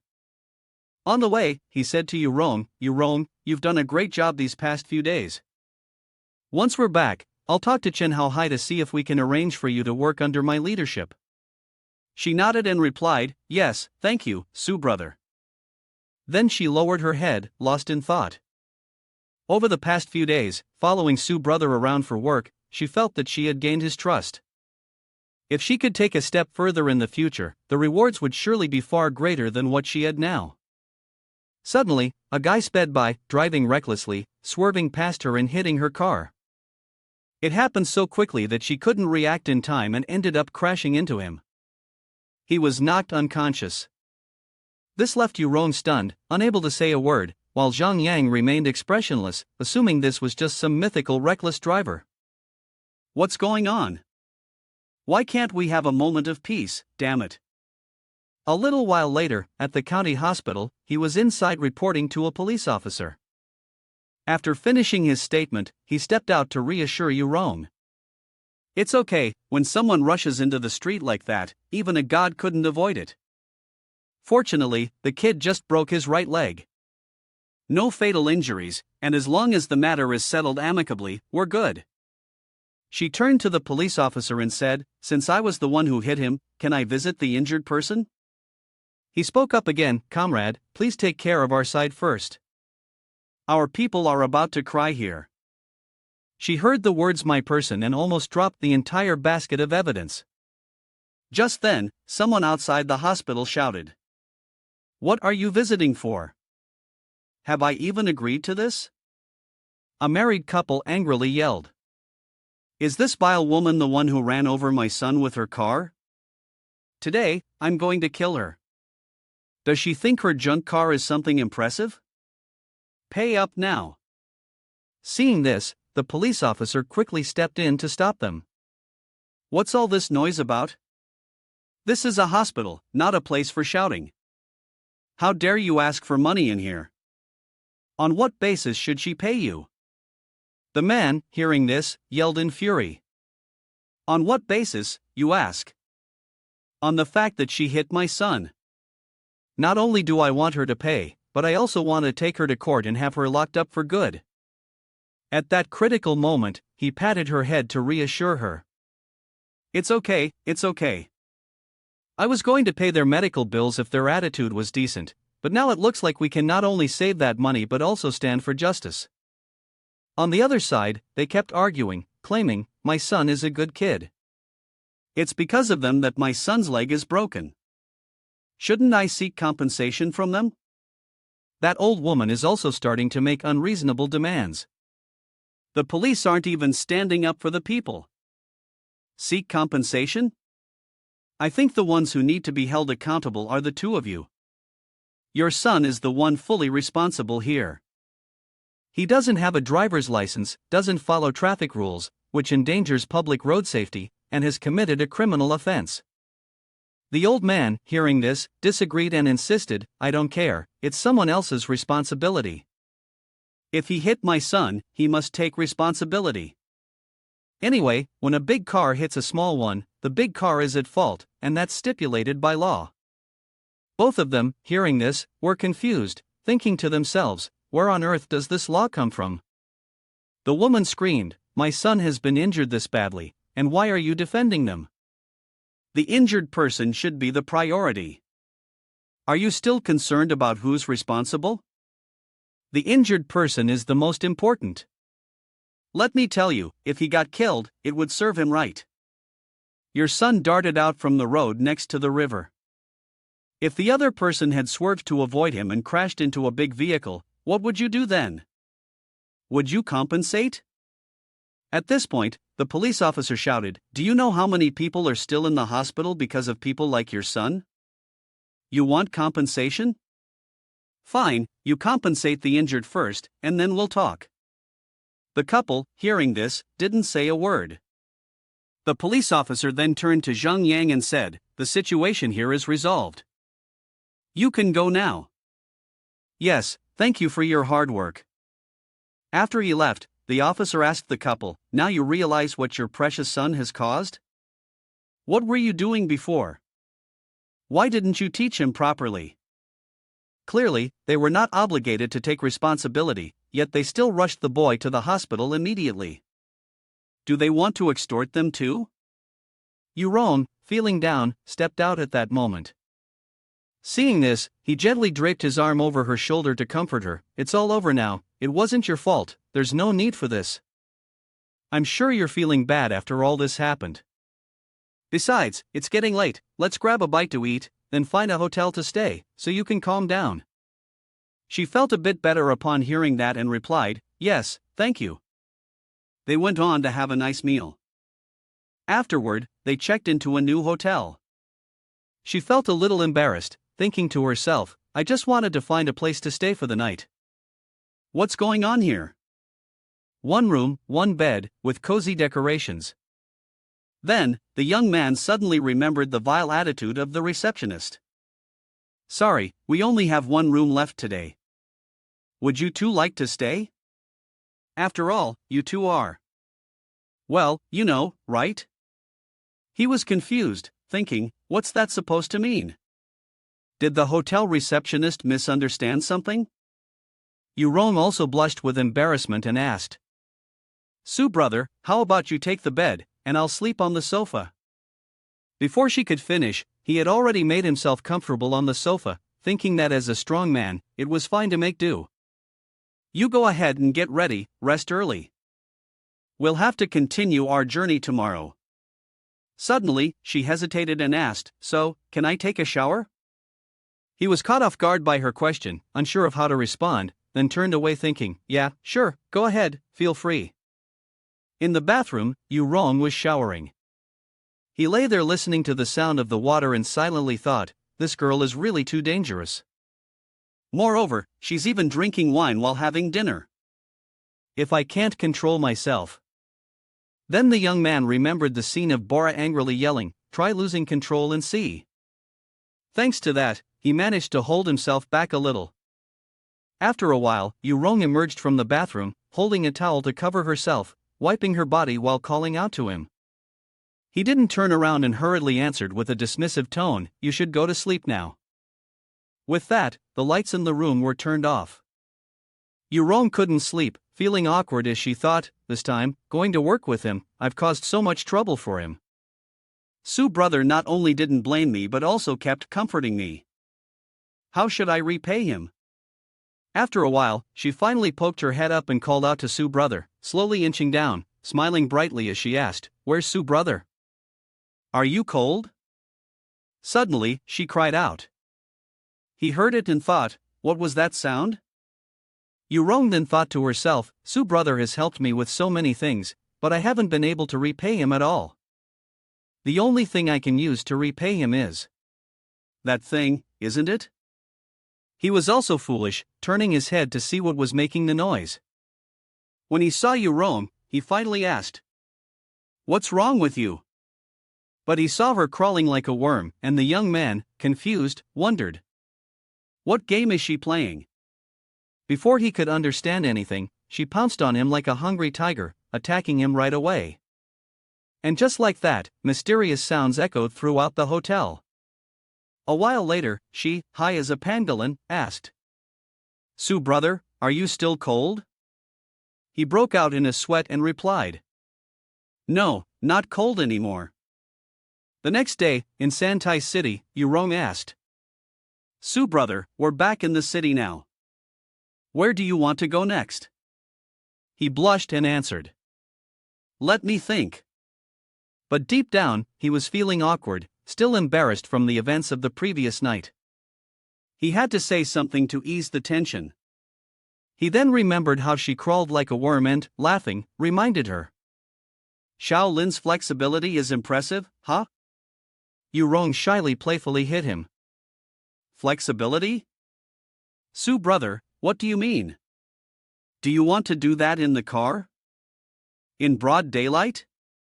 Su brother, you must be mistaken about me." Hey, am I misunderstanding something here? Alright, I won't tease you anymore. I wonder how the decoration of your little friend Bora's restaurant is coming along. Let's go take a look. Yes, I know. After a while, they finally arrived at Bora's shop, which was a small restaurant. She felt a wave of longing and happily ran towards him when she saw him. This scoundrel finally returned. But one image surprised her. Stepping out of the car was Yurong with Zhang Yang, which made her freeze in place. He was standing there when he sensed a murderous aura from Bora, which startled him. At that moment, she angrily asked, "Didn't you go back to your hometown to deal with work? What's this? You brought your fiancée back here, huh?" The young man, frightened, quickly explained, "Let me explain, just listen to me." At that moment, he was both trying to calm Bora down and explain, "Yurong is a secretary arranged by Chen Hao Hai for me. Don't overthink it." Hearing that, she snapped, "What does this have to do with me?" Then she pondered, wondering why she felt a sense of jealousy. Yurong was also thinking about something. After a while, she asked herself, "What am I even thinking? How could Su brother and I possibly take things to the next level?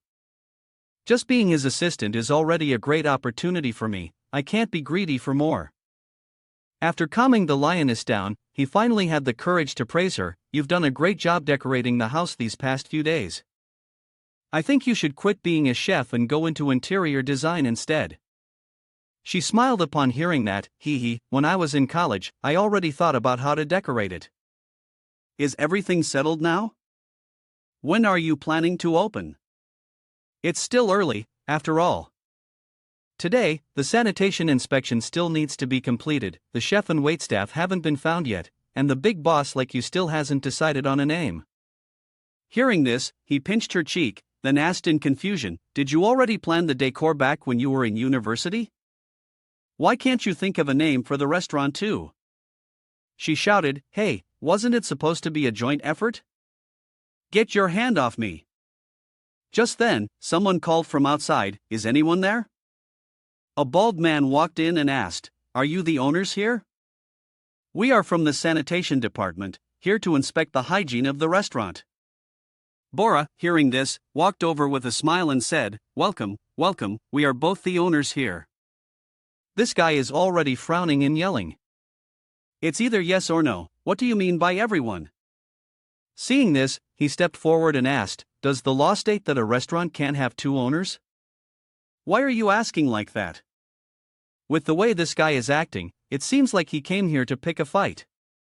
At this, the man folded his arms and shook his head, saying, "You, young man, have quite an attitude problem. However, we need to focus on the job at hand, so I won't argue with you. Don't worry, I'll handle things fairly. I'll conduct a proper inspection. After everyone entered, Bora nervously said, "It feels like these people are here to cause trouble." Hearing this, Zhang Yang replied, "Be confident, forget the feeling, because they are indeed here to cause trouble." He went outside to make a phone call to ask, "Did we offend the Xiao family in the past?" It's possible that these people were sent by the Xiao family to make things difficult for us. Chen Suoshang had been in this industry for many years, so he suggested finding the relevant leaders to deal with this inspector. After a while of talking, there was finally a result. Chen Suoshang then explained that he wasn't from a special intelligence agency, so he couldn't determine whether the Mediterranean connection was related to the Xiao family or not. It seemed that they would still need to find some suitable people to establish a new intelligence department to avoid being caught off guard. A little while later, the bald man laughed and said, "Your restaurant doesn't meet hygiene standards, so you shouldn't open anymore. We just found a lot of rats and cockroaches." "Is your place a restaurant or a zoo?" Bora, hearing this, angrily shouted, "No way, our kitchen is completely sealed, and we haven't even brought in any new ingredients, how could that be possible?" The man, acting like he was in charge, took out a pen and paper to write, "Whether it's possible or not, it's up to me to decide." "Do you understand?" "I said there is, so there is. What can you do about it?" Just when things were getting heated, Zhang Yang appeared and shouted loudly, "Hold on, my friend. Climbing to a senior supervisory position isn't easy. If you get stripped of your position, it won't be easy to feed your whole family, right?" Hearing this, the man walked up and asked, "Are you threatening me?" I replied, "I'm not threatening anyone, just giving a little reminder, so you know how to make your exit gracefully." "What did you say? Make my exit gracefully? You, a kid, are funny. Right now, I'm writing the review, so what can you do about it? I'm a senior supervisor, and even the higher-ups have to follow my opinions to carry out punishments. I'm saying your restaurant doesn't meet the standards. Are the higher-ups really going to come down here personally over a single restaurant?" "Huh? Well, I'm done writing. Now I just have to take this report and submit it. What are you going to do?" Then suddenly, someone outside shouted loudly, "What do you want me to do? Senior supervisor, huh? You really think you're something?" The speaker was an elderly man with silver hair. The man recognized him and exclaimed, "Director Lee." He was shocked and frightened as he asked, "Why did you come here personally?" The old man snatched the report, assuming that I had come to observe how a high-level supervisor like him worked. Then, he turned to Zhang Yang and said, "Su brother, sorry to trouble you." He then began inspecting the surroundings professionally. Everything here was very clean, almost spotless. At this moment, he turned to glare at the bald-headed man and shouted, "It seems you're quite good at making things difficult for others, supervisor. I'd like to ask, is there anywhere here that doesn't meet the standards, anywhere with poor hygiene or safety?" Before the man could explain, the old man turned his face and walked away. Don't think for a second that I'm naive and don't know your tricks. If you can see things that others can't, then you're wasting your talents sitting in this supervisor position. From now on, go find another job, our little temple can't accommodate someone like you. Hearing this, the man staggered as if he had been struck across the face, almost falling to the ground. But it wasn't over. He turned to the old man and said, "I think this situation is more complicated than it seems. Isn't it just a setup? The supervisor just threatened me earlier, saying that if I didn't pay, he would let his family behind him kill me. This matter must be thoroughly investigated." After saying that, he smirked and thought, "It's just as well to investigate whether they will interfere from behind. Although I can't kill them, tripping them up a bit would still be satisfying." Hearing this, he hurriedly defended himself, No, I didn't say that. He's slandering me." But the old man didn't believe him, so he turned to Zhang Yang and said, "Thank you for your enthusiastic report. We will investigate this fairly. The hygiene of the restaurant is completely up to standard. If there's any trouble about this, feel free to call me." A while later, somewhere else, Shi Yunfei reported. Their people have been following the surveillance of that place and discovered that he indeed went to meet someone from the Xiao family, but it wasn't Zhao Xiaoman he met, it was one of her bodyguards. At this moment, 3 men with colored hair entered through the gate of the mansion, and soon after, Zhang Yang and Yu Rong arrived. Suddenly, something caught his attention. Seeing this, Yu Rong curiously asked, "Su brother, what's going on?" The bodyguard's physique was somewhat different. In that posture, it was clear that it was a habit formed over many years. He must have been in the military, and not in a regular army either. Just then, the 3 men with colored hair reached the young man. Seeing him smoking, one of them stopped him. "Hey, you guys, smoking is prohibited inside." The man, upon hearing this, angrily yelled, "Damn it, are you doing me a favor or what?" He remained calm and reminded them, "If you want to go inside and eat, please put out your cigarette first." Seeing this, the man burst into laughter. "Haha, sure? Ha, that's the restaurant's rule, right? Of course, we'll follow it. But I can't find an ashtray, so looks like you'll just have to bear with it." With that, the man pressed his cigar into the bodyguard's face, but before he could go any further, Zhang Yang stepped forward and stopped him. "Whose kid is this? Doesn't anyone in his family discipline him?" he screamed when his hand was tightly gripped. He cursed angrily when the man reminded him several times. "Damn it, let me go, or I'll kill you." The blonde guy yelled back, "Who the hell are you? Let go of me now." The man didn't pay attention to his words, instead pressing the cigarette to the bald man's face, scoffing as if to say that smoking in public was bad, better to put it out.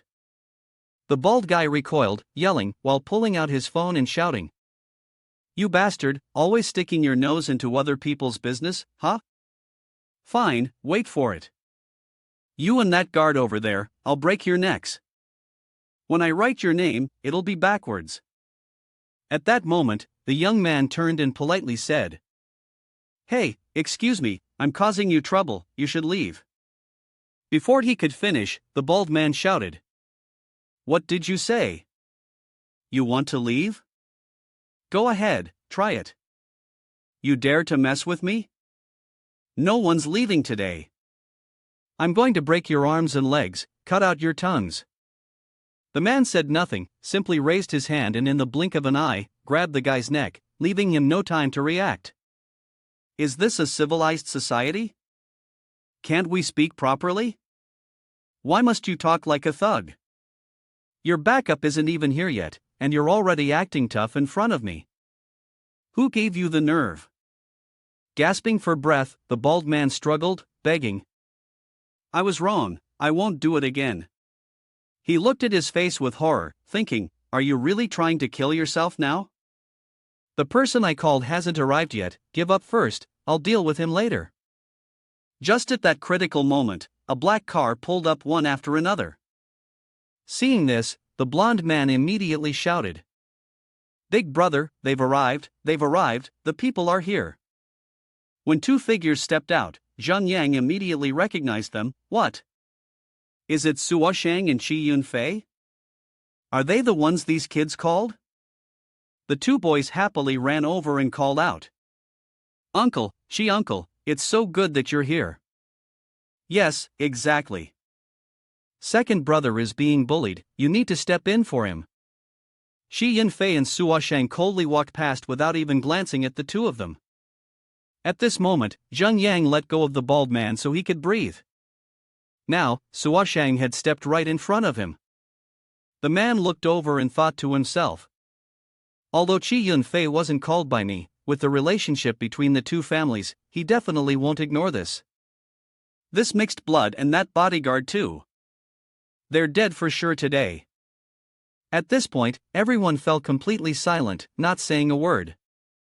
The next moment, Suo Shang stood up straight, bowed, and called out twice, "Su brother."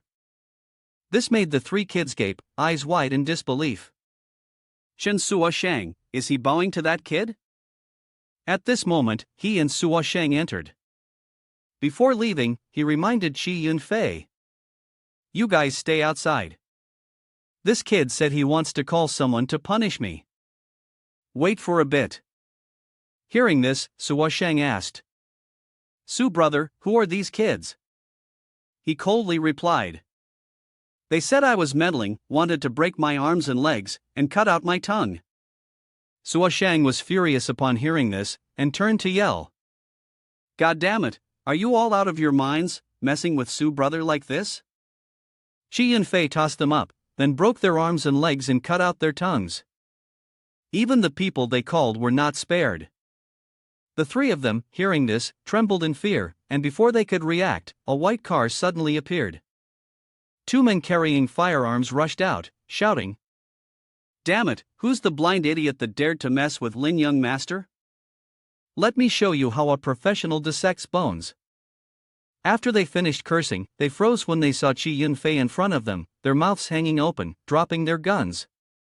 Shi Yunfei, seeing this, stepped forward and sneered. I've been waiting for you guys to show up. He had been wondering when they would arrive. The group of men, now trembling, stammered. Such a coincidence. Yes, yes. As for Zheng Yang, he only asked now. Earlier, they had mentioned something about a Lin Young Master. He's the second brother of the Yao San Lin Company. His older brother had a run-in with you. Although we haven't found the key evidence yet, the proof we have is enough to lock them up. Hearing that, he reflected and thought that all the people from Yao San Lin's company shared the same kind of virtue, but when dealing with a snake, you must strike it dead. Keep gathering evidence, no need to rush, there will be opportunities. After saying that, he turned to praise the young man, You're doing great, 10 out of 10.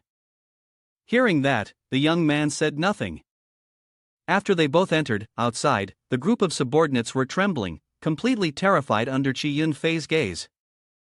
Please, Shi uncle, spare us, we won't dare to do it again. Spare us, spare us. Inside the VIP room, Suo Shang reassured, Su brother, don't worry, we will handle everything related to the Zhao family properly. As for those kids from earlier, Shi Yunfei has already taught them a lesson and even sent me pictures. Regarding those kids, you can just take a look and handle it. I believe you can take care of it properly.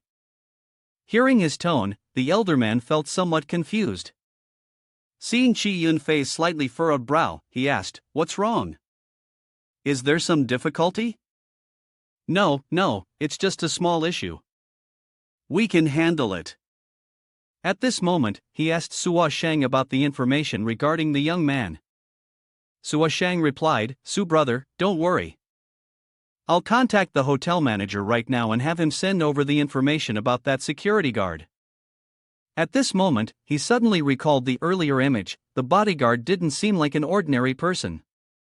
He was definitely someone who had undergone military training. He never expected that while he was about to establish subordinates under his command, he would end up encountering someone with such talent. He couldn't let him get away. That night, in a deserted alley, the young man walked alone under the dark sky. By this time, Zheng Yang and Yu Rong had followed him from behind, and she, confused, asked. After leaving the hotel, you've been following this bodyguard. I don't understand what you're thinking. I don't see anything special about him, other than being a bodyguard. He's just a delivery guy, running errands. What's so remarkable about him? Then you don't know, do you? I'm sure this bodyguard has some extraordinary background. I can tell from his actions that he's definitely someone with a history. When he changed direction, I immediately followed. Let's go, don't lose him. Wait for me. But as they reached the corner, they were startled to find the young man had vanished. Where did he go? Why can't I see him anymore? He also realized this and sneered. It's not that we lost him, it's that he shook us off. I was right, wasn't I? The men in the shadows. After he spoke, 5 men in sharp suits stepped out from a dark corner. One of them spoke up. Who exactly are you two? Why are you following Mu Shen? So it turns out that person's name is Mu Sheng? Just a moment later, Mu Sheng came out as well. He coldly asked, Why are you following me? I was just curious, but halfway through, I got surrounded by your people. At this moment, he turned to the 5 men in suits and said, "It's fine, this morning I ran into some trouble at the hotel gate, and he helped me out." He remained calm as he spoke. "It was quite a journey following you here. I'm a bit thirsty. May I ask for a glass of water?" Meanwhile, he was thinking to himself, "These guys are still wary of me. Maybe I should try to get a little closer?" Hearing this, Mu Sheng signaled to the man next to him. They were discussing something when, from the end of the alley, someone called out, "Mu Zi, are you all back?" A woman stepped out, looked around, and asked, "What are you doing standing here? Why don't you hurry up and come inside to eat? Are these two your friends? Tell them to come in and sit down. You brought friends over without telling me in advance, and the house hasn't been tidied up yet." Seeing that they had arrived this morning, Mu Sheng's mother brought some water and asked, "Are these two also Mu Zi's comrades?" He politely replied, "Yes, we just met." Mu Sheng's mother then made an excuse to leave, allowing the three of them to talk more freely. Go ahead and chat, I have a few things to take care of, so I won't bother you." Some of the handsome guys from last night were helping in the kitchen, one cooking, another cleaning the house, while others were hanging clothes, washing blankets, sheets, and pillows. After greeting the two people, she walked over to the bed to take care of a little girl who was resting. At this moment, Mu Sheng introduced himself, "My name is Mu Sheng, thank you for what happened yesterday. If you ever need anything from us, feel free to ask." Hearing this, he thought to himself, "Is he speaking so directly to resolve things with us?" Then he looked up, smiled, and said, "Can't we have a few words before we talk business?" At this point, Zhang Yang spoke up and asked, "Aunt, are these all your children?" Mu Sheng's mother cheerfully turned around and replied, That's right, these boys saved them on the battlefield, but he didn't make it. To repay them, these kids came here to be like sons to us, and as a result, both of us have been entangled with them ever since."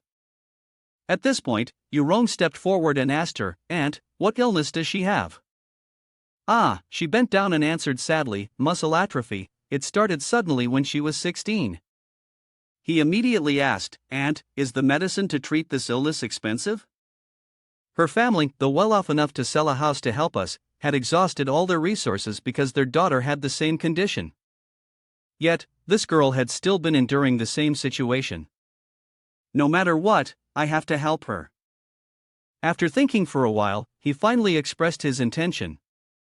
"If Aunt doesn't mind, I could help everyone out. Consider it as making friends with Mu Sheng." Hearing this, he found it hard to believe and asked again, "Are you serious?" But his mother was different. Suddenly, she stood up, her face showing some anger, then pointed at the door and shouted loudly, "Your money is your business, but I won't allow them to make friends with this kind of people. Please leave. I don't want my children to get dragged into this because of us." Mu Sheng saw them off, and noticing this, he quickly explained. To avoid making Mu Sheng uncomfortable, Miss Yang thinks that, "Aunt, I understand your concern about them, but have you ever considered that this might not be the best place for them?" Then, he turned to the people of Mu Sheng. "If you've ever been soldiers, even if you've retired, you surely haven't lost your passion for helping people solve their problems." Today, Mu Sheng encountered a rich young man whose family owns a pharmaceutical company, and I don't know how many people he's harmed. I want to deal with them, but because I'm short of capable people like Mu Sheng, I still haven't found the evidence. Right now, I can not only help your daughter with her illness, but I can also help Mu Sheng's group showcase their talents for the benefit of society.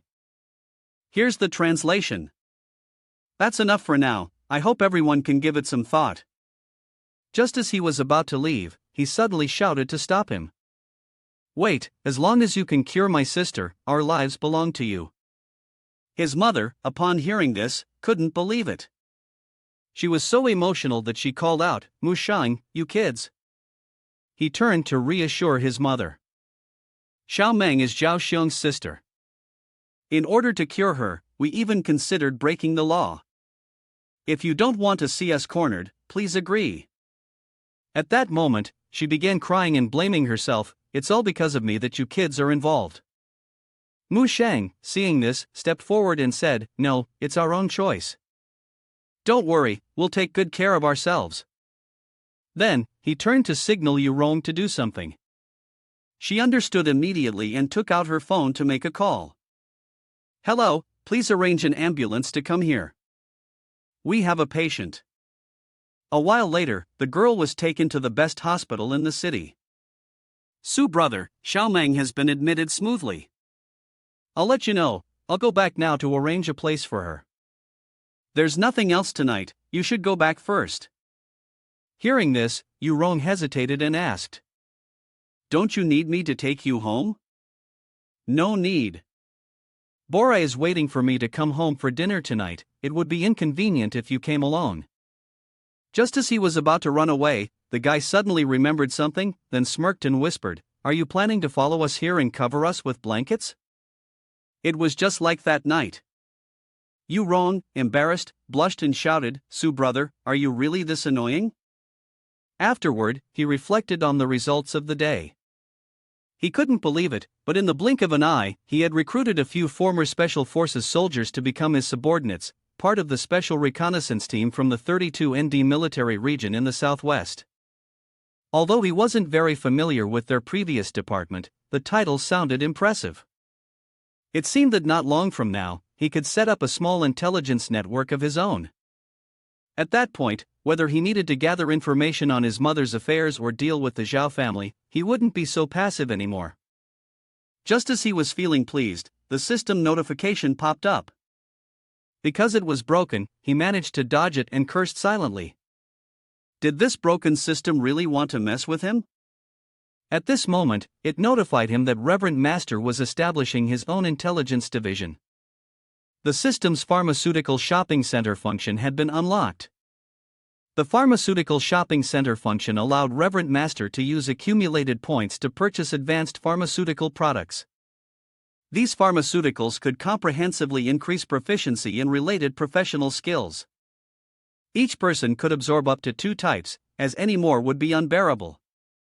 Currently, the available pharmaceuticals included electronic and mechanical technology drugs, advanced disguise technique drugs, and mixing and stealing techniques drugs.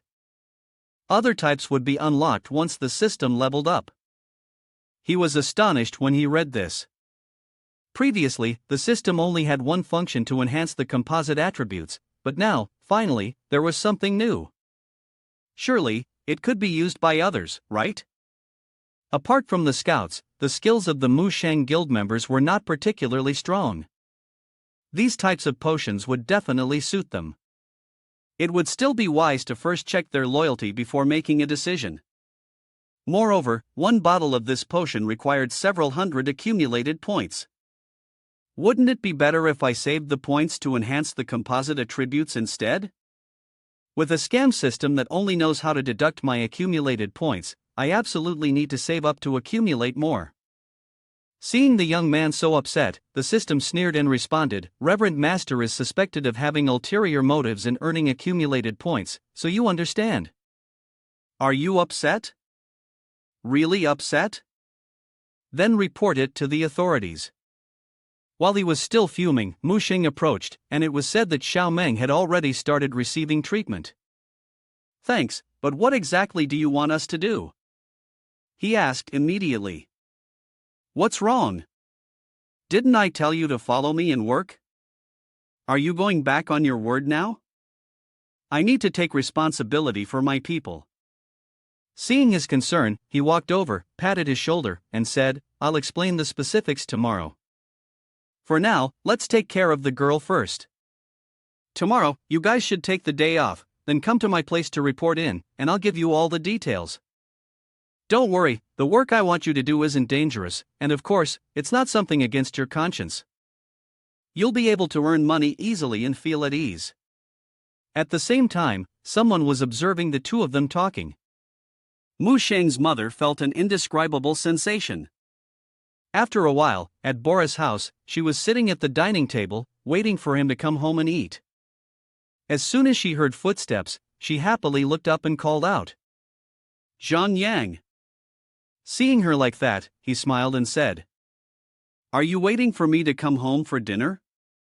She, feeling shy, turned away and casually said, "Who's waiting for you? I'm late because I had to work overtime. Why are you even coming back? Aren't you going to eat outside with that big-chested girl of yours?" The young man sat down, teasing her. "What big-chested girl?" "Her name is Manhwa." "You're getting too jealous, even trying to save on food." Hearing this, Bora quickly replied, "I'm not your girlfriend, so why would I be jealous? You're the one scamming people and hiring an assistant. Clearly, you don't have good intentions." Suddenly, she slipped and fell. Of all places, she landed right in Zhang Yang's arms. Then, the two of them looked into each other's eyes, both shy and mesmerized. Unexpectedly, Bora, feeling bold, kissed him. The young man was taken completely by surprise. She suddenly stood up, leaving him in a daze.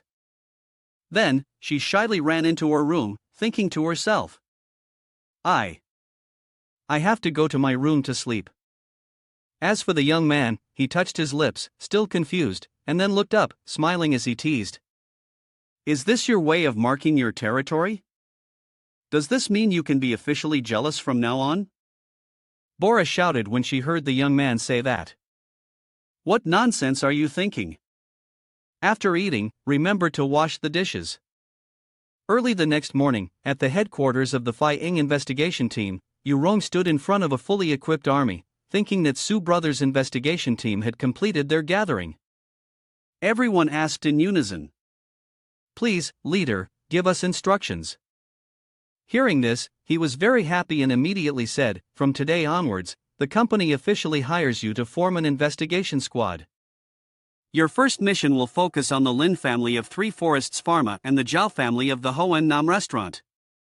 Today, you can list the necessary items and hand the list over to my assistant, Lin Yurong. Remember, the equipment you need doesn't have to be the most expensive, but it must be the best. Your monthly salary is 5 fun, which is 50 ly, and there will be bonuses on holidays. You'll get 4 days off a month. Let's settle that." The others, hearing this, were in disbelief and said, "Is it really that much?" He smiled and replied, "Ha, as long as you don't think it's too little." At this moment, he took out a coin and said to Mu Shang, "I have a coin here. Use it to buy a house nearby for you and your mother. You can live there normally, and whenever necessary, you can take care of them." Mu Shang accepted it and thanked him, saying, "Thank you." "No, thank you, boss." At that moment, Yurong stepped forward and said, "Su brother, Shi Yunfei has arrived." "All right, I'll go meet him, and then I'll let him into the Mu Shing Association to get acquainted." A while later, inside the military camp, as soon as Chi Yunfei walked in, a person covered in bruises, with a swollen face, purple eyes, red lips, and a greenish face, appeared. The two of them were speechless upon seeing this, unsure of what to say, and then turned away, trying to hold back their laughter. Hey, you were so impressive yesterday, how come you ended up like this today? Did your big brother beat you up?"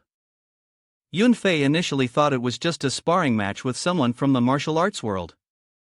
Hearing this, he asked in confusion, "The martial arts world? Can you tell me more about it?" Chi Yunfei began adjusting his clothes to explain, "The martial arts world of Santai City includes many different martial arts styles, among which there are some traditional martial arts lineages. I've heard that among them, there is even a division into realms, and the higher the level, the more powerful they become. Because we don't know the extent of their strength, even we can't just mess with them casually." At this moment, Zhang Yang approached and quietly asked, "In that case, have you ever heard of a woman named Lu Huilan?" "Never heard of her, but we're not very familiar with the martial arts world of Santai City. Maybe people within that world have heard of her." Then he remembered and thought to himself, although Lu Huilan was his mother's name, she had been through a lot and might be using an alias. Given her skills, she was probably involved in the martial arts world. "Alright, let me greet some of the brothers I just recruited for an hour, and then I'll take you to find the person who injured you. Su brother, those martial arts families only understand the language of strength. If you go there, just listen and try to calm things down. Don't worry, I'm not here to cause trouble." But if they don't know their place, I won't hesitate to restore your honor. As they walked, Shi Yunfei said, Su brother, every month, the city of Santai holds a martial arts exchange event, and it used to be small scale. Recently, I'm not sure if there's been any stir, but smaller martial arts families that hadn't shown themselves before are now coming out to test the waters. The person who injured me is the young master of the Sun family. He may not be the strongest in Santai, but he's definitely someone with influence. Su brother, you're taking quite a risk. How about I call someone for backup? Hearing this, he replied, I'm just here to gather information. You think I'm here to fight? Shi Yunfei, with a bruised face, responded, Yes, I understand. However, he still took out his phone just in case. If a conflict breaks out with the Sun family, of course, I'm not afraid of them. But if you get hurt.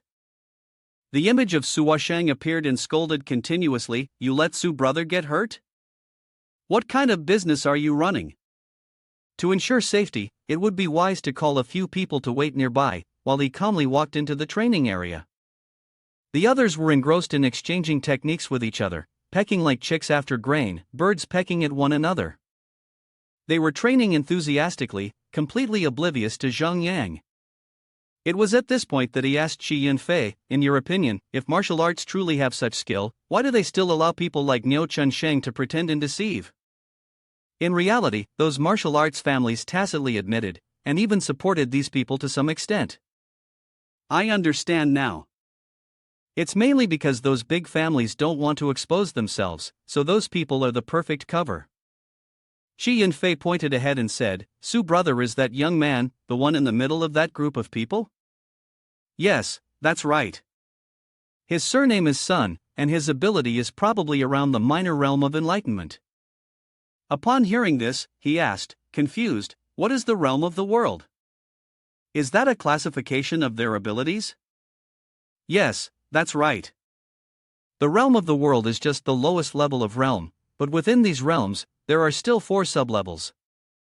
The first step is called human genesis, then crude understanding, followed by minor achievement, and finally major achievement. Upon hearing this, Shi Yunfei sighed and said, although I'm not a martial artist, if I were to assess it seriously, I would still be at the level of the realm of the world crude understanding. If it weren't for the fight I had with someone else yesterday, which drained a lot of my energy, I wouldn't have lost so miserably. Upon hearing this, he thought, oh, then there's nothing to worry about. At that moment, someone called out, young master Sun, someone is looking for you. He and Shi Yunfei walked over to where they were, noticing both groups engaged in conversation. Isn't the person behind that guy Shi Yunfei, the one who got beaten to a pulp by young master Sun yesterday? Could it be that Shi Yunfei is not reconciled? Did he bring someone over to maintain his outward appearance? The blonde-haired man sneered and said, I remember someone telling me yesterday that Shi Yunfei has forces behind him and would find someone to take revenge on me. I didn't expect it to be such trash. A single punch from me could knock him out. Upon hearing this, the group flattered him. Indeed, young Master Sun was formidable, but there was only one girl who didn't seem concerned about anything. She gazed into the distance without saying a word. At this moment, he stepped forward and asked, Excuse me, may I ask if you are young Master Sun? Upon hearing this, he stood up, walked over, and said, I know you.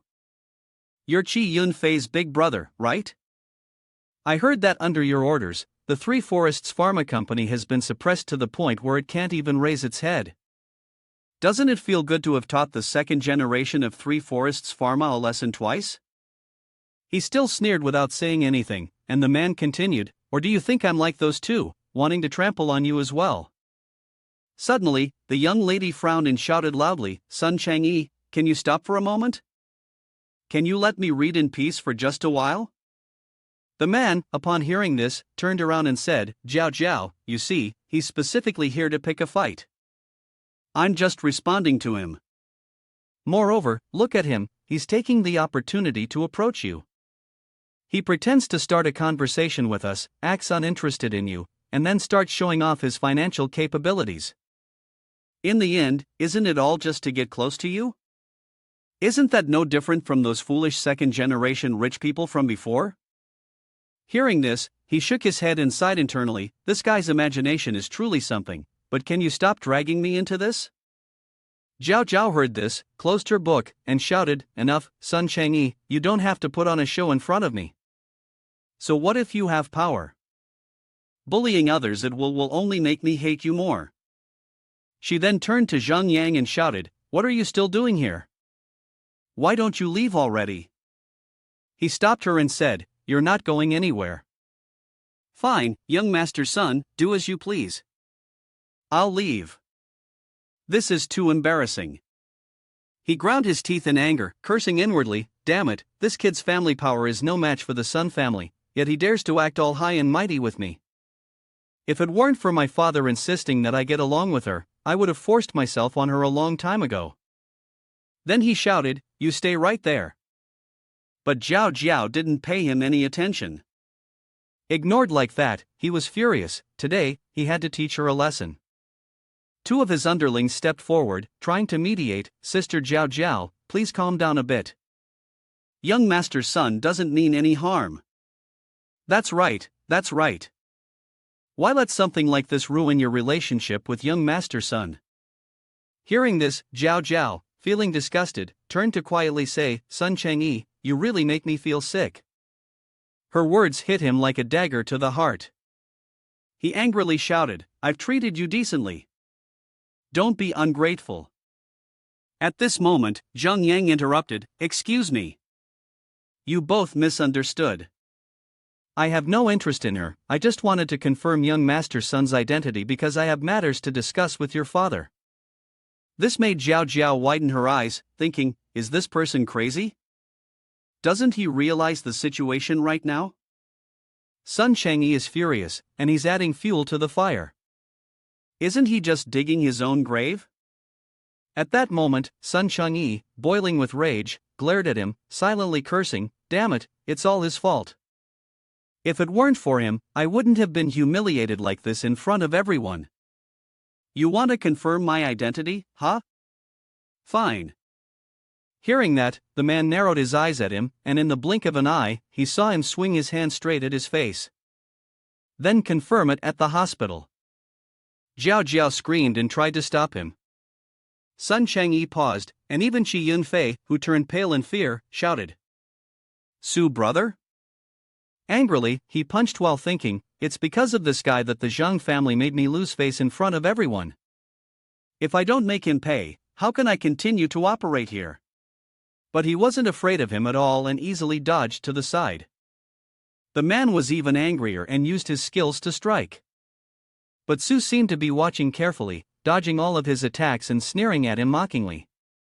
In the blink of an eye, Su launched a swift kick, and before he could react, his legs were swept from under him. With a thud, he hit the floor. Dazed, his limbs numb, he thought to himself, How is he so fast? Su angrily stepped forward and said, I came here very politely, humbly asking if you're young master's son. And yet, you want to strike me? As he said this, he stomped down hard on the man's shoulder. I asked you repeatedly if you're young master's son. I told you I was looking for your father for something. Didn't you understand? This action left Zhao Zhao stunned, and even Shi Yunfei was shocked. No wonder Su brother had told me to handle the two kids from the Lin family. If he had personally stepped in, the Lin family would have been finished by now, wouldn't they? At this moment, he grabbed the man's collar, frowned, and yelled, Talk to me. The man, obedient like a puppy, quickly responded, Yes, yes. Upon hearing this, the young man raised his hand, thinking that he had already been struck. Now, he understood what good is it? The sound of punches echoed, blood splattering, and teeth flying everywhere. While hitting him, he said, Now, can your father have a proper conversation with me? Even if he agrees to talk, do you think I'll believe him? After 30 minutes, it was finally over. He wiped his hands, looked at the man, and thought, at least he's finally admitting it. Although he knew that talking was useless, he still had to advise him, Don't think about avenging me, unless you want the entire Sun family to be buried with you. Saying that, he acted cool, turned around, and walked away, leaving the man covered in wounds. Just as he was leaving, someone called out loudly, "Wait!" Zhao Zhao hurriedly ran out. Seeing this, he immediately asked, "What are you doing here?" "Earlier, you crippled Sun Chengyi. The Sun family won't let you off easily." Recently, the Sun family has a master of crude understanding. If he makes a move, you won't have any chance of winning. Yunfei then explained, "Crude strength is a level 1 realm." Hearing this, he asked, "So what?" Zhao Zhao continued, "Not long from now, there will be a martial arts tournament. I hope you can represent the Zhang family and fight. If you do that, the Zhang family will protect you." He no longer cared, so he decided to let it go, still thinking it was utterly boring. The Sun family didn't plan to forgive me. Do you think I can't stand up to them? And yet, you still told me to join your family? Would your family be willing to go head to head with the Sun family? It's because you don't want to marry into the Sun family that you're deliberately trying to recruit their enemies, right? In that case, the Sun family might accept you, and your family won't force you into a marriage with them anymore." Caught off guard by his sharp words, she said nothing. Indeed, her thinking had been too naive. Was she just supposed to be a pawn for her family's marriage alliances? Just as she was feeling desperate, he suddenly shouted, "Wait!" She froze in place. He then slowly stepped forward and asked, "The martial arts tournament you mentioned, will many families be participating?" "Yes, that's correct. I can tell you're stronger than Sun Chengyi by more than just 1 realm. Though I don't underestimate you, don't overestimate yourself either. Every family has their share of experts." "Alright, I agree. Since there will be quite a few families participating in this tournament, it won't hurt for me to join in. Who knows, maybe someone there knows a clue about my mother." He handed her a business card and added, "When the time comes, contact me first. I'll be joining the Zhang family." A gentleman's word is his bond, and even 4 horses cannot chase it back. After the meeting, he had returned. In the car, Shi Yunfei expressed his admiration, "Brother Su, you really keep your skills hidden. I didn't expect you to be such a master." "Haha, you're overestimating me." "I don't know any martial arts," Zheng Yang said, while texting Zhang Yu. He sent a message, "Mr. Su, my mom is here, hurry up and come out so we can have a meal." He then turned to Qi Yunfei and said, "It's fine to park here. I'll wait for you. If you need anything, just let me know." When Zhang Yu saw him, he waved and called, "Mr. Su, over here." Aunt Lin greeted him when she saw him, "Yang Zi, I'm sorry for troubling you. I originally planned to cook for both of you, but Yu Zi insisted on eating out." "It's such a waste of money." Zhang Yu smiled and said, "What's wrong with that? Besides, I heard you've joined a big company now. This time, you definitely have to pay for the meal." He didn't quite understand, hurriedly replying, "Since when have I said that?" He winked subtly. Right, Mom, just relax and enjoy your meal." At that moment, he thought to himself that Zhang Yu wasn't bad at all, and was a true brother. If there was an opportunity in the future, he would arrange a position for him. Zhang Yu then picked up a piece of meat and said, "Mom, try this dish." While eating, something caught his attention. A kiddo suddenly appeared out of nowhere, pouring an entire glass of orange juice in a baffling way, then spitting it all over Aunt Lin's face. This left her confused. Zhang Yu, angry, turned around and yelled, "What do you think you're doing? Can you please control your child?" Hearing this, the husband stood up, furious, and cursed, "What the hell are you shouting for? Go ahead, shout again if you dare." Zheng Yang walked over, thinking, doesn't he care that his son just spat water on us? He then arrogantly said, "So what? Do you think it's your business how I teach my child?" With that, he made a move, resorting to physical action. But there was nothing to fear. In an instant, he caught his blow and twisted his arm 180 degrees before slamming his head to the ground. Looking down at him, he sneered, "What are you acting tough for? If I wasn't worried about causing a scene, I would have already broken your arm." At that moment, a server came over and asked, "Excuse me, is everything all right?" He then explained, his son spat water into our hot pot and even onto my aunt. They don't teach their child properly and yet want to hit me. The mother is defending her child, but what does the kid even know?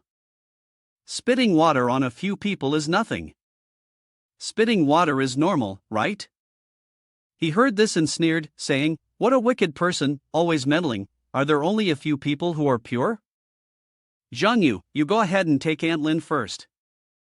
At this moment, the kid started yelling and throwing a tantrum. "You scared my child and made him cry. You need to take responsibility and compensate him." He sneered upon hearing this, thinking to himself, "You dare to be arrogant with me? Do you think I won't hit a woman? I don't hit women, but I have plenty of ways to deal with people like you." Meanwhile, outside, Aunt Lin anxiously tried to persuade Zhang Yang, "Don't be rash." Zhang Yu, hearing this, tried to calm her down. "Mom, don't worry, Mr. Su knows his limits, it's nothing serious outside." Then, 500 strong men stormed into the scene. Seeing this, Zhang Yu was startled and shouted, "What's going on?" It was Chi Fei who stepped in coldly, while inside the restaurant, the couple continued loudly berating him. "What do you think you're doing? Are you trying to be polite but still being unreasonable? That's right, people are talking, but you can't just swallow your spit, can you? What's all this fuss about?" He shook his head inwardly, sighing, "This type of person is just pushing their luck. Are you the emperor or something? Can't you even hold back your spit without making a fuss?" As the group spat in his face, Shi Yunfei grabbed a bowl of soup, and then coldly and decisively threw it straight into her face. This left the husband and everyone else stunned. Shi Yunfei remained as cold as ice, throwing the bowl at her face, then turned to look at the husband, before bowing respectfully in front of Zhang Yang. This made the man gape in shock. He was horrified and knelt down, thinking in fear, Shi Yunfei is respectful to this kid? Could he be an anonymous boss? He. The restaurant manager also stepped forward and respectfully replied, "Big brother, I'm truly sorry. This was our restaurant's mistake. Please don't cause a scene here, rest assured, I just want to teach them a lesson. If not, they won't know how to raise their children. Their kid spat in my pot. And they said it was no big deal. If that's the case, let them suck up all the hot soup while it's still boiling." Shi Yunfei responded, "I understand, I will definitely handle it properly." The entire family, upon hearing this, thought to themselves, "Damn, this family is truly cursed, so shameless, so reckless." Shi Yunfei squeezed the mouths of each one and poured hot pot into them. They cried and begged, "Please, big brother, we were wrong." After resolving the issue, he stepped out and Aunt Tian asked, "Zhang Yang, about what happened earlier?" "Aunt Lin, don't worry, some reasonable older brothers came to help us mediate earlier." That's good. At that moment, Zhang Yu asked, "By the way, Mr. Su, I called you out here because I have something to discuss with you, look at this." "That's right, originally I planned to rely on them to solve the issue of the shortage of car engines, but I didn't expect that Huanan Motors had already targeted this point a long time ago and began to obstruct us. So, do you have any way to respond?" At this point, he started to speculate. Sa Chihao had always been putting all his efforts into promoting cars from the three great families' market to the outside world, and it seemed that he had touched on the interests of Huanan Motors. In the same industry, encountering this situation, it was indeed impossible to make concessions. "Su brother, previously you gave us a sum of money, and the big brother also planned to set aside some for the 4th brother to save us. As long as we find a new engine supplier, we should be able to rise again. But surely the other side won't give you too much time, right? Su brother, this is a call from my secretary, the representative from Huanan Motors must have arrived by now." "Well, let them in. I was just about to meet with them." A moment later, a tall, dark, and grim-looking man walked in, sneering as he said, "Hello." Seeing him, he thought to himself that Huanan Motors was a joint venture with a foreign country, and the senior executives were not locals. Suo Shang and Ji Hao were also surprised, not expecting them to send a foreigner to negotiate with them. The man did not show any respect, skipped introductions, and bluntly said, "Shall we begin?" The secretary at this moment introduced on my behalf to the three individuals. This person is the one in charge of the Yun Hai area for our company, Huanan. Mr. Jack is not Jack 97 from Vietnam, but Jack Larry. Currently, Mr. Jack has decided to give your company an opportunity and hopes that you will handle it yourself. Upon hearing this, he immediately asked, "What kind of opportunity does he want to give us?" Simply agreeing to our acquisition conditions, that's it. At this point, Jack smirked, thinking that this young man must be the real boss behind the Tianyu cars. The young man, hearing this, smirked and asked, "What about the benefits?" The secretary, upon hearing this, was stunned and asked back, "You still want benefits?" "The benefit is that you won't go bankrupt." After saying this, she scoffed, thinking, "Want benefits? Of course, I won't deal with you anymore. Let you leave with your dignity intact." Suddenly, Zhang Yang burst out laughing, which left everyone puzzled, looking at him. "Did you really think that pulling a few people to cut off our engine supply and writing a few articles would ruin our lives? If only your article had a few peanuts in it, maybe we wouldn't be this drunk." The secretary, hearing this, became furious and shouted loudly. Seeing this, Jack stopped her and calmly said to him, "I don't know what you're talking about. Whether you know or not is none of my concern. What I want to say is, no matter what tricks you play, I can handle them. Even if I enter monkhood, I'm not sure you'll be able to stop me." The kid overheard and shouted, "Who are you addressing as I like that?" Mr. GIC owns more than 10,000 coins and is in charge of the foreign joint ventures regional operations. Even the mayor has to speak politely when meeting him. Watch your filthy, stupid mouth and speak more carefully. As soon as she finished speaking, she felt death itself closing in, her throat choking up, unable to say another word. Sua Shang exuded an aura of killing intent, his brow furrowing as he spoke dangerously, "Repeat what you just said." Seeing this, she collapsed to the ground, her hands and feet weak. GIC remained calm and said, "Hey, we admire your spirit of preferring death over surrender. No, in your terms, it's probably called false pride in living in suffering. I'm itching to fight you guys already. You make me feel quite happy." And so, both of them left. After everyone had gone, he turned to Jihao and asked, "How many cars and engines do you guys still have in stock?" "Basically, none. Also, we have an order that hasn't been delivered yet. We might have to breach the contract. Looks like we'll need to master engine manufacturing technology ourselves." "Where did you buy your engines before?" "I ordered them from the person in charge of the engine factory." "I want to meet them." "Indeed, we used to have a partner, but they have shares in Huanan, and I'm afraid that might be the case." Hearing this, he furrowed his brow, thinking that what he meant was that Huanan Company was pressuring them. "Did they contribute to this matter?" "As long as we have the engine manufacturing technology, everything will be easily resolved. I will buy their technology out of respect for them, otherwise, don't blame me for not being considerate. Moreover, there are a few things you need to handle properly." After discussing everything, he left. At that moment, Shihao felt that the arrangements Su brother made earlier seemed a bit exaggerated, unrealistic, but for some reason, he still felt confident that Su brother could solve the current problem. "By the way, should I transfer the company ownership to Su brother?"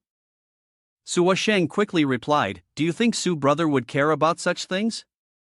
"Whether Su brother cares or not is one thing, but whether I express my gratitude is another matter. Just try it. Besides, the only thing I have in my hands, aside from the Tianyu car, is nothing else to show my loyalty. Su brother has helped us a lot, so I should show my sincerity, don't you think?" A moment later, at Zhang Yang's military camp, he walked in, looking puzzled, and asked Yu Rong, "What are you doing?" "Su brother, look at this. They've bought so many new things." Hearing this, he was also surprised and thought to himself, "I only told them to go buy new equipment this afternoon, and they've already bought everything? Truly impressive, they must be elite in the military, their work efficiency is astounding." When he saw him approach, Mu Shang reported, "Boss, we bought the items needed for the initial phase. It cost quite a bit, but I was surprised by some of the old items."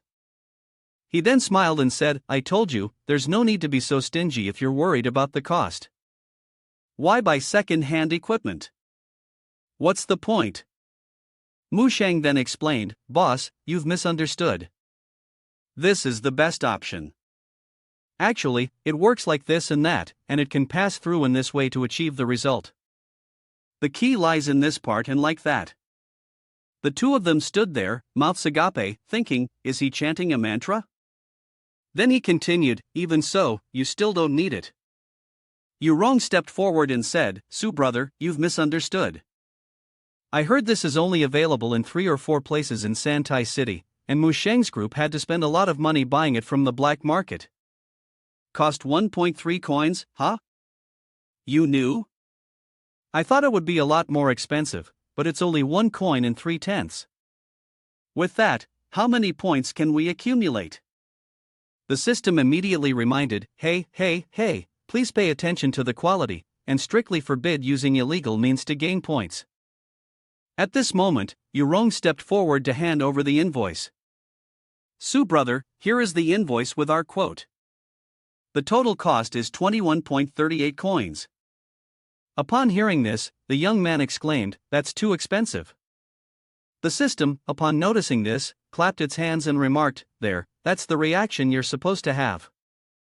That's acceptable." He took out his phone and scanned the payment code. WeChat payment of 21.38 coins has been successfully processed. Thank you, boss. I'll go settle the payment with the Mu Shang group now. A notification from the system appeared, "Congratulations, you've spent 21.38 coins and earned 2,138 accumulated points from the system. Consider it a sign of your conscience. Next time, don't deduct my accumulated points. Master, since you've already earned so many accumulated points, don't you think you should treat yourself to something nice?" "Right, I just got over 2,000 accumulated points, so I can exchange them for that item now." At this moment, Zhang Yang stepped out and heard Yurong reminding everyone, "I'll say it again, your department is extremely important to Su brother. Don't worry about the expenses. The money you spend is just the tip of the iceberg for Su brother. But you all play a very crucial role for him. Do you all understand?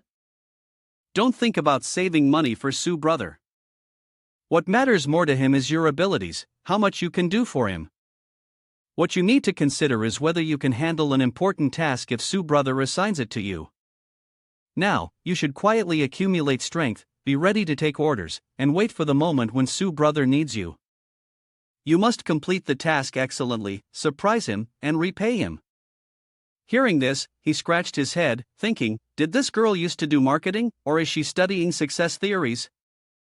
At this moment, the young man cleared his throat and walked over. He patted Yurong's head and said, "Your kid did a great job cheering during the battle." The kid shyly responded, "It's all thanks to Su brother's great teaching." "Alright, Jia Yang, come here." Upon hearing that, he seriously stepped forward and shouted, "Report to Su brother, member of the reconnaissance team, Chen Jia Yang, reporting in." "Give Long a break, I have something for you," Yurong asked curiously. "Su brother, what is this?" "This is the result of a study by a friend of mine working on biological projects. It can enhance the user's abilities. This is a trial of the Dao Tai medicine, which costs 300 accumulated points to purchase.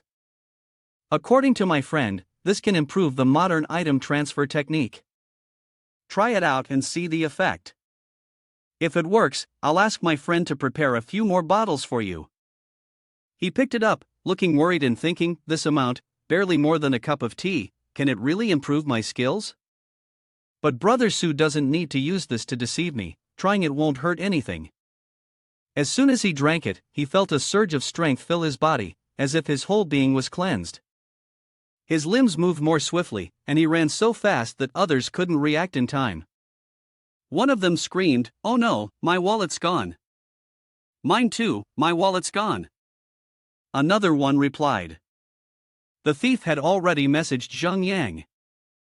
It seemed this thing was very effective, but how did he feel earlier?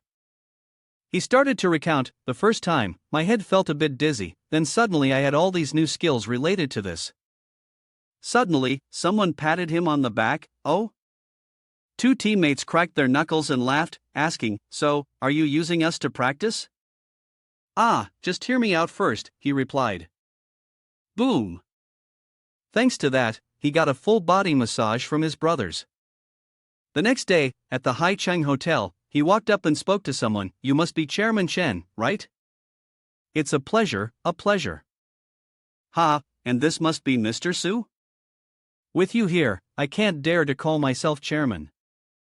"We're still counting on you to help us make a living," the other person said.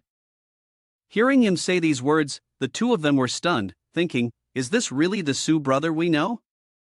Yesterday, he even dared to make sarcastic remarks about the Huanan Car Company's people. Why is he so friendly today? "Mr. Chen, I'm going to be very straightforward and not beat around the bush. I want to buy your engine manufacturing technology. Just give me your price." "Mr. Su, if you want Tianyu cars to continue existing, there's actually a simpler way. Accept the acquisition offer from Huanan Cars. That way, everything will be resolved, won't it?"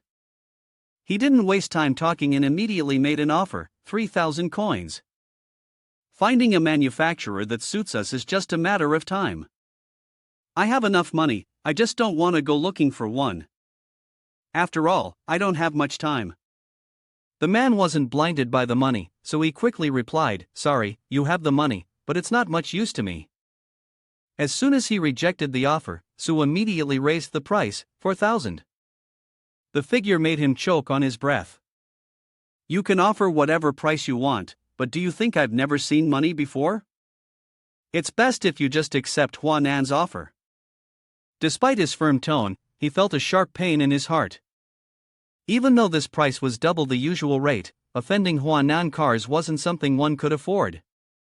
Not one for many words, Su gave his final offer, 6,000. No need for many words, just plenty of money. "Mr. Chen, the price for engine manufacturing technology at the same level as your company is only 2,500. The price I'm offering now is enough to express my sincerity, isn't it?" He wiped the sweat from his forehead and replied, "Mr. Su is joking. Huanan Motors is a partner of our company, we are like brothers, standing together through thick and thin." Hearing this, he stood up, sighed, and said, "What a shame. We could have prospered together. Goodbye." Upon hearing this, he became confused, thinking, add another 2,000. "Why don't you add another 2,000? If you add 2,000 more, I'll agree. Whether we're brothers through life or death, that's up to you." At that moment, as he walked out, he thought to himself, if you're not going to sell, then don't. Is it really better to save money and spend it on your own? In the next few days, you all should gather news about the person in charge of another engine manufacturer and hand it over to Mushang. Also, we're about to start preparing for the engine manufacturing workshop. First, we'll organize the production line, and before long, we'll be so busy that we won't even have time to breathe. Lin Yurong then asked, "Su brother, where are we going next?" "Let's go visit Bora now. The restaurant has put up a sign today, let's go see if there's anything we can help with." At this point, he and Yurong had reached the door of the restaurant, where the image of the young man leading Xiao Xian to meet the first wife appeared. At that moment, he turned to look at her, feeling awkward, and asked, "Are you okay?" She looked at the store name, thinking he was calling her fat, so she shyly responded, I want to eat a salad." He smiled lightly, "I think you misunderstood. The food here isn't the kind of diet food you're thinking of. The dishes that Kid Bora makes are more of a fusion of Chinese and Western styles." "Well, you can try it yourself later. I'm not that good with this kind of food." Just then, a powerful pink car drove up. As soon as they stepped out, they grabbed their phones and began speaking into them. "Hello, fans. I'm Rozo, I've arrived at Beichang Park. Hello, my loves." Seeing this, he asked, "Who are they?" She answered, "I think they're idols from the US. Actually, they have quite an influence in this area, with a lot of online fans. At that moment, she turned toward Bora's restaurant, assuming that the healthy food restaurant behind them would open in 2 days. We just came here to check it out. I heard they're very sincere. Since both of them work in the local scene, most of their fans are locals. After all, it's the era of short video platforms now. Advertising through online idols is much more effective than handing out flyers. Suddenly, at that moment, the dog saw the mother and daughter and became curious, glancing over. In the next second, it lunged forward and delivered a sudden bite. It started running around the two of them. Seeing this, the girl's mother shouted, "Whose dog is this? Is there anyone in charge of it?" As it got closer, it opened its mouth and lunged to bite.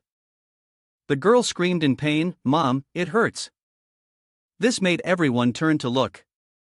Seeing this, the girl's mother quickly struck the dog to make it let go, shouting, let go right now." But it refused to release its grip, biting even harder and causing blood to spill. Unexpectedly, the dog's owner, just as savage as the dog itself, came out and slapped the girl's mother on the head, yelling, "Why did you hit my Kiki?" Thanks to that, the dog finally let go. Instead of worrying about the girl, the woman cared more for her dog, saying, "Kiki, don't be afraid, mommy's here." The mother, furious, turned to scold her, "You brought the dog out without a leash? My daughter has been bitten. You're being completely unreasonable." The woman screamed back, "So what if it bit her? Are you deaf? Didn't you hear your daughter scream first? If she didn't scream, would my dog have bitten her?" Saying this, she raised her foot and kicked the mother and daughter. A thunderous sound echoed, but Zheng Yang rushed out, glaring furiously before raising his hand to slap with all his might. She was sent flying several meters away, and the woman beside her, witnessing this, shouted in anger, "Who the hell are you? Looking for trouble? Do you know who I am?" Zheng Yang coldly replied, "Yes, that's right, I'm meddling. What's it to you?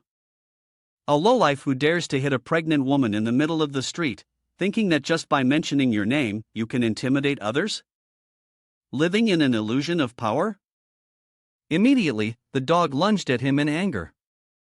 In the blink of an eye, its mouth snapped towards him, but he was faster, grabbing its neck and saying, "Although I'm not someone who hates dogs, I can't stand animals that bite people on sight. Once it opens its mouth to bite, it deserves to be killed on the spot, regardless of size." With a sharp snap, the dog fell silent. Yu Rong, witnessing the scene, couldn't utter a word. The mother and daughter stood frozen, while the two arrogant kids were so frightened they nearly wet themselves. Zheng Yang threw the dog's lifeless body to the ground, turned to look at the two women, and coldly said, "You two kneel and apologize to that mother and daughter, then take out 2 portions of money. I'll let you go. Otherwise, I'll make sure you know what it means to regret for the rest of your life." The girl in the orange shirt, upon hearing this, reached into her pocket and pulled out a coin, thinking to herself, "Even a fairy could forgive, but don't mess up the apology." He immediately snatched the coin from her hand and shouted, "Well, it seems you girls have already prepared to regret this for the rest of your lives, huh? Maybe that dog is sick. Hurry up and take the 2 of them for a vaccination." Yes, yes. After a while, they had taken the little girl away. At this point, he walked towards the 2 kids, speaking as he went, "Now it's time to get back to business. What are you doing? This matter has been resolved. What else do you want?" At that moment, someone ran up and shouted, "What's going on? What happened?" Bora anxiously ordered food delivery. "What's going on?" "Oh, when I hurriedly asked, 'Did you forget him? He's the big boss of our restaurant.'" Before anyone could say anything, the 2 others interrupted, shouting loudly, "Earlier, your big boss made me kneel and smash my head against the ground for someone else. I thought he was some great figure, but it turns out he's just the owner of a small restaurant. And now he wants us to promote him? If I don't ruin his reputation, I'll plant a banana tree and eat the fruit myself. Just wait, you've offended someone you shouldn't have, and I will definitely kill you. Bora sighed upon hearing that, unsure of what she was thinking. Tell me, what exactly happened? After listening to him finish, she angrily shouted. I'm so mad. I thought those two idols must have at least some fame in this area, which is why I invited them. If I had known they were such weirdos, I would have torn them apart right there. And you, why did you just let them go? Why didn't you call the police and expose them? He had already thought everything through and believed that exposing them now would just result in the platforms covering it up, followed by a media campaign to whitewash them. It wouldn't stir up any real controversy, so it wasn't interesting anymore. Hearing this, she threw a can of soda at him and yelled. All you ever do is play around. Then she sighed and asked. So what are we going to do now? We can't find any more internet celebrities. Are we going to start handing out flyers or something? He poked her and smiled, saying, That's so outdated. Besides, don't you know some famous idols? Famous idols? Who? You? Hearing that, he teased her. Is your brain full of water or something? Tanging is the queen of fashion in Santai City, a regular guest on the covers of fashion magazines. If we invite her here, she could crush those two internet celebrities instantly. If one person isn't enough, then we'll add my boss, Lin Suosien. There's no need to mention how well the GM training club and our restaurant match. And by the way, those two internet idols belong to the Kidu platform, which just so happens to be a fierce competitor to the duo platform of Chen Suoshang. Bora didn't expect that her connections were that extensive. If it's not working, I'll have Chen Suoshang send one of his stars or internet idols over to support you. Although there aren't any A-list stars, there are still a few B-list and C-list ones. She sighed in frustration and said, Alright, I've found the people, but let me think of how to promote this. He observed her quietly, thinking to himself that this silly girl, who was opening a business for the first time, lacked a lot of experience, but if given some support, she'd surely figure it out. While she was placing two watermelons on the table, she mumbled, with such a small issue, I've been thinking for so long and still haven't figured out a solution. I must be such a fool. Hearing this, he said, seriously, just have some confidence. You can drop the word like. No sooner had he finished speaking than that kid punched him straight in the face. He was playing with fire. A few days later, the restaurant dedicated to weight loss had opened, and everyone who dined there couldn't stop praising it. The food at this restaurant is incredible. Not only is it delicious, but it's also low in fat and calories. I could eat this kind of food forever. Bora, seeing the customers pouring in like this, happily thought to herself, today is the restaurant's grand opening, surely those two online idols will come, right? The guy who handles the live stream told me not to worry about anything. Does he really have a solution for this? Just as she thought that, the two kids arrived. One of them spoke up, Hey loves, we're here at this restaurant now. The decoration here is pretty vibrant, and the space is really nice. We're just not sure about the food yet, so let's try it out together. The table was filled with beautifully plated dishes. The aromas were delightful, it seemed like they were using essential oils. Another girl took a bite and said, Let's taste it now. But as soon as they put the food in their mouths, the kids started performing. One of them spoke up, There's definitely essential oil in this. Even though it looks beautiful, I'm too familiar with this scent. It smells like roasted duck from a street vendor, so greasy and oily. The other girl, hearing this, joined in, There's no way it's that bad. Let me try it. Sure enough, she was right, it really does have essential oil in it. Even this dish has it. And this one too. Upon hearing this, everyone began to waver and quickly started posting online.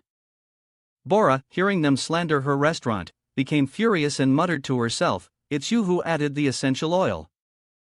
Your whole family added essential oil. All of my ingredients are fresh, there's no need to mess around with them like your face. A while later, she was done preparing. As soon as she began eating, she pulled out a piece of hair that looked very curly. Horrified, she screamed. There's even a hair in the food. This is just too much. I couldn't pretend anymore. I was going to refund the entire booking fee to the restaurant owner. But before I could finish, that kid started shaking and clutching his stomach, acting. Unexpectedly, a moment later, she fainted. Seeing this, the other girl pretended to panic and shouted, Yang, what's wrong? My stomach hurts so much. Everyone witnessing this started to worry, each one thinking they were the next. She began to believe that the food must have been the cause. Bora couldn't fight back in this situation. The next morning, someone had pushed this story onto the media. At the headquarters of Kidu Video, a man quickly complimented. Well done, I didn't expect you girls to even find a doctor to forge a food poisoning medical record for you. In the past few days, major websites have been flooded with our posts. Right now, the popularity of our platform is skyrocketing. Next, I'll arrange for lawyers to contact the two of you. Get ready with your evidence. If we win this battle triumphantly, your fan base might even reach 1 million. He was Ma Ge, the director. The two kids were overjoyed upon hearing this and shouted, Thank you, Director Ma, we'll do our best. Originally, the intent was simply to tarnish the reputation of that restaurant, but the outcome turned out to be even more effective than expected. It truly hit two birds with one stone. At this moment, the director, smoking a cigarette, thought to himself, the benefits this idol has gained are not the main point for now, but suing not only increases the hype of this incident to a whole new level, but also shows the platform's support and care for content creators. And if this opportunity is presented to me on a silver platter, it would be a waste to pass it up. The next day, reporters flooded Zheng Yang's restaurant. Mr. Su, do you have anything to say about this? The other owner of the restaurant still hadn't made an appearance. Could it be due to a guilty conscience? Right now, Yang and Rozo are about to sue their own restaurant. How do you plan to handle this? Before he could say anything, he was interrupted. Look, Yang and Rozo are here. The kid arrived and immediately accused him. Mr. Su, right? Do you have anything else to say now? Weren't you so arrogant before? Are you not arrogant anymore? As scripted, a lawyer stepped forward and said, Mr. Su, my client has already filed a lawsuit against you. This is the court summons. Don't worry, I will definitely bring the lawyer on time. You don't need to hire a lawyer, after all, there's no chance of winning. Just wait for your downfall. You've prepared so long for this, how could I disappoint your good intentions? I will definitely find the best lawyer to sue you to the end. Seeing his calmness made both of them feel a sense of fear. How could he remain so calm? Could it be that he already has some kind of evidence? At this moment, the kid yelled angrily, Are you planning to sue us? On what basis? If anyone's suing here, it's us. Damn you, foolish nearsighted monk, you better watch out or you won't even know how you died. My advice to you is to not bother hiring a lawyer, at least you'll save some money, otherwise, be careful, you might not even be able to afford a coffin. Before the two of them left, he lightly reminded them, in the end, who is it that doesn't even know how to take care of themselves? Don't ask me. At that moment, people started commenting loudly, I can't believe he can stay so calm. The restaurant is truly immoral and unlawful. While everyone was discussing and criticizing, an anonymous account entered the conversation. The account posted the restaurant's previous CCTV footage. It showed the woman physically assaulting the mother and defending her dog, and then Zheng Yang taking action, acting heroically to restore justice. People began to discuss, what's going on here? Is the person trying to hit the pregnant woman Rozo? It looks like the restaurant owner stepped in to stop Rozo. So, does this mean they had a conflict before? Rozo is seeking revenge, someone tell them to use their brains. The video has no sound, and it's definitely been edited. What's going on here? Same question, what happened in this situation? A few minutes later, that anonymous account posted another video with a caption, Don't rush, take it slow, there's more to come. Everyone clicked on the video. In the video, the girl was laughing loudly and said, "I did a great job pretending to have food poisoning, didn't I?" This time, all the blame is going to fall on that restaurant, they're done for. My uncle is the head of the gastroenterology department at the hospital, he'll make fake documents and post them on the platform. But they won't be able to take me down easily, all I have to do is post this information online and those ignorant netizens won't be able to tell what's real or fake. They'll just blindly bash that restaurant like fools, until they crush it. The antis began speaking out. Who said this video was edited? Step forward, your master is calling you stupid right now, why not step up and claim your reward? The anonymous account posted another video. In this one, the two idols were talking to the guy, the platform will pay for the lawyer. The compensation when suing them doesn't matter, what's important is the platform's attitude. Once that happens, your popularity will skyrocket and you'll gain a lot more fans. People began to comment in astonishment. OMG, what kind of person is this? And that platform too, clearly trying to sacrifice others for their own gain, right? Letting a dog bite someone, and even planning to kick a pregnant woman. This trash should be beaten to death. Why didn't Mr. Su bring a knife? One slash would have been enough to vent his anger. How can someone who acts so unethically dare to slander someone else's restaurant? What kind of karma did their ancestors create to have offspring like this? One person even resembles their ancestors, why didn't I just take their parents and throw them away back then? At this moment, Zhang Yang sat, blaming the comments of the people on the Suoshang video platform. He then walked up to report, "Su brother, the previous 3 videos have caused a huge stir. Should we continue posting the upcoming videos? Maintain the frequency of posting 2 videos a day. But here's the deal, the original videos must be pinned on your platform, and strictly no leaking them outside. I not only want to increase your app downloads, but I also want the competition to have 0 views. Of course, with these videos, our app downloads increased 17 times overnight. But we haven't blurred the images of the other side. What if they turn around and sue us for privacy infringement? What should we do then?" He heard this and sneered, saying, "If it's an invasion of privacy, then just compensate. Whether it's 1 coin or 5 coins, I can do it. I want to expose them thoroughly, what's wrong with paying them a little compensation?" While the main character was enjoying himself, the other man angrily shouted, "Damn it, in just one day, we've lost nearly 10 million users, and the company's stock is still plummeting. What on earth is the PR department doing? Hasn't the public opinion been pacified after all this time?" At this moment, someone called to report, "Sir, the management has a huge grudge against you. What should we do now? What else can we do? We need to stabilize the situation first, and then we'll figure it out." Outside, someone hurriedly approached to greet the young master Ma. "I am here on behalf of my client, Ms. Sung Bora, to deliver a summons from the Supreme Court. Your platform is suspected of being involved in defaming my client." He was stunned upon hearing this. "Right now, Bora has filed a lawsuit against your company. You are required to appear in court at the specified time as stated in the summons." He quickly tried to explain, "Wait, I've been tricked.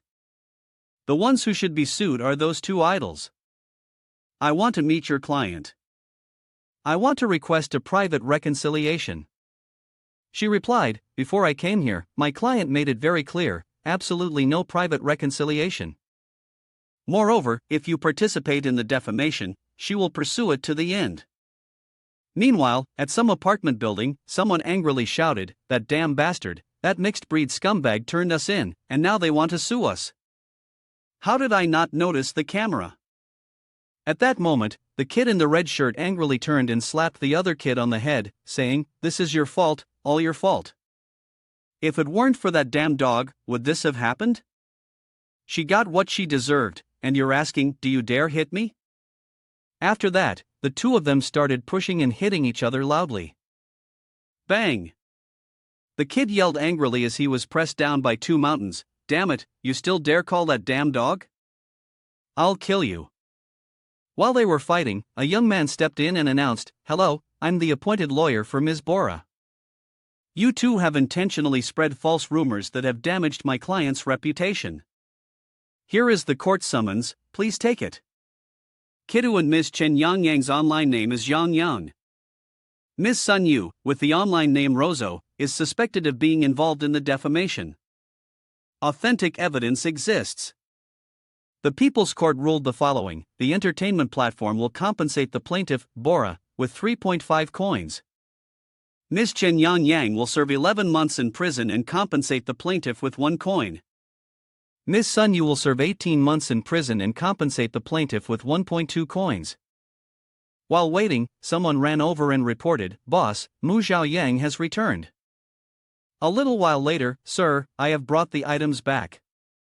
Seeing this, he cheerfully said, "Kid, you did a great job this time. Take a rest for a while, but put in more effort. In the next 2 days, you need to get the items on the list and make sure the mission is completed." He opened his laptop to check and silently praised, "Well done, as long as we have this, the issue with the distant Jihao will no longer be a problem." A short time later, at the car office, Jihao spoke, "Su brother, this is the explanation I just gave.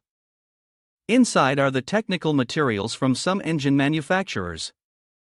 Arrange for the technical staff to quickly study and create the latest engine. Earlier, when I asked you to find a reliable technician, have you found one yet?" Jihao smiled, pointed at himself, and said, "Here I am." "You find it hard to believe? Can I do it?" "Su brother, don't underestimate me. As for technology, all the kids in the company were taught by me. If you want me to find someone you can trust, aside from myself, I can't think of anyone else. Of course, I don't underestimate you."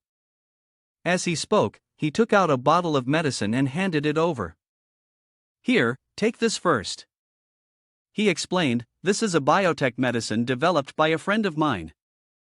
It can enhance one's understanding of technology and machinery. Specifically, just take it, and you'll understand." Jihao opened it, looking and thinking at the same time. Although Su brother had a mysterious background, it wasn't to the extent of setting them up.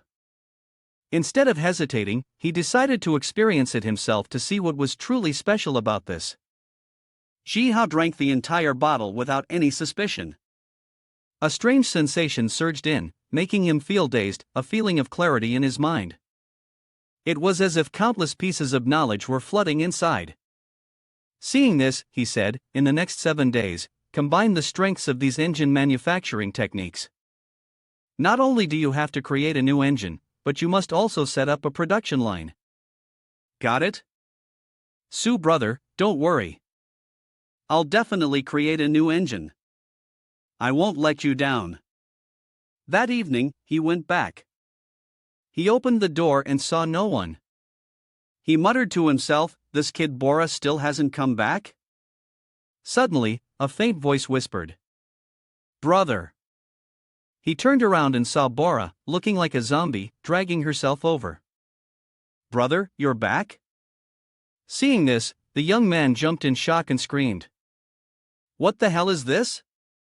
She grabbed his leg and said, "Food, cook me some food, I'm starving to death." 30 minutes later, the food was all gone. He was massaging Bora's shoulders, squeezing them as he spoke. "Do you really have to go this far?" It couldn't be helped. In the past, because of those 2 trashy internet idols, the restaurant had gradually become popular.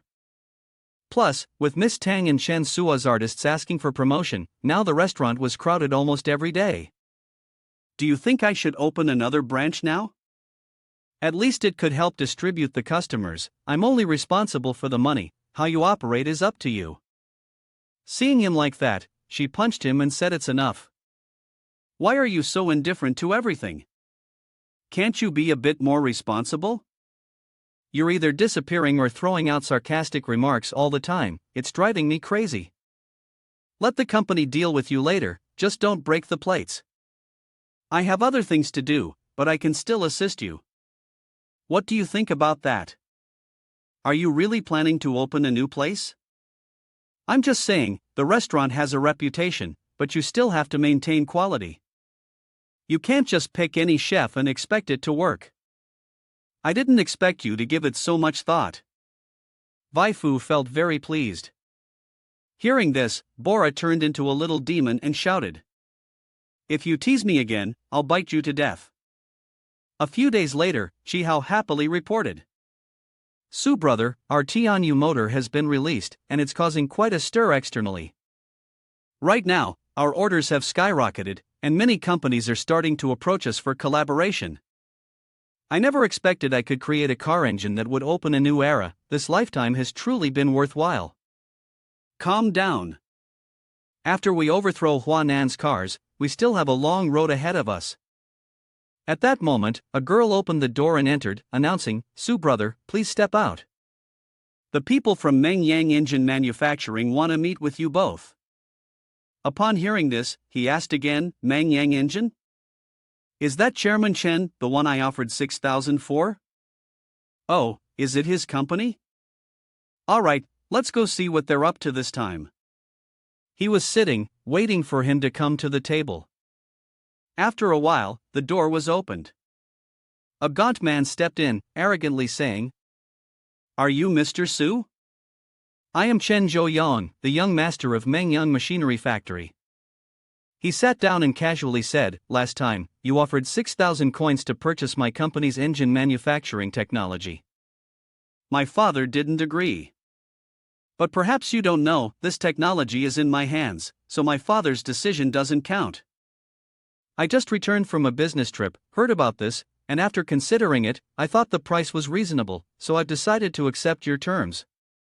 Upon hearing this, he grew somewhat serious and asked, "Terms? Terms? Isn't it that Mr. Chen was too busy to come himself, so he sent his son to test if we could negotiate a partnership? And then, he put on this attitude, acting like whether or not it's needed is up to you. Trying to deceive me?" Seeing him like this, the man enjoyed it even more and pushed further. "Of course, the condition is the 6,000 coins to buy our technology. Anyway, your price is quite reasonable. If it weren't for the long-standing cooperation between us, do you really think you could just buy our technology like that? You should know that we manufacture pickup trucks and SUVs. Our engine technology in this field is second to none." Hearing that, he yawned repeatedly, didn't he? "You're the best." He still thought he had the upper hand and believed that, at the moment, you guys were just dealing with the pressure from Huanan's cars. "I'm willing to lend a hand. By the way, you owe us a big favor." Hearing this guy's irritating words, Zhang Yang sneered and said, "Oh, really? Mr. Chen's favor is too big for me to repay. So go ahead and take the technology, just let us fend for ourselves." This remark was like a knife straight into his financial path. Annoyed, he stood up and asked, "Before, you said you'd buy it, now I come and you're saying you won't? What's going on here? Are you messing with me?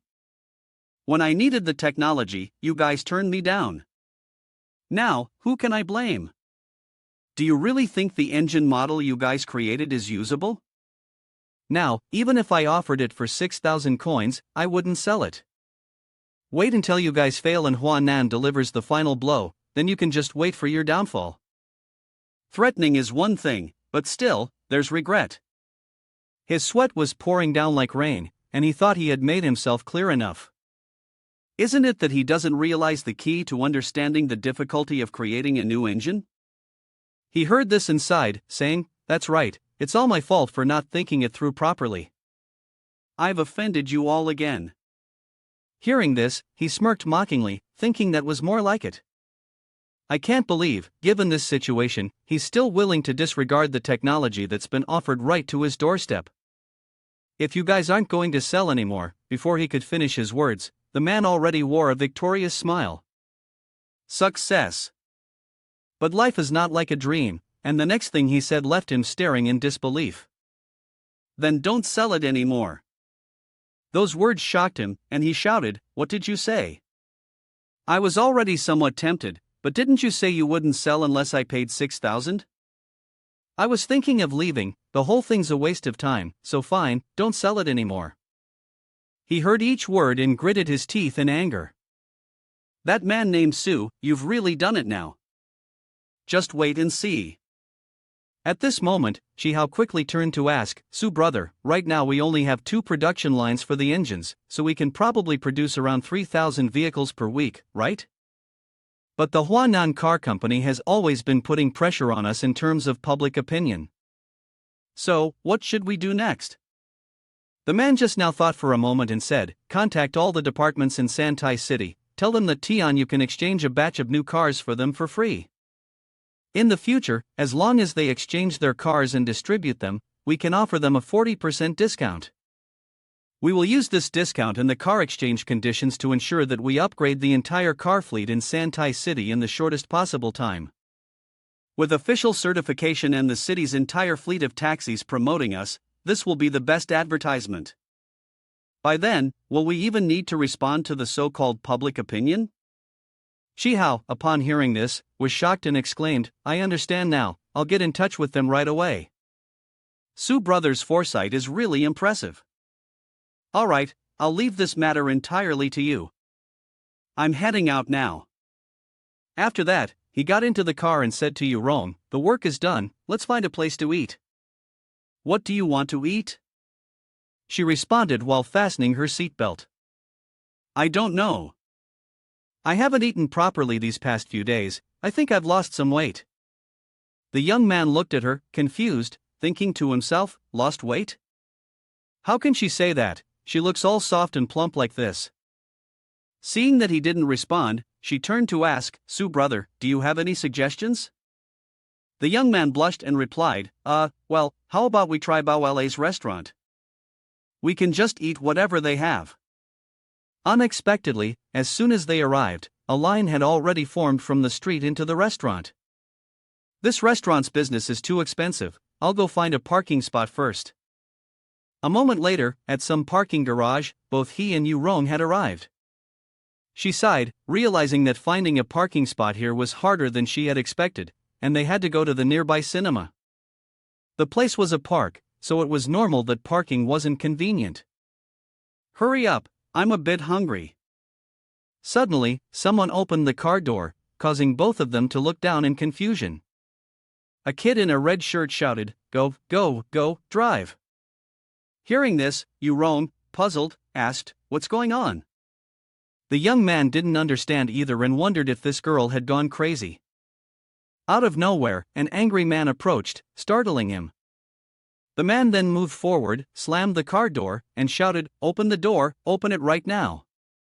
Have you caused enough trouble? Come out here. Get out. I don't want to see you. Seeing this, he turned to remind her, I told you, couples who love each other argue like this, but could you not disturb us? What kind of person is this? We're just having a meal, and here comes someone looking for trouble. Out of nowhere, she starts yelling at Zheng Yang and even giving him orders. Are you deaf? I said drive. Seeing that she was going too far, he didn't respond but instead signaled to Yurong. She understood and immediately turned the key to unlock the car. He saw this and got out of the car as well. Seeing him get out, the man was startled. Then, he walked around to open the back door of the car, shouting loudly, Get out. She's loud and annoying, I'll say it again, drive for me. Meanwhile, in his mind, he sneered and thought, Humph, what a big shot, seeing Wu Shifan like that, isn't he immediately scared and giving up right there? Unexpectedly, the young man grabbed her by the head, pulled her out, and angrily yelled, Damn it, I told you to get out, didn't you hear me? After shouting, he threw her aside, causing 2 mountains to crash to the ground with a tremor of 6 degrees. Then he locked the car door and said to Zhang Yang, Let's go. This action of Tan made her unable to believe what was happening. Had he gone crazy? She had asked him for help, and yet he didn't react at all? A beauty like her, and he wasn't moved? Could it be that he thought she could insult a goddess like that? But as soon as these words were spoken, they were immediately met with a cold splash of water. The moment that kid laid eyes on Yurong's beauty, he couldn't help but feel 10 times more envious. This was what could truly be called a goddess, with beauty that could shake the rivers and the mountains, while that little girl in the red dress was nothing but a drop in the ocean. Even that person, who was smiling brightly, said, "Goddess, that kid just got struck with a painful blow and is angrily shouting." Then, turning around, she waved her hand, pushing the other person away. After that, she rushed towards him, hitting and cursing at him. Damn it, there's not a single good man. Meanwhile, in her heart, she thought, I can't let him get away. If not, the task young Lady Zhao gave me will be impossible to complete. Today, I must make a scene. You bastard. Yesterday, you were gentle with me, and now, in the blink of an eye, you've turned on me. Hearing this, the guy gritted his teeth and yelled, "What did you just say? You were the one who hit me first, do you have no conscience? Go ahead, hit me again. Today, I'll fight you to the death." While he was playing his part with that guy, the young man swung his hand and slapped her across the face, sneering, "You filthy woman, you have no shame, and yet you still bring up such disgusting things." This scene left Euron completely confused, with no idea what was going on. Even the guy who was acting didn't understand what was happening. It seemed like this wasn't part of the script, and from a distance, two people could be seen standing and watching. Seeing this, the kid seemed to take great pleasure in it. After he had finished hitting her, he immediately thought, is there something wrong with her mind? Did she think I wouldn't notice that this awkward scene was meant to make me and that foolish rich second-generation guy clash? Isn't it better to just admit being crazy than to frame me? Not cooperating with her even a little would be disrespectful to her acting skills. At this point, the young man playing his role stepped forward, grabbed her by the neck, and shouted, "Last night, I told you to serve us well.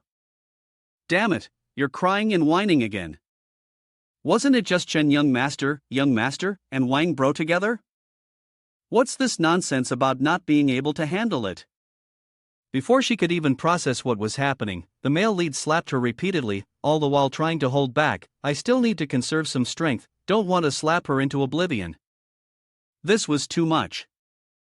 The girl was slapped to the point where blood splattered everywhere, yet she couldn't understand why this person was behaving so irrationally.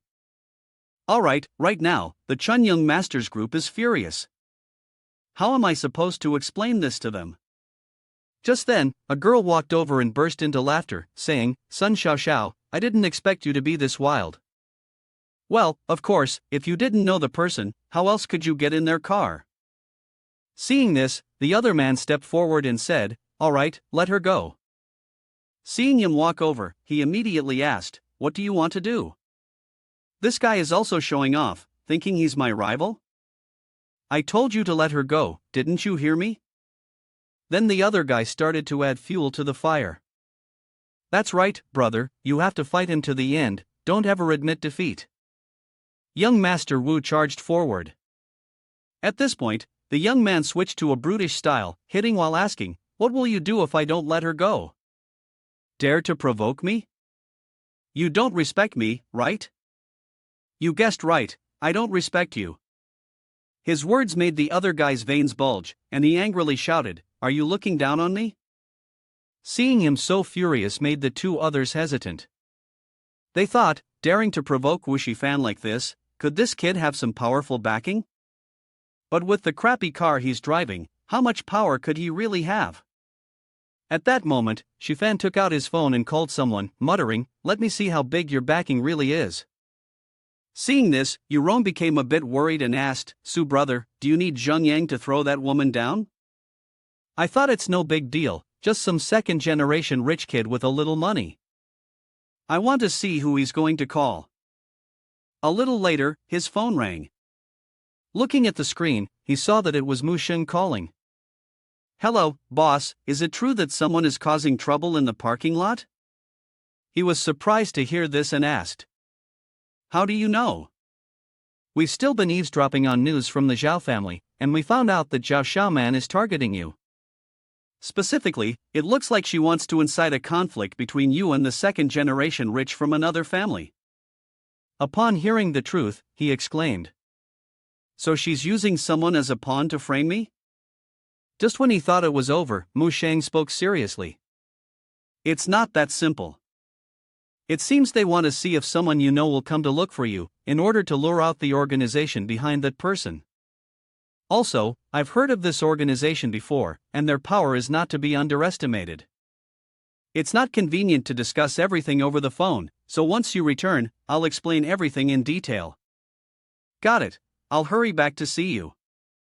But send me the information about these troublemakers first. This Xiao man really knows how to play her cards. If I hadn't recruited the Mu Shang group yet, we would have fallen into her trap for sure. And I didn't expect that she would know I was here at this exact moment and even arranged for people to lie in ambush beforehand. Clearly, a lot of effort went into this plan. No matter what, I've already made enemies with these two people now. Xiao Man's move has been successful. At this moment, the other guy sneered and called out to him, "Hey you, young Master Wu has already called for you. If I were you, I'd take the opportunity to deal with him and recoup my losses." Hearing this, he also curled his lips and repeated, "What did you say?" He called someone.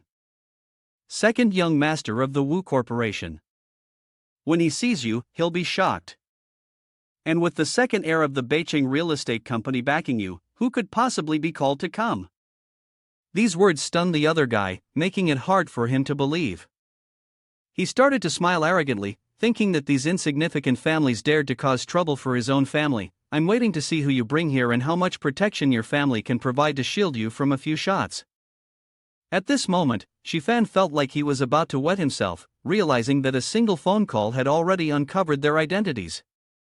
The capabilities of this person might not be simple. Even the other guy started to worry, thinking, he doesn't look like he's bluffing. If we really provoke someone we shouldn't, we could be in deep trouble. They couldn't stay here any longer. At least until they figured out his background, they definitely shouldn't act recklessly. But the other guy just snorted coldly, thinking, "I'll let you off today. Just wait and see." The kid, seeing his plan fall apart like that, felt utterly powerless. When he saw her wake up, he glanced over and shouted loudly, "Go away and let the water stay clear." The kid, in disbelief, thought, "What's going on? Didn't Zhao young lady say he was just an incompetent fool? Is young Master Wu really so afraid of him? I've already offended him." Well, it seems so. Now everything seems to have calmed down. At this point, Yurong called out to him, "Su brother, are we still going for a meal?" Zheng Yang, deep in thought, replied, "No, I'm not eating anymore. Let's go back to the reconnaissance team. Mu Shang, have you figured anything out?" "Boss, listen to this recording first, then we can talk about the main issue." After listening, he began to suspect that the Zhao family thought he was somehow connected to Hu Junjian. "Do you know anything about this organization?" "Boss, this is the specific information we gathered about Hu Junjian. These materials are only circulated in the black market, and even Zhao Xiaomang doesn't have them. Please take a look." As we know, Hu Junjian is a mysterious underworld organization originating from the Ming and Qing dynasties, with many masters among its ranks, some of whom possess extraordinary martial arts skills. Hearing this, he remembered the person from that day. I had chased after a mysterious figure near Santai Street. After being shaken off, I went to the hotel to demand the security camera footage, and the boss rightly guessed that this hotel was also a property of the Zhao family. At that moment, he was inserting a USB drive while thinking, this means Zhao Xiaomang must have seen that video and suspected that my mother was involved with Hu Junjian. She dared to investigate. Does that mean she plans to deal with Hu Junjian and is therefore trying to lure him out? Hu Junjian, previously known as Hu Guijian, was almost founded at the same time as the Heaven and Earth Society, but it stood in complete opposition to them. Within it, there were many experts, and its network of employees was vast, spanning many fields, making it hard to determine if it was under the influence of any officials. With so many masters gathered in one place, the power of Hu Junjian was truly terrifying. However, the others were merely supporting players. The real strength of this organization lay in its martial prowess. In recent years, they had thwarted several attempts by enemy nations to infiltrate, and now they had become a thorn in the side of many powerful forces, both domestic and international. After such a long investigation, the Mu Sheng Society must have discovered the secret about my mother, but they didn't accuse anyone or question anyone directly. Some matters are better clarified sooner rather than later.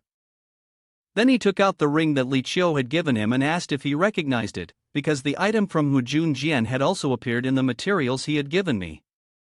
The owner of this ring is named Lu Huilan, my mother. These words made Mu Shang also astonished. I will definitely do my best to investigate this matter. At this moment, Yurong deduced and reported to him. Su brother, Zhao family must want to investigate the relationship between you and Hu Junjian, then sell the information to other forces. What should we do? As long as they can't find any evidence, you should be safe for now. If they leak the information, then Zhao family will no longer need to exist. Zhao Xiaoman wants to sell this information for profit, but she should first check if she even has a life to spend it. Just as things were getting tense, Yurong's phone rang. Who is it? Calling me at this time? As soon as he picked up, the voice on the other end began to cry and complain. Who? What to do? I've been tricked. She angrily asked, what did you do now? Are you looking for trouble? No, I didn't, but I've lost more than 300. Both of them thought at the same time, we were talking about something important, could you please take this seriously? Without hesitation, Yurong turned into a lion and roared, more than 300? Ugh, where did you get that money from? What exactly did you do? It's the money I gave you for New Year's and your pocket money. It's hard to explain over the phone. Hurry up and come save me. Seeing her so angry that it seemed like she could burst into flames, the young man instinctively took a step back. He didn't expect LM's little sister, who was usually so fragile, to suddenly be this fierce. Women are typically gentle, so how could she be so tough? As the saying goes, the old wisdom is never wrong. When she saw him, Yurong immediately changed her tone by 180 degrees, smiling as she said, "Oh, Su brother. My nephew can be a bit stubborn sometimes.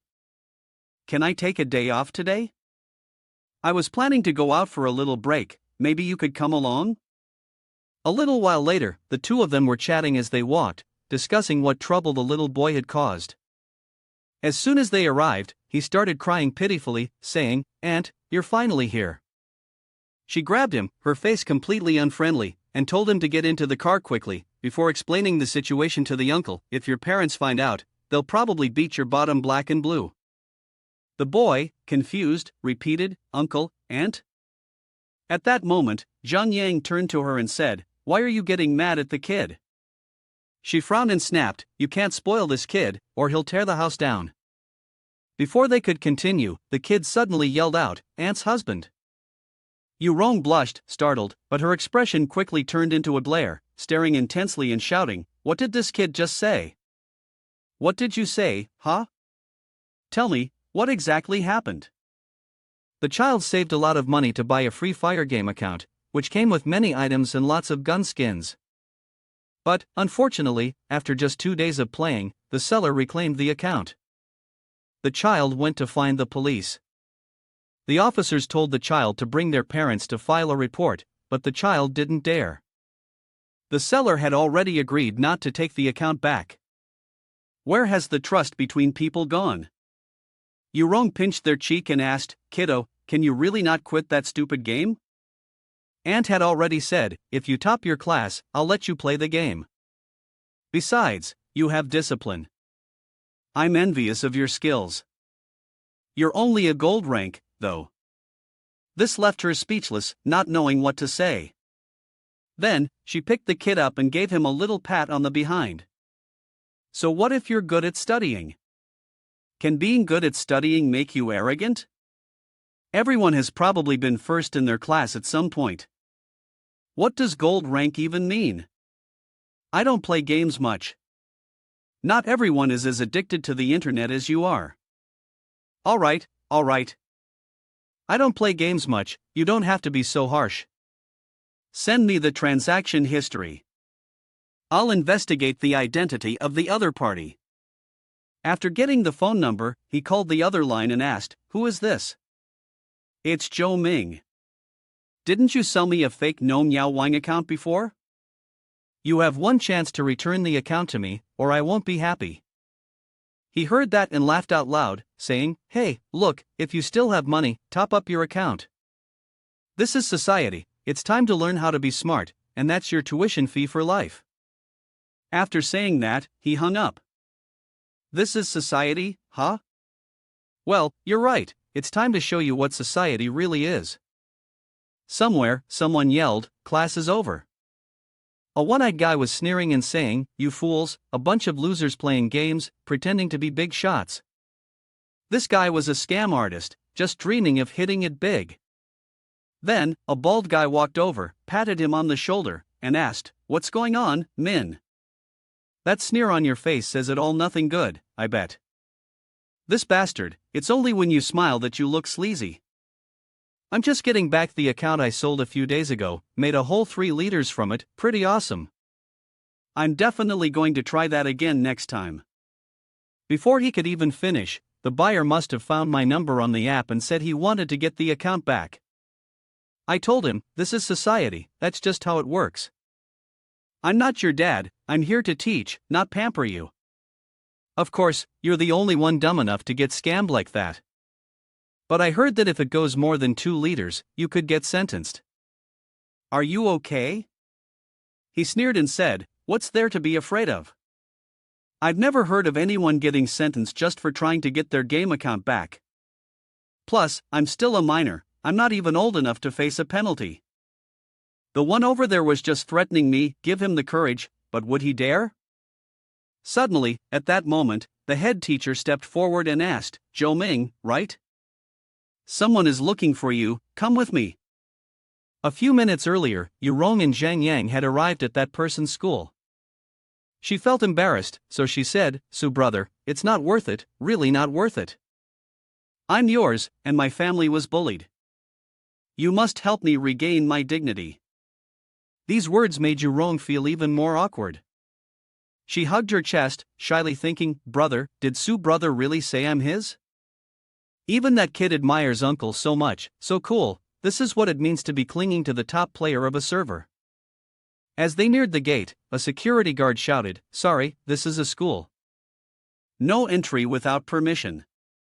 He took out some kind of card, thinking I needed to enter to discuss business with the school leadership. Upon hearing this, the security guard greeted him warmly. He stepped inside, took out a 1-coin bill, and handed it to a teacher who bent down and invited him in. Next, some head teacher appeared. He saw the 3 1-coin bills and bowed, addressing the young man as leader, "Please follow me for instructions." Meanwhile, somewhere inside the school, Zhou Ming sat trembling, thinking to himself, "What's going on? Could that man be the one I tricked into giving me his account? Could he really be the one I tricked into giving me his account? No way, he really chased me all the way to school?" It seems that the class advisor still treated him like a servant. At this point, the advisor spoke up and asked, "Mr. Su, I'd like to ask a little something. Did Zhou Ming make any mistakes?" "Well, this issue. It's neither big nor small. My nephew, Xiao, bought a game account from Ming Zhou, and after just 2 days, he wanted the account back. I originally planned to settle things smoothly and told him that if he returned the account, I would let it go. But Zhou Ming told me that I deserved to be scammed. If he got the account back, that was his skill." At this point, he was sweating profusely. Upon hearing this, the teacher firmly said, "Fraud, this is fraud. Our school will definitely handle this strictly. If you want to call the police, we will fully cooperate, though it's not worth reporting to the police. But I hope that Zhou Ming and Chang Ming can fulfill these 3 conditions. First, return the account. Second, inform their parents and tell them everything frankly, without any bias. Third, make a public declaration to the whole school, so everyone knows that he is a fraud." These 3 conditions were like handing someone a pair of pants to wear on their head forever. He cried out in desperation, Uncle, I was wrong. I'll return the account to you. Can I get my money back? If the whole school finds out, I won't be able to stay at school anymore." The head teacher also advised him, "Mr. Su, this time your nephew hasn't suffered too much loss, and besides, he already knows his mistake. How about not informing the whole school? After all, he's still a minor, and doing so might leave a psychological scar on him. Hearing this, Su stopped his harsh shouting and asked, "A psychological scar?" Upon hearing this, the head teacher was startled, not expecting the leader to be so angry. "I want him to have a psychological scar, so what? Aren't you proud of yourself? If I hadn't found you today, would you still think you're so great? Now let me tell you, you can try to reclaim your account, and we'll see if I can make you rot in jail." The man turned pale with fear, unable to squeeze out a drop of blood, and began wailing, "I won't dare anymore, I won't dare. Please, don't send me to prison, I don't want to go to jail. Please, I beg you, don't send me there." After handling this situation, the three of them returned. Yu Rong spoke up, "Su brother, do you think you went too far? Whether it's too serious or not depends on the matter and the person. Besides, I had already spoken to the head teacher beforehand. I was just scaring that kid. Well, as for how you taught him, she knows best in her heart." At this moment, the little one anxiously asked, "Aunt, is Uncle very scary? Does he eat children?" It was nonsense, but if you keep talking like that, be careful or I'll tell your parents about today. But still, Uncle is Uncle. To ease the tension, he spoke up, "All right, everything's been sorted out. Would you like to go get something to eat? I want hot pot. Are you being cheeky again? Uncle, help me." Just the three of us, and it was already as noisy as a marketplace. A little while later, at the food market, there was a dark-skinned woman holding a sick child. At that moment, he also walked by and saw her. A wave of sympathy overwhelmed him. He took 100 coins from his pocket and stepped forward, handing them to the woman. Holding the 100 coins in her hand, the woman was at a loss for words. Inside the restaurant, he spoke up, "You two check the menu, order whatever you want." "Uncle, long live. I want to eat so many things, I was too scared to eat earlier." A little later, while they were eating, someone quietly walked up. It turned out to be the woman from before, who stared at him without saying a word. Seeing her, the young man was startled. "Is something wrong?" The girl handed back 100 coins to him and said, "I don't need the money, I just want to find any job." She thought that since I had money, I could arrange a job for her. In fact, she could have simply found a random restaurant, worked part-time as a cleaner, and earned money, right? But cleaning tables can't feed a child, and I have no way to help. "Please, I'll do anything." Upon hearing this, he snapped his fingers to call the waiter, thinking, "I can't help you too. Go look for someone else." Watching the mother and child being turned away, he thought to himself, "I'm not a philanthropist, I can't do things like this." That's not something I agreed to. Ziyang had run off to find a job, stubborn as ever. If this woman had no hidden agenda, it would be impossible. But her methods were too obvious, and the competitors weren't stupid enough to come up with such a clumsy trick. A moment later, a man who was picking his nose said, "I told you, the food here isn't bad. I already took a spot, come on over." While talking on the phone, he called for the waiter, "Bring the menu over here." At that moment, Yu Rong, who was eating, felt the chair of the man behind her fall back, hitting her own. Annoyed, she turned and asked, "What are you doing? Why are you bumping into other people for no reason?" He didn't apologize, instead, he winked and flirted. "And you're still a beauty, huh? Just leaning back against the chair for a bit and you can't handle it already? Or maybe you want to get into bed with me tonight. If I touch you, I guarantee you won't be able to get out of bed tomorrow morning." These words made her extremely angry. Damn it, he's such a scoundrel. At that moment, someone approached, forcing him to turn and take a look. It turned out to be the mother and child, both kneeling, begging for his help. "What are you doing here again? What exactly do you want?" "I can't afford to feed my child. He's sick, and it's costing a lot of money, so I have no choice but to beg." Hearing this, he thought to himself, "Well, let me see what you're capable of first. If you're useful, I might give you a meal." Seeing he had given her a chance, she stood up quickly, grabbed a plate of food, and walked toward the bald man. He saw this and, picking his nose, asked, "What's this? You wanna spend the night with me too?" She didn't answer but decisively swung the plate straight at his bald head. Not satisfied with just that, she grabbed his hair and dunked his head into the pot of spicy Thai hot pot, pressing it deep into the broth. This scene sent a chill down Yurong's spine. The group of guests immediately took out their phones to livestream. As for him, he started shouting in distress. Let go of me." Seeing how resolute she was, he felt somewhat satisfied. Although Mu Sheng's group was skilled at gathering information, they lacked the ruthlessness required for direct combat. This woman was ruthless enough, making her very suitable for building a combat team. Just then, the system appeared. Upon seeing this, he grew suspicious. Why is this damn system popping up now? Is it trying to stir up trouble? After checking, he saw, the benefactor wishes to establish a self-defense organization. The system's second branch store has opened. The pharmacy of the second store has opened. The pharmacy now specializes in translation spells. The pharmacy now specializes in cold weapons and hand-to-hand combat skills. The pharmacy now specializes in firearms and explosives. The pharmacy currently specializes in various types of poison. Once this thought crossed his mind, the system immediately unlocked new medicines. It was lucky that he hadn't directly turned down that woman, otherwise, he would have suffered a huge loss. Feeling pleased, Yurong quickly asked, "Mr. Su, should we pull that woman back in?" "Oh, right. If not, someone could lose their life." He was about to make a raw blood pudding when he stopped him. "All right, enough. What's your name?" She hesitated, stammering, "I am Lulu Kylie."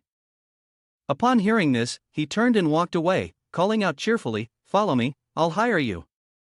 Thil was overjoyed, lowered her head, and thanked him, "Thank you, thank you." He then told Yurong, "Take the child and leave first. On the way, contact Haicheng Hotel and book a double room for the mother and child, and also a doctor." "I understand." And so, they left. In the car, he asked, "There are many people on the road who look wealthy, surely I'm not the only one. Why did you choose us in the dark, right?" The answer was quite surreal. However, Zhang Yang thought to himself that it was indeed like that. Unknowingly, he had been infiltrated by the system. After that, his career grew bigger and bigger, and then he met this mother and child. Along the way, it was probably something even novels wouldn't dare to write. A while later, at the Haicheng Grand Hotel, Suoshan walked up with a file, handing it to him for review. "Mr. Su, I have investigated that woman. She used to be a prostitute at a karaoke bar.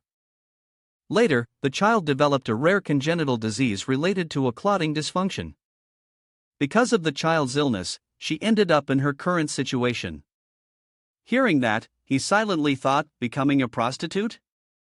That means the father of that child is someone we can't clearly trace. However, as long as we can treat this disease, then it's not a difficult issue for me. He contacted the doctor, arranged treatment for the child, and told them to bill him, but they must ensure the well-being of the mother and child. "Mr. Su, don't worry. I will definitely do my best."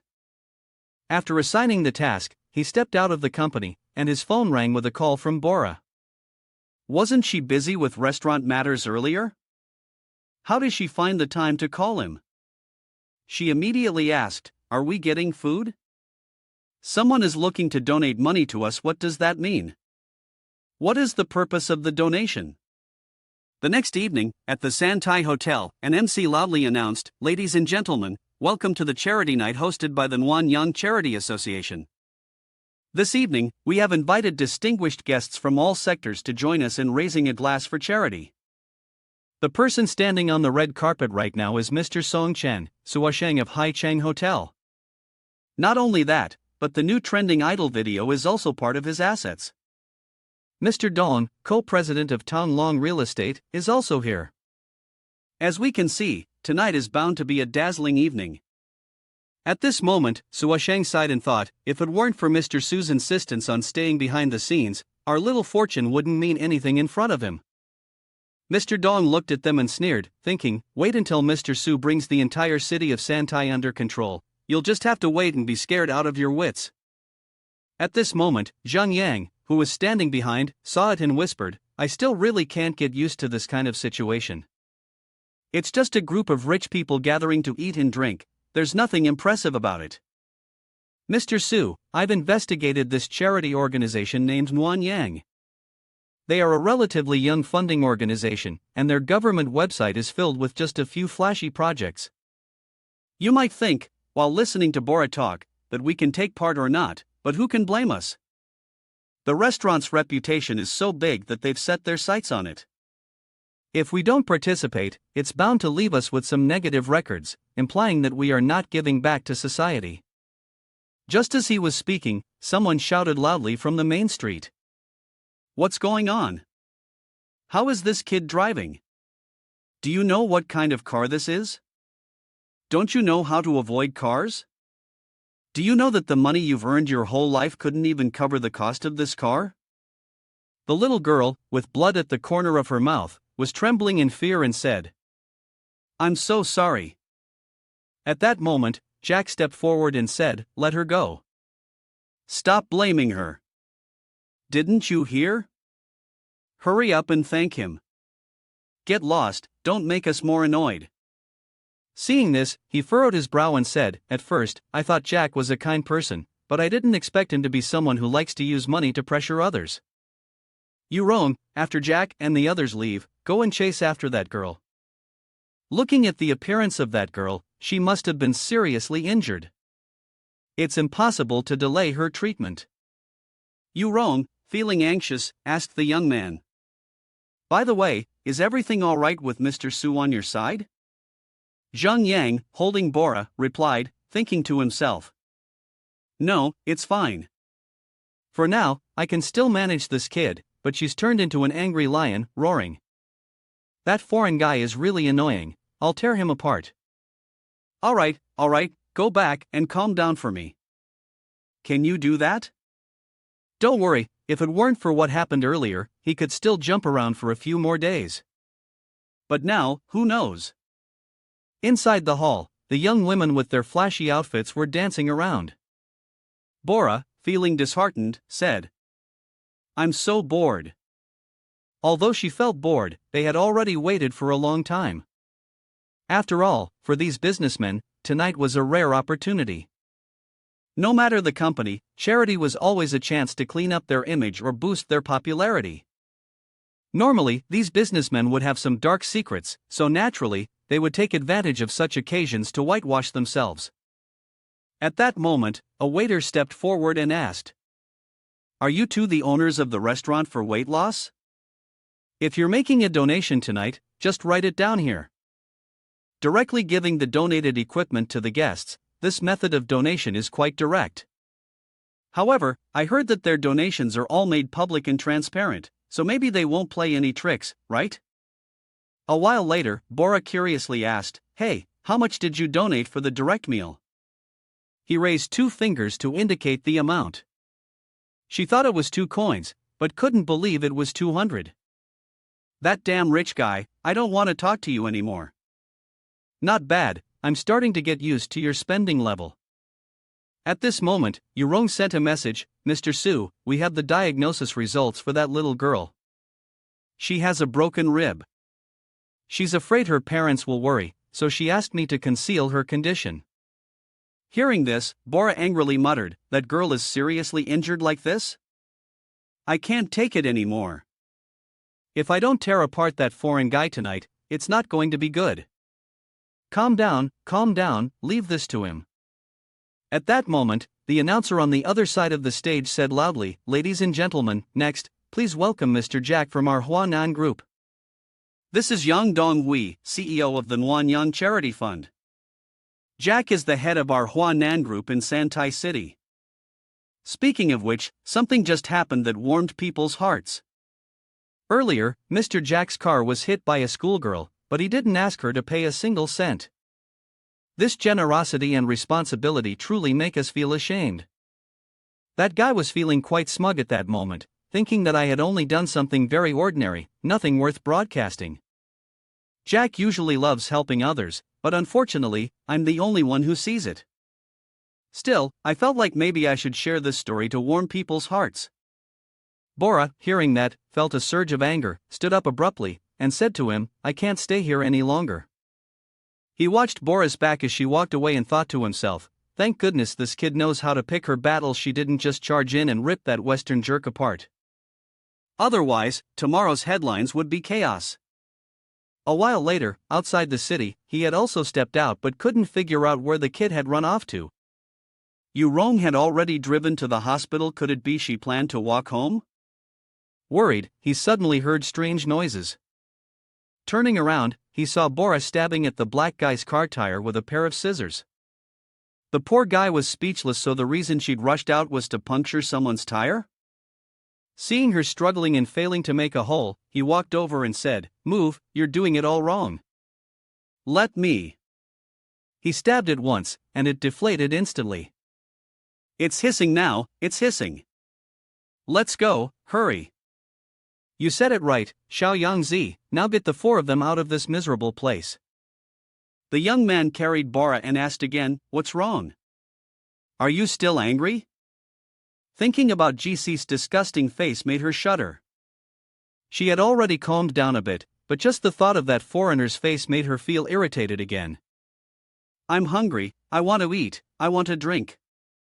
Xiao Yangzi, take me home and drink with me." Hearing this, the young man thought to himself with delight, "Drink with her?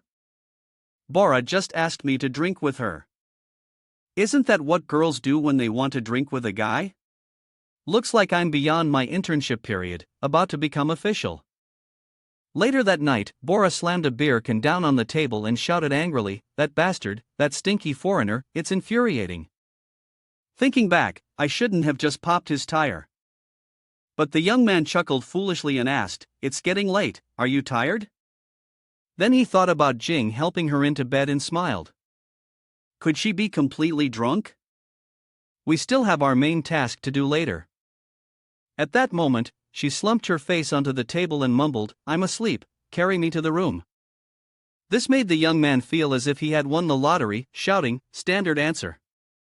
A while later, he had already carried her into the room. Lying in his arms, he silently thought, looking at Baola, she's about to fall into a deep sleep. Don't tell me this is where it ends tonight. Damn it, if I had known, I would have let her drink less. At that moment, Bora suddenly reached out to caress his cheek, and then they were both about to kiss. He was secretly overjoyed. Could this be the breakthrough? Could it be that tonight, finally, we might? But life is never as simple as it seems. A wave of nausea suddenly overwhelmed her, the result of drinking too much. So, instead of savoring a sweet moment, he ended up getting slapped across the face. I knew this would happen. I feel so nauseous.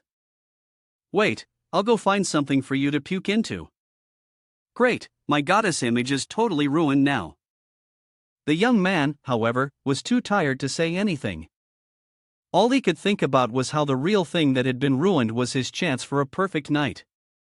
The next morning, Bora lay slumped on the couch, groaning in pain. My head hurts so much, I swear I'll never drink again. Meanwhile, he was outside hanging up the clothes from yesterday, cursing as he did so. He thought about the fire he had been holding back for so long, only for her to put it out with her vomiting. Who was suffering more here? At that moment, Yurong suddenly called. Yurong? What's up? She hurriedly reported, Su brother, something's happened. Yesterday, we saw that bastard bully a little girl, and now they've made it to the news. These shameless people are driving me crazy. Now I'll send a message to your phone. A news headline appeared, the conscience of high school students is destroyed, luxury car worth 6 coins. The senior manager of the foreign company smiled and let it go. Bora, though feeling better, saw it and the fire reignited, yelling loudly. What the hell, which media outlet is this? How can they report such a conscience-free story? They start with a photo, then the whole story is fabricated. Did they even check the cameras that day? These photos were all cut from the security footage, how could they have missed that? Maybe Huanan's car company bribed the media to deliberately twist the news. At this point, Bora was choking the young man and shouting, "Isn't this guy full of shady ideas? "Hurry up and do something, no rush, let's just wait and see." Yu Rong sent another message. Yu Rong sent another article. At this moment, Bora turned into a fury, kicking everything when reading it. The scene of the two people puncturing the tire was published with the headline, "Jealousy, Distortion, or Simply Poor Character." They even got the footage of us puncturing the tire last night? What are we going to do now? He said, "Just wait and see." At this moment, someone called again. How Hai hurriedly suggested, "Su brother, have you seen the news? Do you want us to downplay the heat of this matter?" Dong Ming also reported, "I've investigated. The one who deliberately added fuel to the fire is Kidu's video team. It's definitely because of the previous internet idol incident, they want to get revenge on Su brother." Su Shang, upon hearing this, angrily shouted, "Damn it, I'll find someone to take down the author of that news article." Shi Hao also shouted angrily on his behalf, "Su brother, let's counterattack the Huanan car company now." But he had nothing to worry about. Calmly, he said, "It's fine, let it trend if it wants to. I've never been on a hot search before, it's actually kind of exciting." Everyone was confused, thinking, "No, Su brother isn't actually saying this out of frustration, is he? And he even finds it exciting? By the way, what's the current situation outside?" At the moment, the Huanan group has expressed its condemnation of him and Bola. However, Jack seems unwilling to pursue the matter. Furthermore, the Xiao family, in cooperation with several other clans, wrote an apology letter to Jack. In the letter, they not only apologized to Jack but also hoped that the other side wouldn't develop a biased view of our country because of this, as it could affect the friendship between us. Right now, Jack is working together with the Xiao family. He, fully aware of the situation, sneered and said, "On the surface, Guang Ming appears very righteous, but in reality, they just want to cooperate with us to suppress us." The issue is that this letter has already garnered positive feedback from netizens, and they've started criticizing the restaurant for being too skinny. If we don't step in, it might affect Bao LA's restaurant. Everyone's protesting, some opposing, some swearing, "Damn it, refund." Bora, panicked, screamed, "Oh, my restaurant." Zhang Yang, still not too worried, calmly reminded everyone, "Let them bark for a while. Once the public opinion team reaches its peak, we'll make a sharp turn and handle it." The young man was as cool as a cucumber, while Bora was so scared she turned pale, crying out in distress, "You have a solution for this, right?" "All right, now I'm going to take action to settle this." She had been waiting for this moment and felt incredibly happy hearing it. Before he could finish speaking, she hugged him tightly. "Good boy, this is your reward." A sudden kiss left the young man wide-eyed. At this moment, Zhang Yang didn't say anything, he just quietly walked toward the window and thought to himself, "It's worth it." Meanwhile, inside the restaurant, the group was filming protest materials, trying to gather some information about this malicious restaurant. With a boss like that, if this restaurant doesn't go out of business, then it's truly a sign that fate is merciless. A person eating was disturbed, and then angrily yelled out, "Can you stop? I'm just trying to have a meal, and you've come here 800 times already. Are you out of your mind?" The kid was scolded and, confused, asked, "What kind of way is that to speak?" I replied, "That's how I speak. What's the problem? What does it matter to you if someone slashes a tire or not? I'm here to eat. What does the boss's character have to do with me?" A man with a face like a tiger, holding a stick, walked over and shouted, "Rice and soup are like character. Do you understand? Ha! People with character like theirs can't possibly cook good food, right?" "Exactly," Long said, raising his hand. "The food they cook is trash." A woman also chimed in. Listen, you guys, stop embarrassing yourselves here. Just go and watch the news. Everyone looked smart and bright, but unexpectedly, they were the fools. The woman, who was she even insulting? These people really were idiots. The guy, more alert, took out his phone and started checking it. Meanwhile, the kid continued shouting randomly, exploited by this kind of boss to make dirty money, and still defending them. Do you people even have brains? At this point, the guy pulled the kid's shirt. It turned to yell at him. Why are you pulling my shirt? Look at this, the guy said. The video showed the little girl filming the road when Jack's car collided with her tragically, and the entire conversation of that secretary. The customer then turned to smirk and asked. Earlier, someone said the owner of this restaurant had a sinister heart. Now, let's see who's actually more wicked. From this angle, in this posture, hitting someone and still acting so arrogant. If I were there, I would have slapped him twice. The kid turned 180 degrees with an attitude and said, Brother, don't just keep commenting. There's a video you haven't seen yet. I'm watching it. The girl managed to lift the child into the car, and she looked very familiar. Is it just the girl that looks familiar? Anything else? When they saw you wrong, that person screamed. Wow, what a shock. Isn't that the owner's car? And that girl is the owner's secretary. Sure enough, without the video, there's no truth. How many netizens were deceived by those photos, spinning around like fools? Truly a bunch of idiots. At this point, everyone laughed mockingly at both of them. These young people even spent money printing flyers to slander others. I don't know what's going through their heads.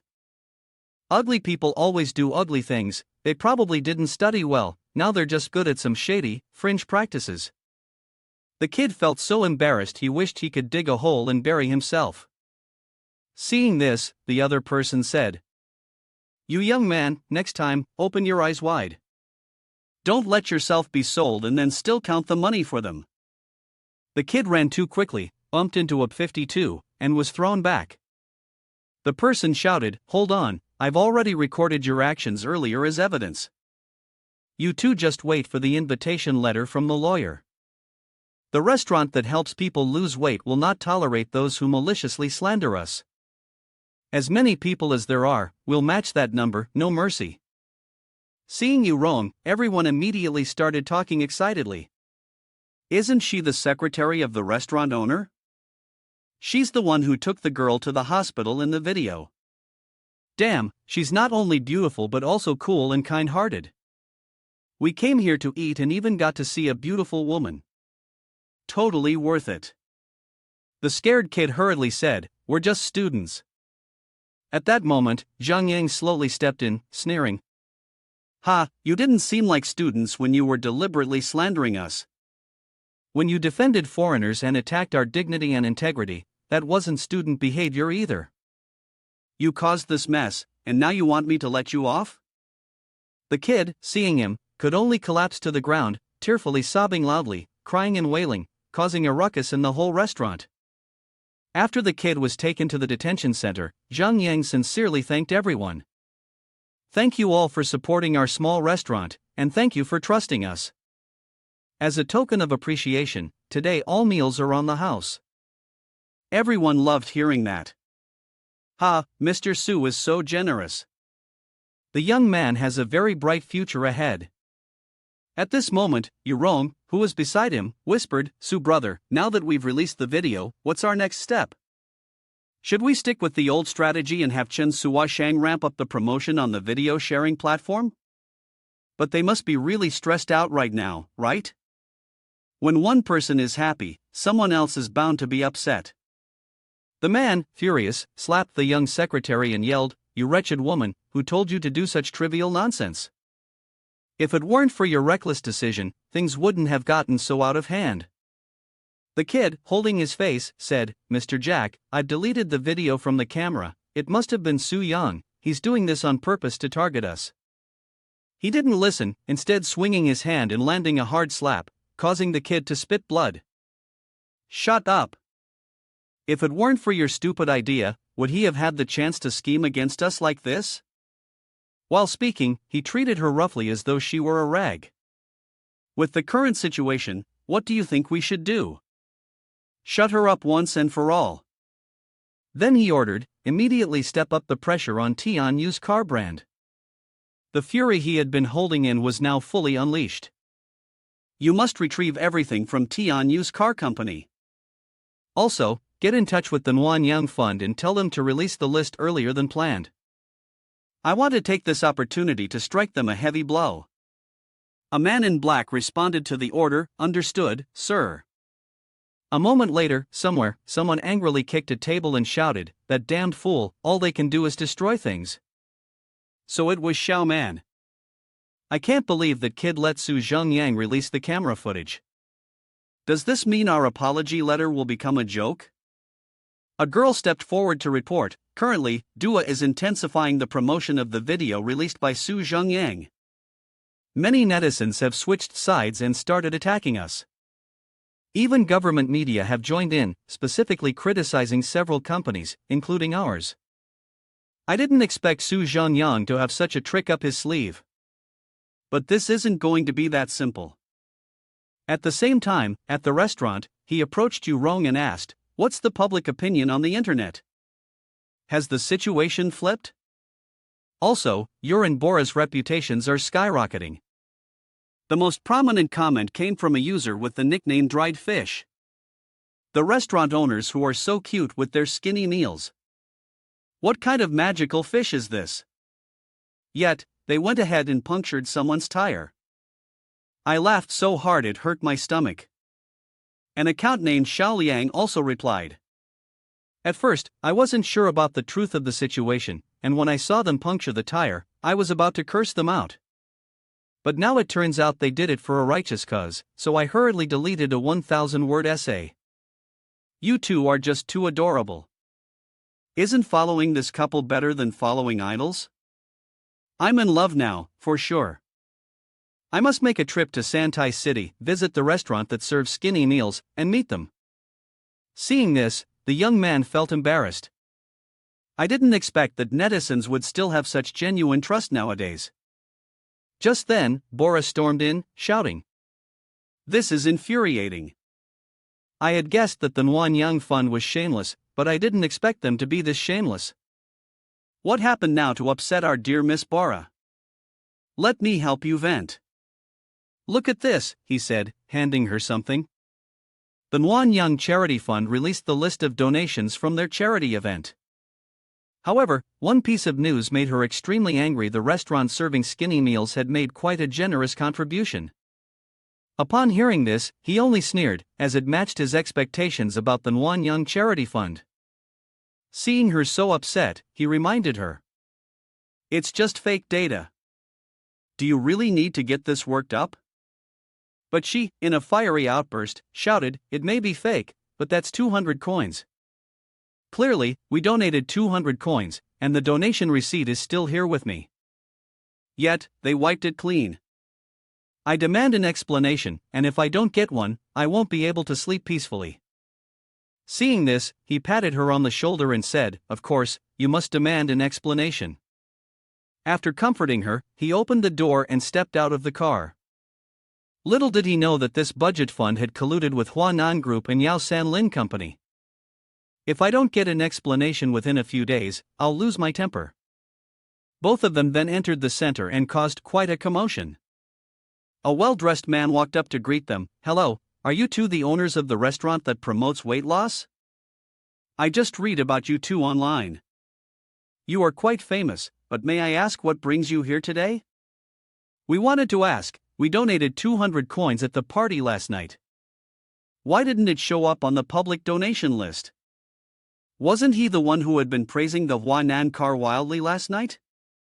It seems they were already prepared to deal with this. He suddenly turned hostile and said, Mr. Su, indeed, you two attended the party last night, but it seems it wasn't about the donation, was it? As for the 200 coins donation, I've never heard of it. You can't just accuse us without evidence. Bora angrily shouted, "You're lying." Clearly, we made a donation last night, and I even have the donation receipt. Miss Bora, you should be careful with your words. Our backstage data shows that neither of you made any donation. If, in this situation, you still manage to present evidence, it would definitely be fabricated. If you falsify donation receipts, we will have to pursue legal responsibility for both of you. Seeing him bully his girlfriend, he stepped forward with a sneer and said, "I'll give you one last chance." Are you sure we didn't make any donation? I'm absolutely certain. Meanwhile, he sneered inwardly, thinking they were really a bunch of idiots. We've already prepared to deal with you. It would be best if you lost your temper and hit someone now, then I'll have a reason to smear you. Hearing this, he walked away and said, "Fine, I understand." Hey, are we just leaving like this? He then pulled her and threw her into the car. She asked in confusion, "Are we really letting those freeloaders off the hook? Why don't we take out the evidence and expose them? They've surely prepared to counter us, and just filing a lawsuit would be too lenient for them." You must have a better way. Yurong placed 2 high-speed train tickets to Yanjing as soon as possible. After both of them left, did anyone make a call to the center? "Mr. Yang, I heard they arrived." Is there a problem? Right now, even the bank's polite money transfer process has been changed. What other problems could there be? I thought Su Zhengyang had something up his sleeve, but I didn't expect him to leave just like that. This is not a small amount. We cannot afford any mistakes. Don't worry, I've already taken care of everything. We're just waiting for him to walk right into it. As long as he dares to claim he ever made a donation, I can ruin him instantly. Jack loves hearing that. You're still the best. We must celebrate tonight. Then I won't be polite. He hung up the phone, feeling expectant. Those stupid netizens, so what if they call me immoral? Right now, tossing out 200 million coins, can't I shut them up? The pressure is now back on Su Zhengyang. I want to see if he has any way to turn things around. While he was patting himself on the back, in Yanjing, you stepped out, stretched, and shouted. The business class seat on the high-speed train is great. Su brother, what's the plan now that we're in Yanjing? He asked me, do you know which bank the Newfound Charity Fund uses? The Zhongde Bank responded, the Newfound Charity Fund is so confident, they even dare to claim that the donations we've made are fake. They must have already prepared their tricks carefully. In this situation, staying in Sandao City and running around aimlessly would definitely be futile. So, it would be better if he dealt with the problem at its root. Yurong realized and said loudly, Su brother, so you finally figured it out? Let's go, let's find somewhere to grab a bite first, then head to the next station. Later that afternoon, at the Zhongde Bank headquarters, he and Yurong walked together into the bank's lobby. Zheng Yan walked in seriously. Hello, I'd like to make a deposit. Please call your manager for me. A girl stepped forward, sharply raising her voice. If it's a deposit, you need to fill out this form first. You probably don't have the authority to handle this transaction. Please ask your manager to come out. Hey, if you want to do the procedure, hurry up, if not, please move aside, there are still many people waiting behind. But he didn't care and just asked. Is your director not here? The kid got angry when she heard this, stood up, and shouted loudly. What does it matter to you whether the director is here or not? Can't I handle this business myself? What exactly are you here for? Do you want me to call security and have them throw you out right now? Seeing how stubborn she was, he didn't argue anymore. Fine, then you handle it, he said as he opened his suitcase. Inside was a mountain of money. I want to open a savings account, just a small amount, around 20,000 coins. She didn't believe it, so she glanced down to check, and immediately jumped in shock. Was that really 20,000? No way. Am I dreaming? An amount of 20,000 coins was enough to be sent to a VIP room to process the procedure. A small desk clerk like her had no right to handle such business. The kid then bent over and said, "Sir, I'm sorry." He didn't make things difficult for her, so he replied, "It's all right. Just hurry up, I'm in a rush. I'm giving you 10 seconds. If you can't offer me a satisfactory policy, I'll immediately go to the bank across the street to open a savings account." Hearing that, the girl began crying. At that moment, the director also arrived, and the kid thought this customer wanted to deposit money. "Xiao Lu, you can't do this. You need to stay calm no matter what. Come on, let me see what problem you're facing." When he saw the young man's suitcase full of money, he was shocked beyond belief. "What is this? 20,000? Even if I gathered all the savings from our bank branch, it wouldn't amount to this much." He trembled and called out, "Sir." But the young man didn't respond, only calling, "Hey, miss, you have 6 seconds left." Xiao Lu sobbed in her dialect, thinking, "Brother, you're my boss, can you spare me? Now that the director's here, why are you still targeting me?" The guy called again, "Sir?" But the young man ignored him and continued counting, 2 seconds left. Xiao Lu turned pale with fear, not knowing why things were like this. Just like that, the man reached 1 and then 0. By then, the young man had already snapped his suitcase shut. "Goodbye, I'm going to the bank across the street to make a deposit." The director stepped forward, confused, and said, "Sir, I can handle the 20,000. Please don't doubt my professionalism." "Oh, really? In that case, I'll deposit 40,000 and ask your bank's director to come out here." He wanted to collapse upon hearing that, but just then, someone burst out laughing and said, "You are still young, yet you have such a prosperous life. Sir, you are truly a hero of the youth. I am the vice director of the Zhong de Bank's headquarters, with authority equal to that of the bank's director. Whatever request you have, you can tell me."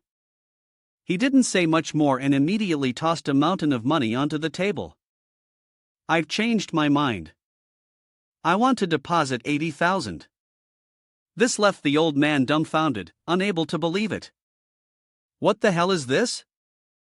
Is 80,000 really 80,000? What exactly is he trying to do? Is he looking to cause trouble? I'll say this one last time, bring your bank's director here. I don't care what he's doing right now. If I don't meet him in the next 3 minutes, I will deposit my money in the bank next door. My patience is limited." Not wanting to lose this valuable opportunity, the old man responded respectfully, "Understood, sir. Please, come to the VIP room. I will contact our bank's director immediately. Quickly, get in touch with old Lu and tell him to come back right now." Upon hearing this, he anxiously replied, "But the director is attending an important conference. What's more important than this right now? Never mind, I'll call him myself." A while later, at Bora's house, she sat inside waiting for him to return. While waiting for a long time, she finally heard footsteps and woke up. He walked in and said loudly, "I'm back." Before he could say anything else, she rushed out, throwing a few quick Wing Chun punches, and asked, "Where have you been for the past 2 days? Do you know how worried I was? Wasn't I just back? What's the situation now? The media are starting to attack us. Fortunately, there are still many netizens defending us. What's the plan now? Have you figured out how to deal with them yet? Now that I'm back, this issue will definitely be resolved. Don't you see who your man is?" Hearing that, she stuck out her tongue and teased, "You haven't earned it yet." Upon hearing this, the young man, like a hungry tiger, rushed over, shouting, "Now I'm going to eat you." Bora sarcastically said to the young man, "Tease me all you want, but go find your big-chested sister." While the two were playing around on the battlefield of pillows and blankets, at the Newfound Charity Foundation, the man in the purple shirt called Jack, asking, "Jack, did you get the news? Su Zhengyang has returned." It seems like he didn't have a plan either. Mr. Yang, you're really something. Now, they have no choice but to be played by us. You guys overestimated Su Zhongyang. I'm still waiting for him to publicly release the donation receipts and then sue them for slander. I didn't expect him to be so cowardly. He still hasn't dared to clarify anything. He'll definitely lose out. Well done. I'm waiting for good news from you. It's just a small restaurant owner after all. What if I want to deal with him? But the owner and that secretary are quite pretty. If they're willing to serve me for a few nights, I might consider sparing them, preferably if they serve me together with you. Young Master Yang, are you really that annoying? Just as we were about to have some fun, a confused girl ran in to report. Young Master Yang, this is bad, this is bad. He was very irritated as he was interrupted while eating a peach. What's going on? Why the rush? Don't you see we're about to get to the good part here? Young Master Yang, look at this. On the TV, there was a recording of some old man. He spoke seriously. Recently, our bank has received an inquiry from a major client. This client used the name of a restaurant to cause an incident in the city of Santai, donating 200 coins to the Newfound charity fund in Yunhai province, but it has yet to appear on the donation list. Zhongde Bank is very concerned about the doubts raised by this client. Therefore, we have clarified the situation as follows. There is absolutely no issue with the services of Zhongde Bank. This transaction was successful, and Zhongde Bank has partnered with the provincial government to conduct a thorough investigation into the Newfound charity fund. We confirm the existence of this donation. The person in question is Lu Chunmin, the director of Zhongde Bank. At that time, he and Bora were also keeping an eye on the situation. The old man continued to speak out, questioning why the donation from this customer was not listed in the records released by the Ding Charity Fund. This left people confused. While the donation record of this customer had not been made public, the charitable funds announced by the Newfound Charity Fund matched the entries in the ledger. There was hope that the Newfound Charity Fund would immediately provide a reasonable explanation for the 200 coin donation. If not, there was a high possibility they would face legal accountability. Charitable work is a major cause that benefits society and the people. It is hoped that charity organizations would treat it seriously, working with fairness, justice, and transparency. At this moment, Bora turned to ask him. Now, I guess we're clear of suspicion, right? What should we do next? Zheng Yang sneered and replied. Next, it's their turn to have a headache. Charitable work is a major cause that benefits society and the people. It's hoped that charity organizations will treat it seriously. Let's work fairly, justly, and transparently. The purple-haired man was furious at this point, throwing his teacup at the TV while shouting. Damn it! Didn't Zhongde Bank promise to help us delete the data? How did it get exposed? He then took out his phone and called someone. Chin uncle, what's going on? Didn't you say you'd delete the data for us? The person on the other end of the line was extremely angry and shouted. How dare you still have the face to ask me?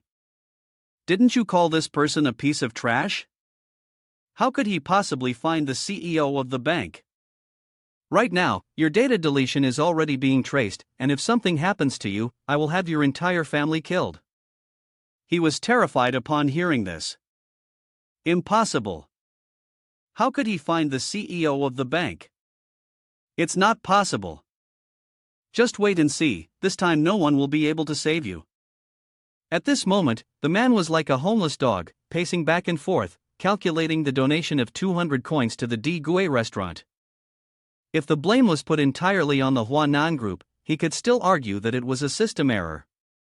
But now, the money was split into two parts, one for the Huanan group and one for the Three Forests Pharma Company. If he didn't label this as a statistical issue, no one would believe him. After finishing his calculations, he called Jack. He had no other choice, he had to contact the Huanan group first to see if they could donate the money. Hello Jack, it's me. Now that things have come to this, I need to raise 150 coins from the Huanan group. But unexpectedly, the man bluntly said, "Hey, my friend, what are you talking about? I don't understand anything you're saying. Mr. Yang, did you dial the wrong number?" Seeing how he was treated, he angrily threw his phone and shouted bitterly, "Damn it, the Huanan group denies the donation, and Sanlin Pharma will definitely do the same. But this donation is too large, even the entire Nanyang charity fund can't cover the gap. It's like the bell needs someone to tie it. To solve this, I still need to find Su Zhongyang. As long as he doesn't pursue this further, we can let it slide." A moment later, at the convenience store, while buying some items, he called Bora and said, all right, the issue has been resolved. You stay home and rest. I'm going to check on the restaurant's business situation, then I'll come back and cook for you. So just wait for me at home. You've been having trouble sleeping these past few days because of the donation. You need to catch up on your sleep today." Hello? Why aren't you saying anything? At that moment, someone made him serious. It was Mr. Yang. Not wanting to worry Bora, he assumed it was nothing, just someone coming for trouble. "I'll call you later." A girl approached to greet him. "Hello, I'm the top reporter from Donghua newspaper. My name is Zhang Lin. Spit it out if you have something to say." "If I hear any unnecessary words or if you're in a bad mood, I'll just turn and leave." The name was heard, and the person snapped angrily, "Su Zhongyang."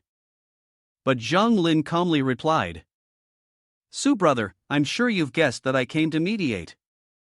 I know this request might be hard to accept, but I still hope you'll listen to me carefully.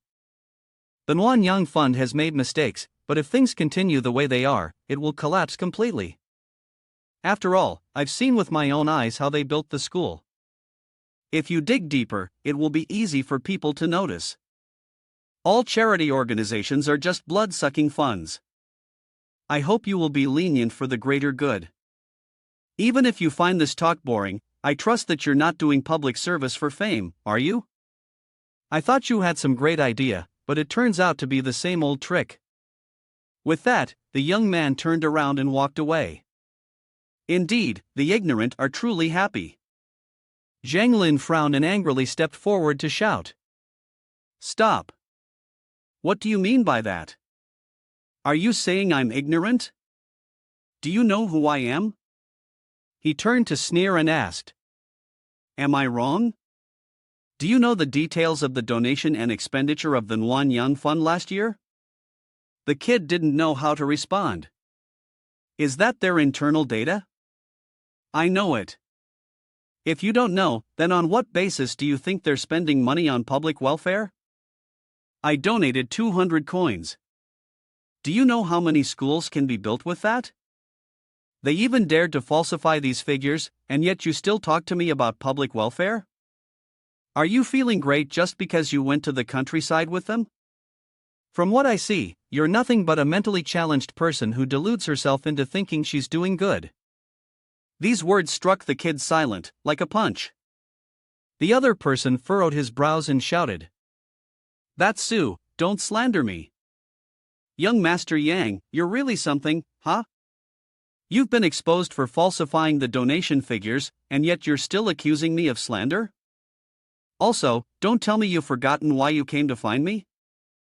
The kid kept pressing, asking persistently, "Tell me, what will it take for you to stop?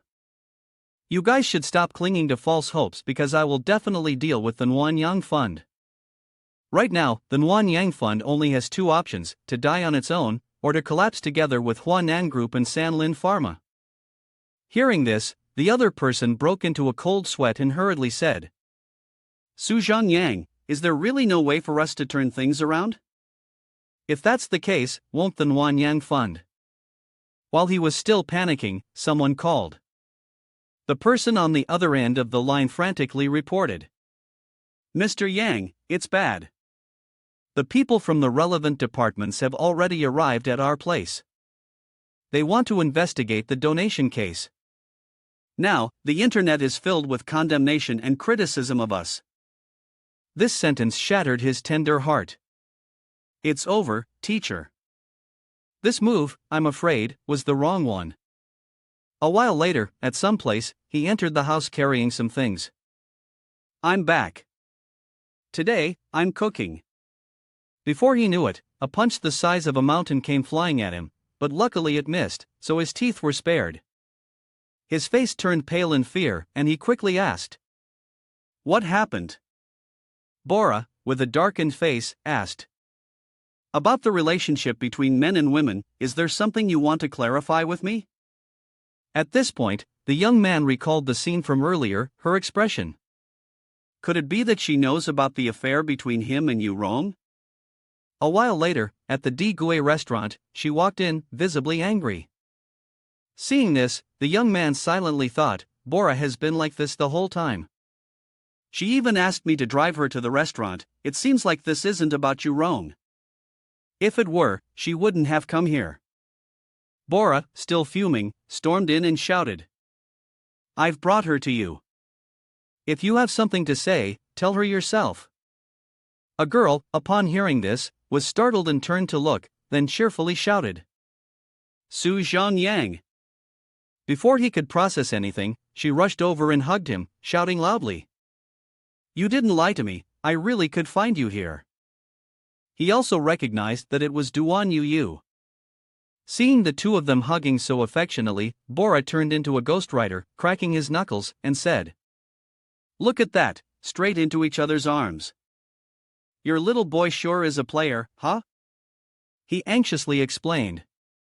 No, it's not what you think. Let me explain. After a while, the explanation was finally finished, and that was the gist of it. Bora, while munching on sunflower seeds, said, So, what happened was that when you came to Yanjing before, you ran into this girl, and even gave her a little lesson. But unfortunately, because of that, she latched onto you. You had already met her in Yanjing before, and she threatened you. Damn it, do you believe I'll tear you apart and shove you into my ass? Luckily, her appearance today was pretty ordinary. Otherwise, Bora would have exploded immediately. Just as he was drinking some water, she did something that made him spit it out. If you've corrected me, then I belong to you. I have no home to go back to now, can I move in here with you?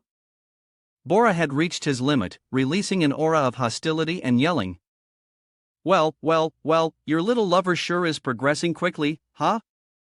You still planning to play some tricks? You're still crashing at my place, with no conditions to be doing anything naughty. Is it possible that the two of them misunderstood something? A domineering CEO like Su Zhongyang is not my type. What I meant was, could I be hired to work here? I have a chef's certificate. Seeing that everything had been cleared up, Bora threw the guy out. She wasn't concerned anymore. No problem. Our newly opened restaurant is short on staff. We start work at 9 a.m. every day, and you get 4 days off per month. The young man sighed with relief, thinking that this girl Bora seemed quite competent when it came to hiring staff. The monthly salary is 6,000. If you do well, there will be bonuses. If you work for 6 months, you'll get insurance. When the restaurant was first opened, Bora had started learning a lot about business from Tanging. Judging by her current demeanor, she seemed like a model boss. After a while, she came out. Seeing that, he hurriedly asked, Boss, is everything with the new employees settled? Well, mostly because there's a big shot like you here, the salary issue for the staff isn't really a problem. Moreover, that girl doesn't seem like she actually wants to work at the restaurant, she probably came because of you. Luckily, he knew how to follow the rules and didn't do anything out of line. Every word she said was laced with an underlying threat, making the young man nervous around her. If I catch you, let's see if I'll cut off the tools you used to commit your crimes. Zhang Yang was afraid of dropping the sausage, so he hurriedly said, Hey, you have to have faith in me, right? Right, should we go out for a bit? Go out?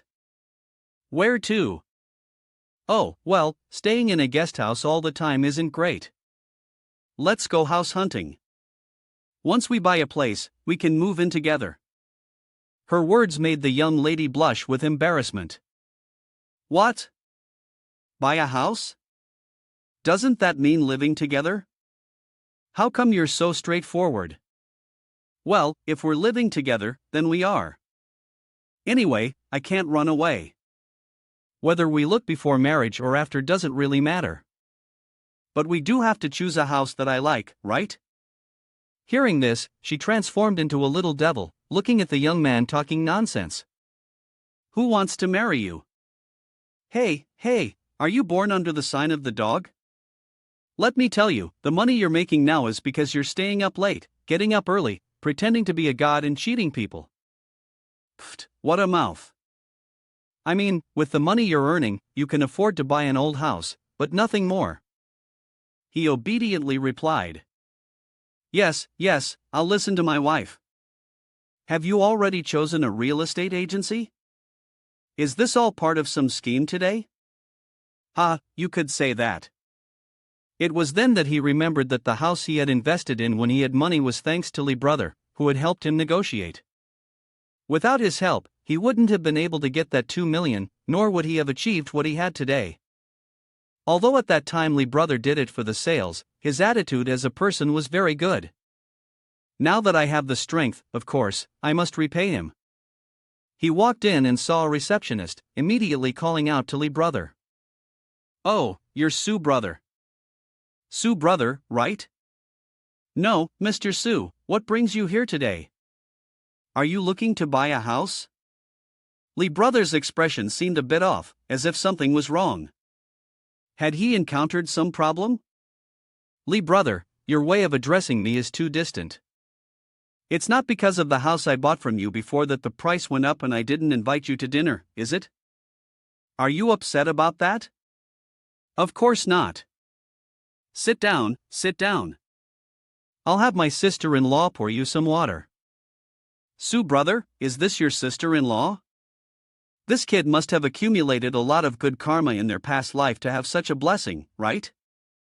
Lee brother, don't laugh at us. By the way, Lee brother, what happened to your place? Why don't I see anyone else around? At this point, he sighed. I can't continue anymore. Why can't you continue, Lee brother? I was actually planning to find you to buy a house. Moreover, my company is doing very well right now. If you have some good properties, I could invest in a few units. He seemed to have difficulty speaking, hesitating before replying. Seeing this, the other girl spoke up. What else could it be? He offended the regional manager sent by the higher-ups. I told him many times to be more careful with his words, but he didn't listen. Now look, they're not letting him sell houses anymore. Well, if they don't let him do it, he can just change jobs, right? It's not that simple. He doesn't have a broker's license, and that's what they're using to get him. Most of the real estate agencies in Santai City don't have licenses, and they've intentionally targeted him. As he was speaking, he received a phone call. Lee brother, wait a moment, I'll make a quick call and check. Hello, Lawyer Zhang? It's me. I need to ask you something. A little while later, their call ended. Lee brother anxiously asked. So, what did he say? Lawyer Zhang said he'll make sure that director of yours is finished, tell him to get as far away as possible. Hearing that, he was very pleased. Sue brother, are you serious? You really can keep selling houses?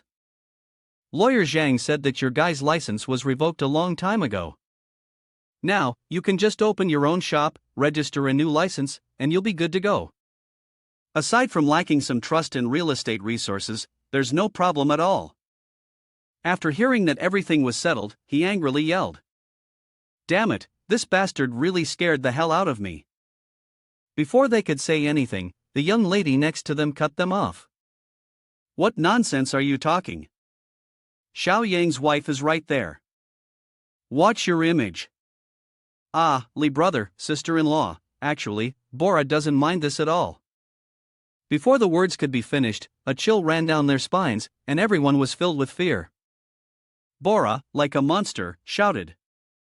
Isn't that regional manager guy just bullying us because he sees how honest brother Lee and sister-in-law are? No way, I can't stand it anymore. I want to punch him. Seeing this, Lee brother could only shake his head, thinking about Zheng Yang's future. Alright, calm down. We still have to focus on the main matter. Su brother, how about you switch jobs? You know he respects you and bought your house, but we can't let him buy a house in this company. It's fine, let's look for a house first. I want to see this one. It's at Xinghe Garden. Lee brother just recommended it. Su brother, this is a 2-story garden house. The house has 4 bedrooms, 2 living rooms, and 3 bathrooms, designed in an L shape, with 200 square meters. Since he paid for the house all at once, the total cost is 2 coins. Nice, I'll buy it. I couldn't even afford a cake before, and now I can actually buy a house. Seeing that he had made a decisive move, Lee brother quickly said, "You're really something, little brother. Compared to you, I can't hold a candle."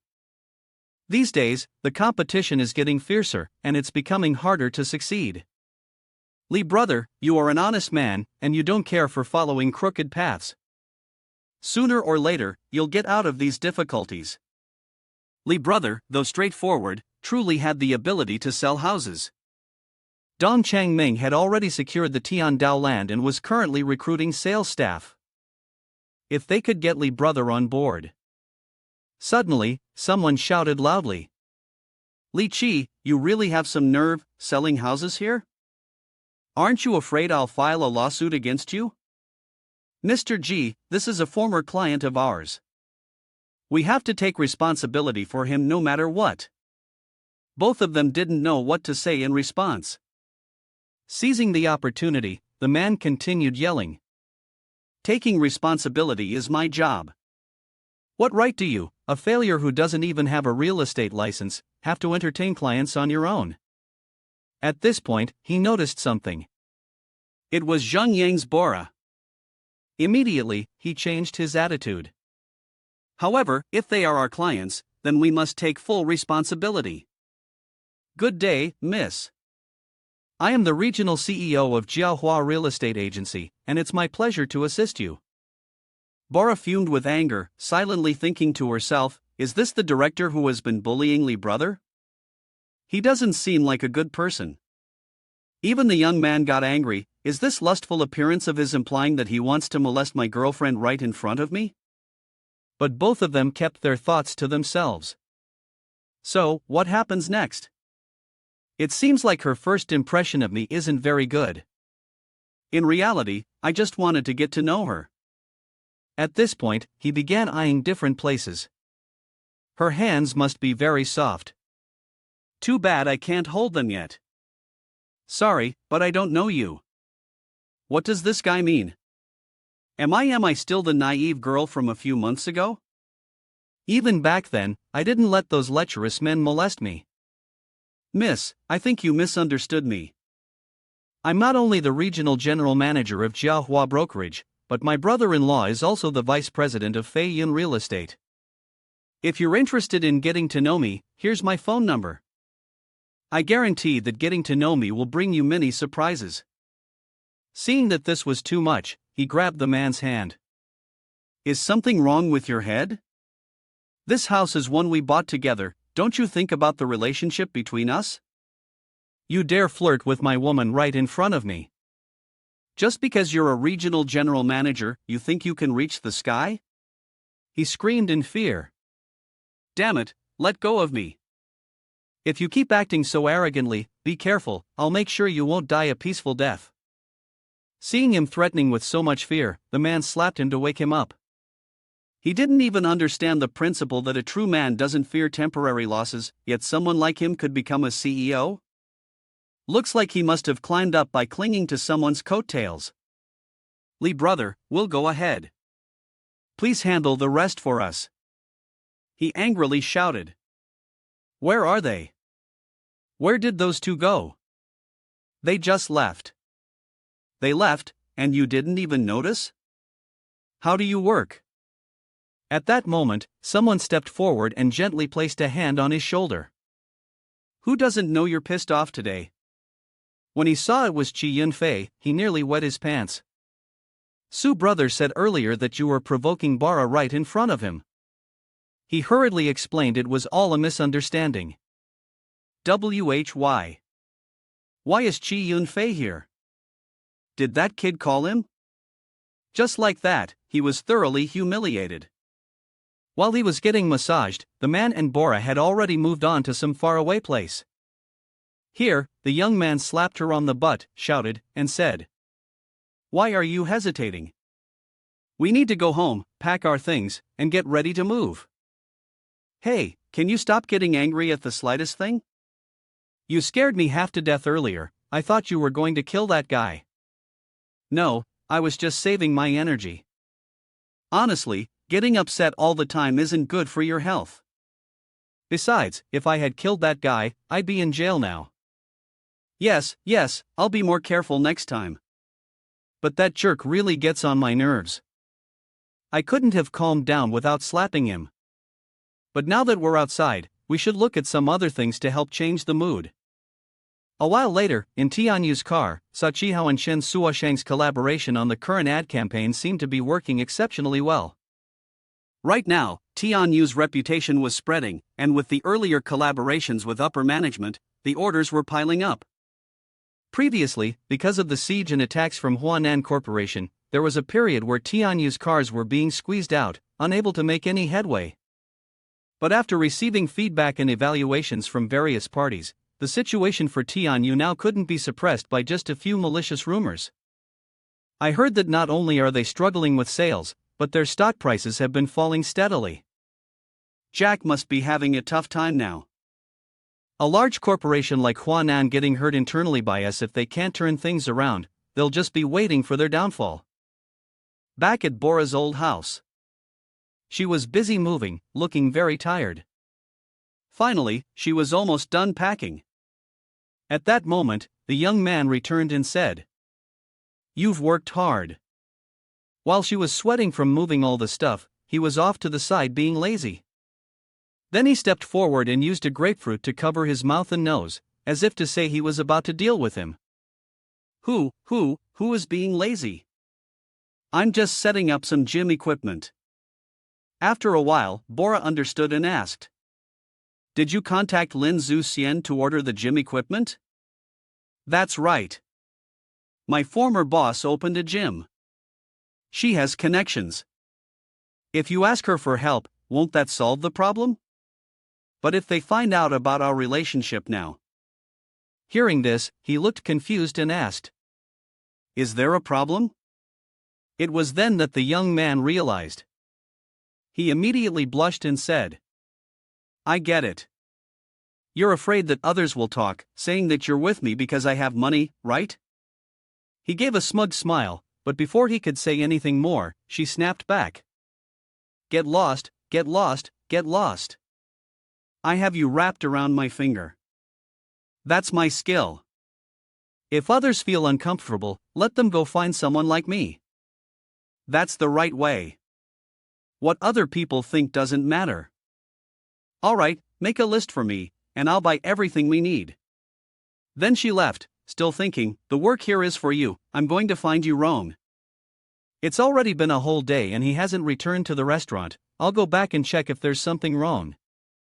This little girl, finally, this time she can fully express herself. Then, he took out his phone to check the message from Lin Zuxian. "Can you come to my place to have a look? Is it necessary? If you can see the actual situation, planning will be easier." "Okay, I'll drive over to pick you up."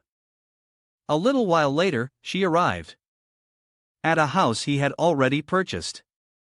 Shi Yun faced seriously and neatly reported, "Su brother, I've finished shopping for all the necessary furniture." "Of course, the guy who kept harassing Bora, I've already handled him for you." "Good job, go ahead with your work.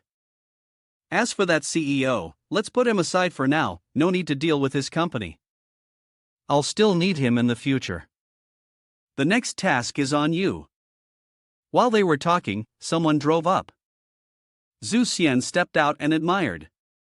This house is so beautiful, though I haven't finished unpacking yet. Maybe once everything is sorted, it won't be as nice. Here's the list of things Bora made, could you check it for me? We can buy the same model of ski machine as the one in our gym. It doesn't take up much space and won't affect the view of the living room. As for the weight training equipment, we should get it from Hongbao Shi. They have the most comprehensive functions, and also.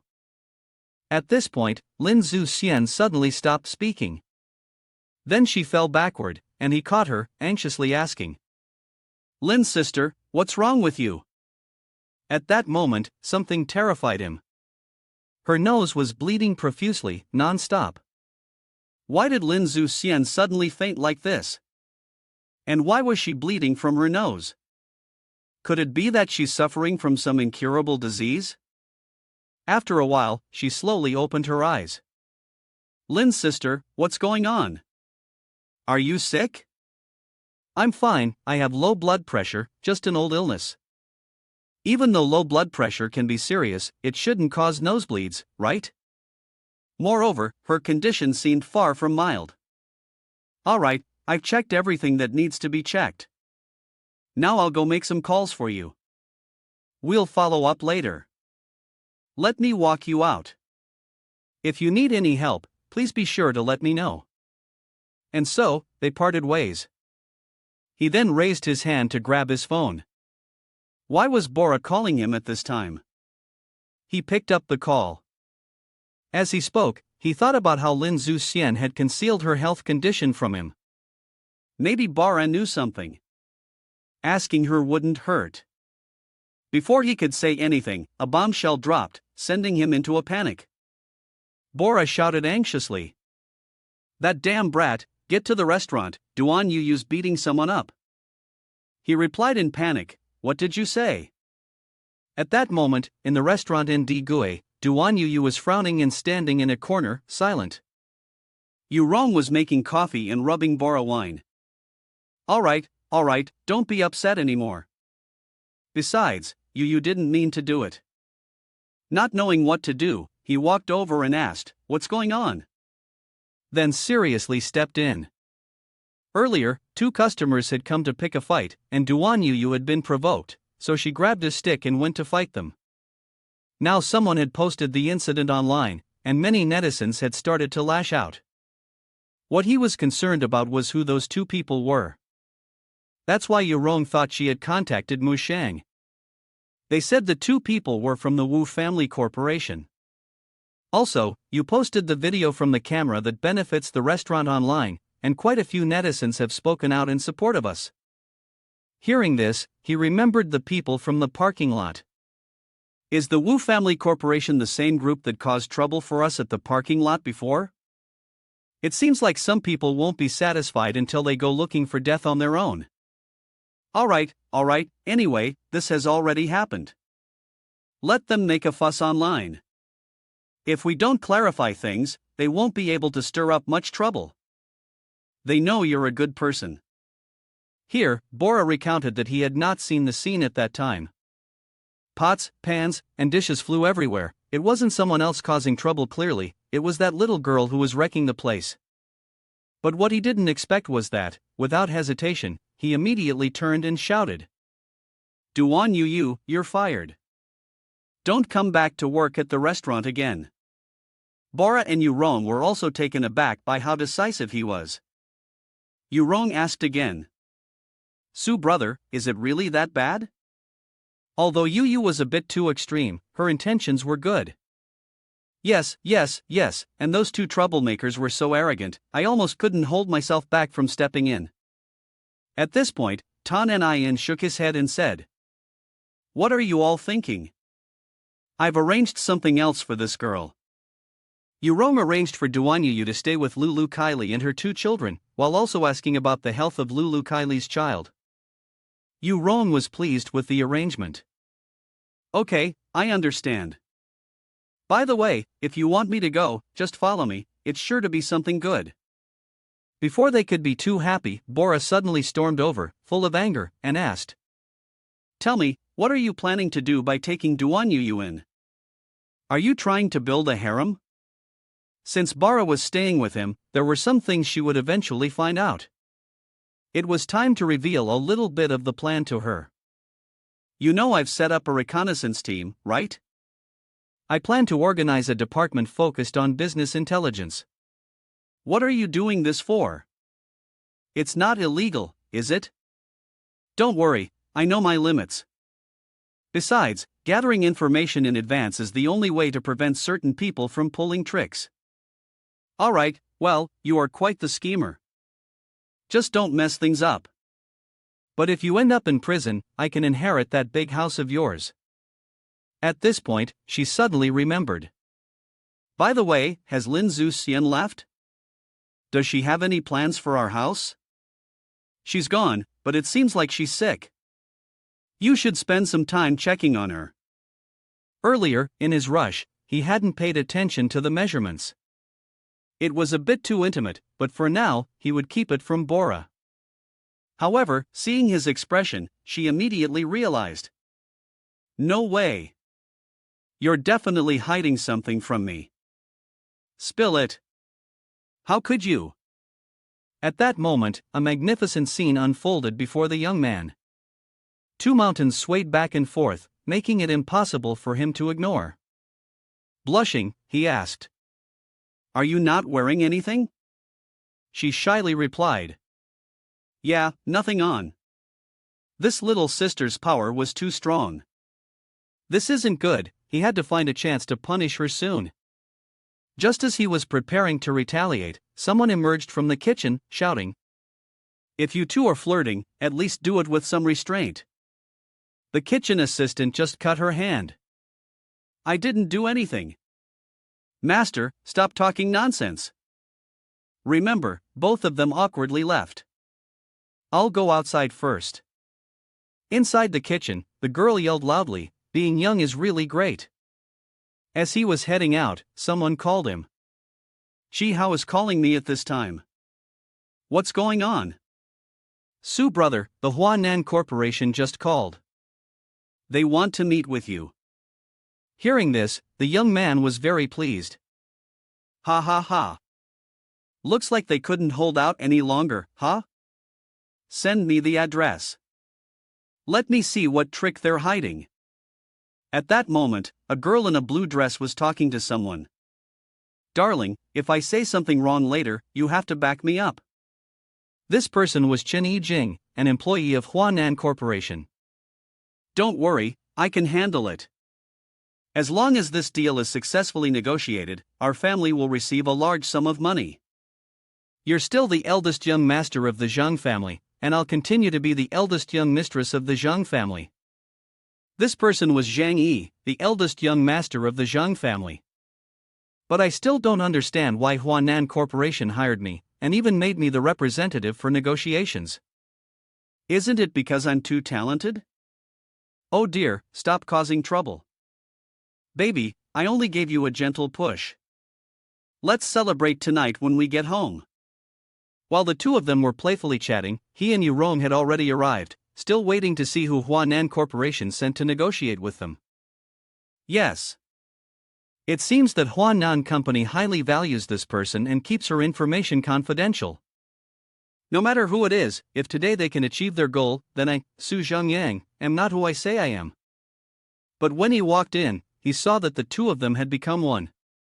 He sneered and said, So the secret weapon of Huanan Corporation is you, huh?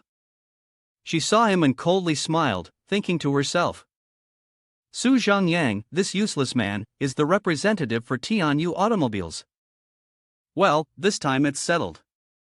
With our previous relationship, I'll ask him, and the wealth for the rest of my life will be mine. No way I'm letting this slip. I didn't expect to run into him here, but that makes things much easier. We represent Huanan Corporation in this negotiation. If I'm the one negotiating, it means I have full authority. I didn't expect you'd call someone you know to negotiate with me. Looks like Huanan Corporation is well prepared. On the other hand, that Jack guy, I had overestimated him. Meanwhile, he was also a bit surprised. However, he never expected them to bring this woman here. Was she really seeking her own death? Before he could even react, she raised her voice arrogantly and said, "Just because you have a little authority to speak doesn't mean you're something special. You think because you're the representative, you're the master of Tianyu? He really is pitiful. This price is in exchange for our technology, so it's no different from you getting it for free. Only a fool would agree to this. I'll give you another chance. If you don't satisfy me, you'll bear the consequences." The Huanan group had set a budget of 8,000 coins, pushing the price of Tianyu to its lowest, ensuring a higher commission for themselves. But given Su Zhengyang's current demeanor, he could only make a slight concession and thus offered 5,500 coins. He refused and stood up, believing that from the very beginning, the Huanan group had intended to crush Tianyu, not only cutting off their engine sources but also trying to acquire Tianyu altogether. Now they're walking straight into their own demise. They can't suppress us anymore. Do they think they can resolve this with such a cheap price? Go back and tell Jack that I'm very displeased he didn't show up in person and sent 2 half-wits here instead. Don't even mention the current price, even if it were 10 times higher, I wouldn't agree. Stop.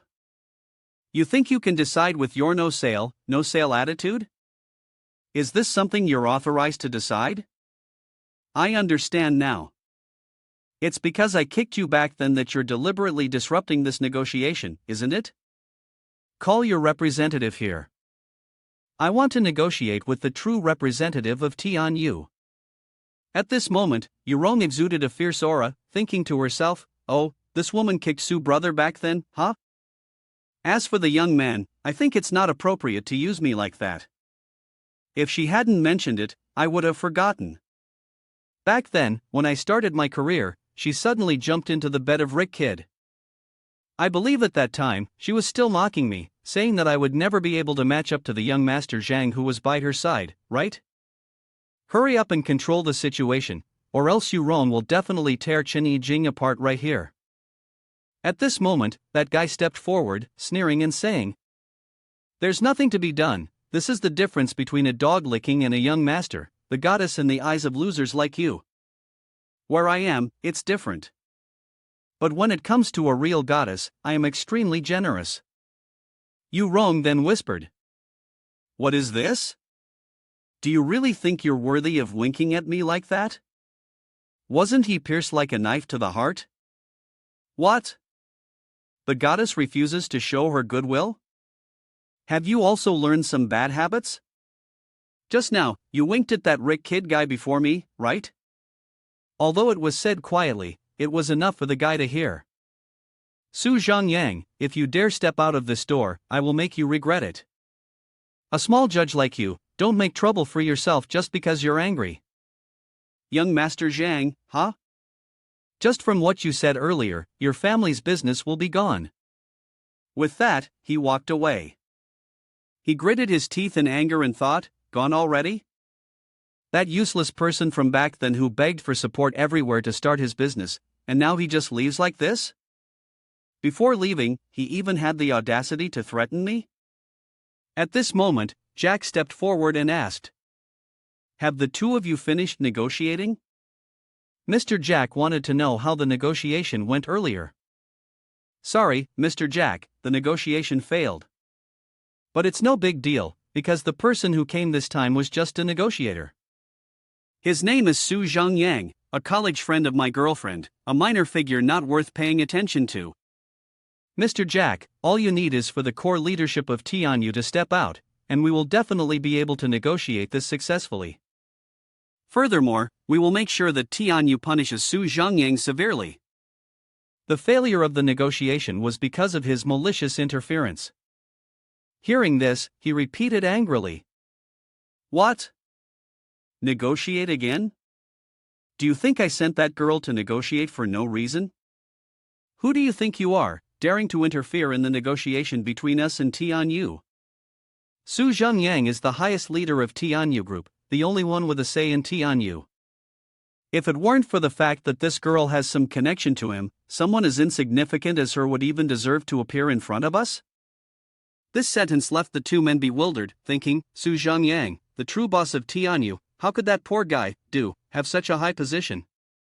At this point, he remembered the words his brother had said before leaving: "Your family's assets will be gone. Everything will be ruined."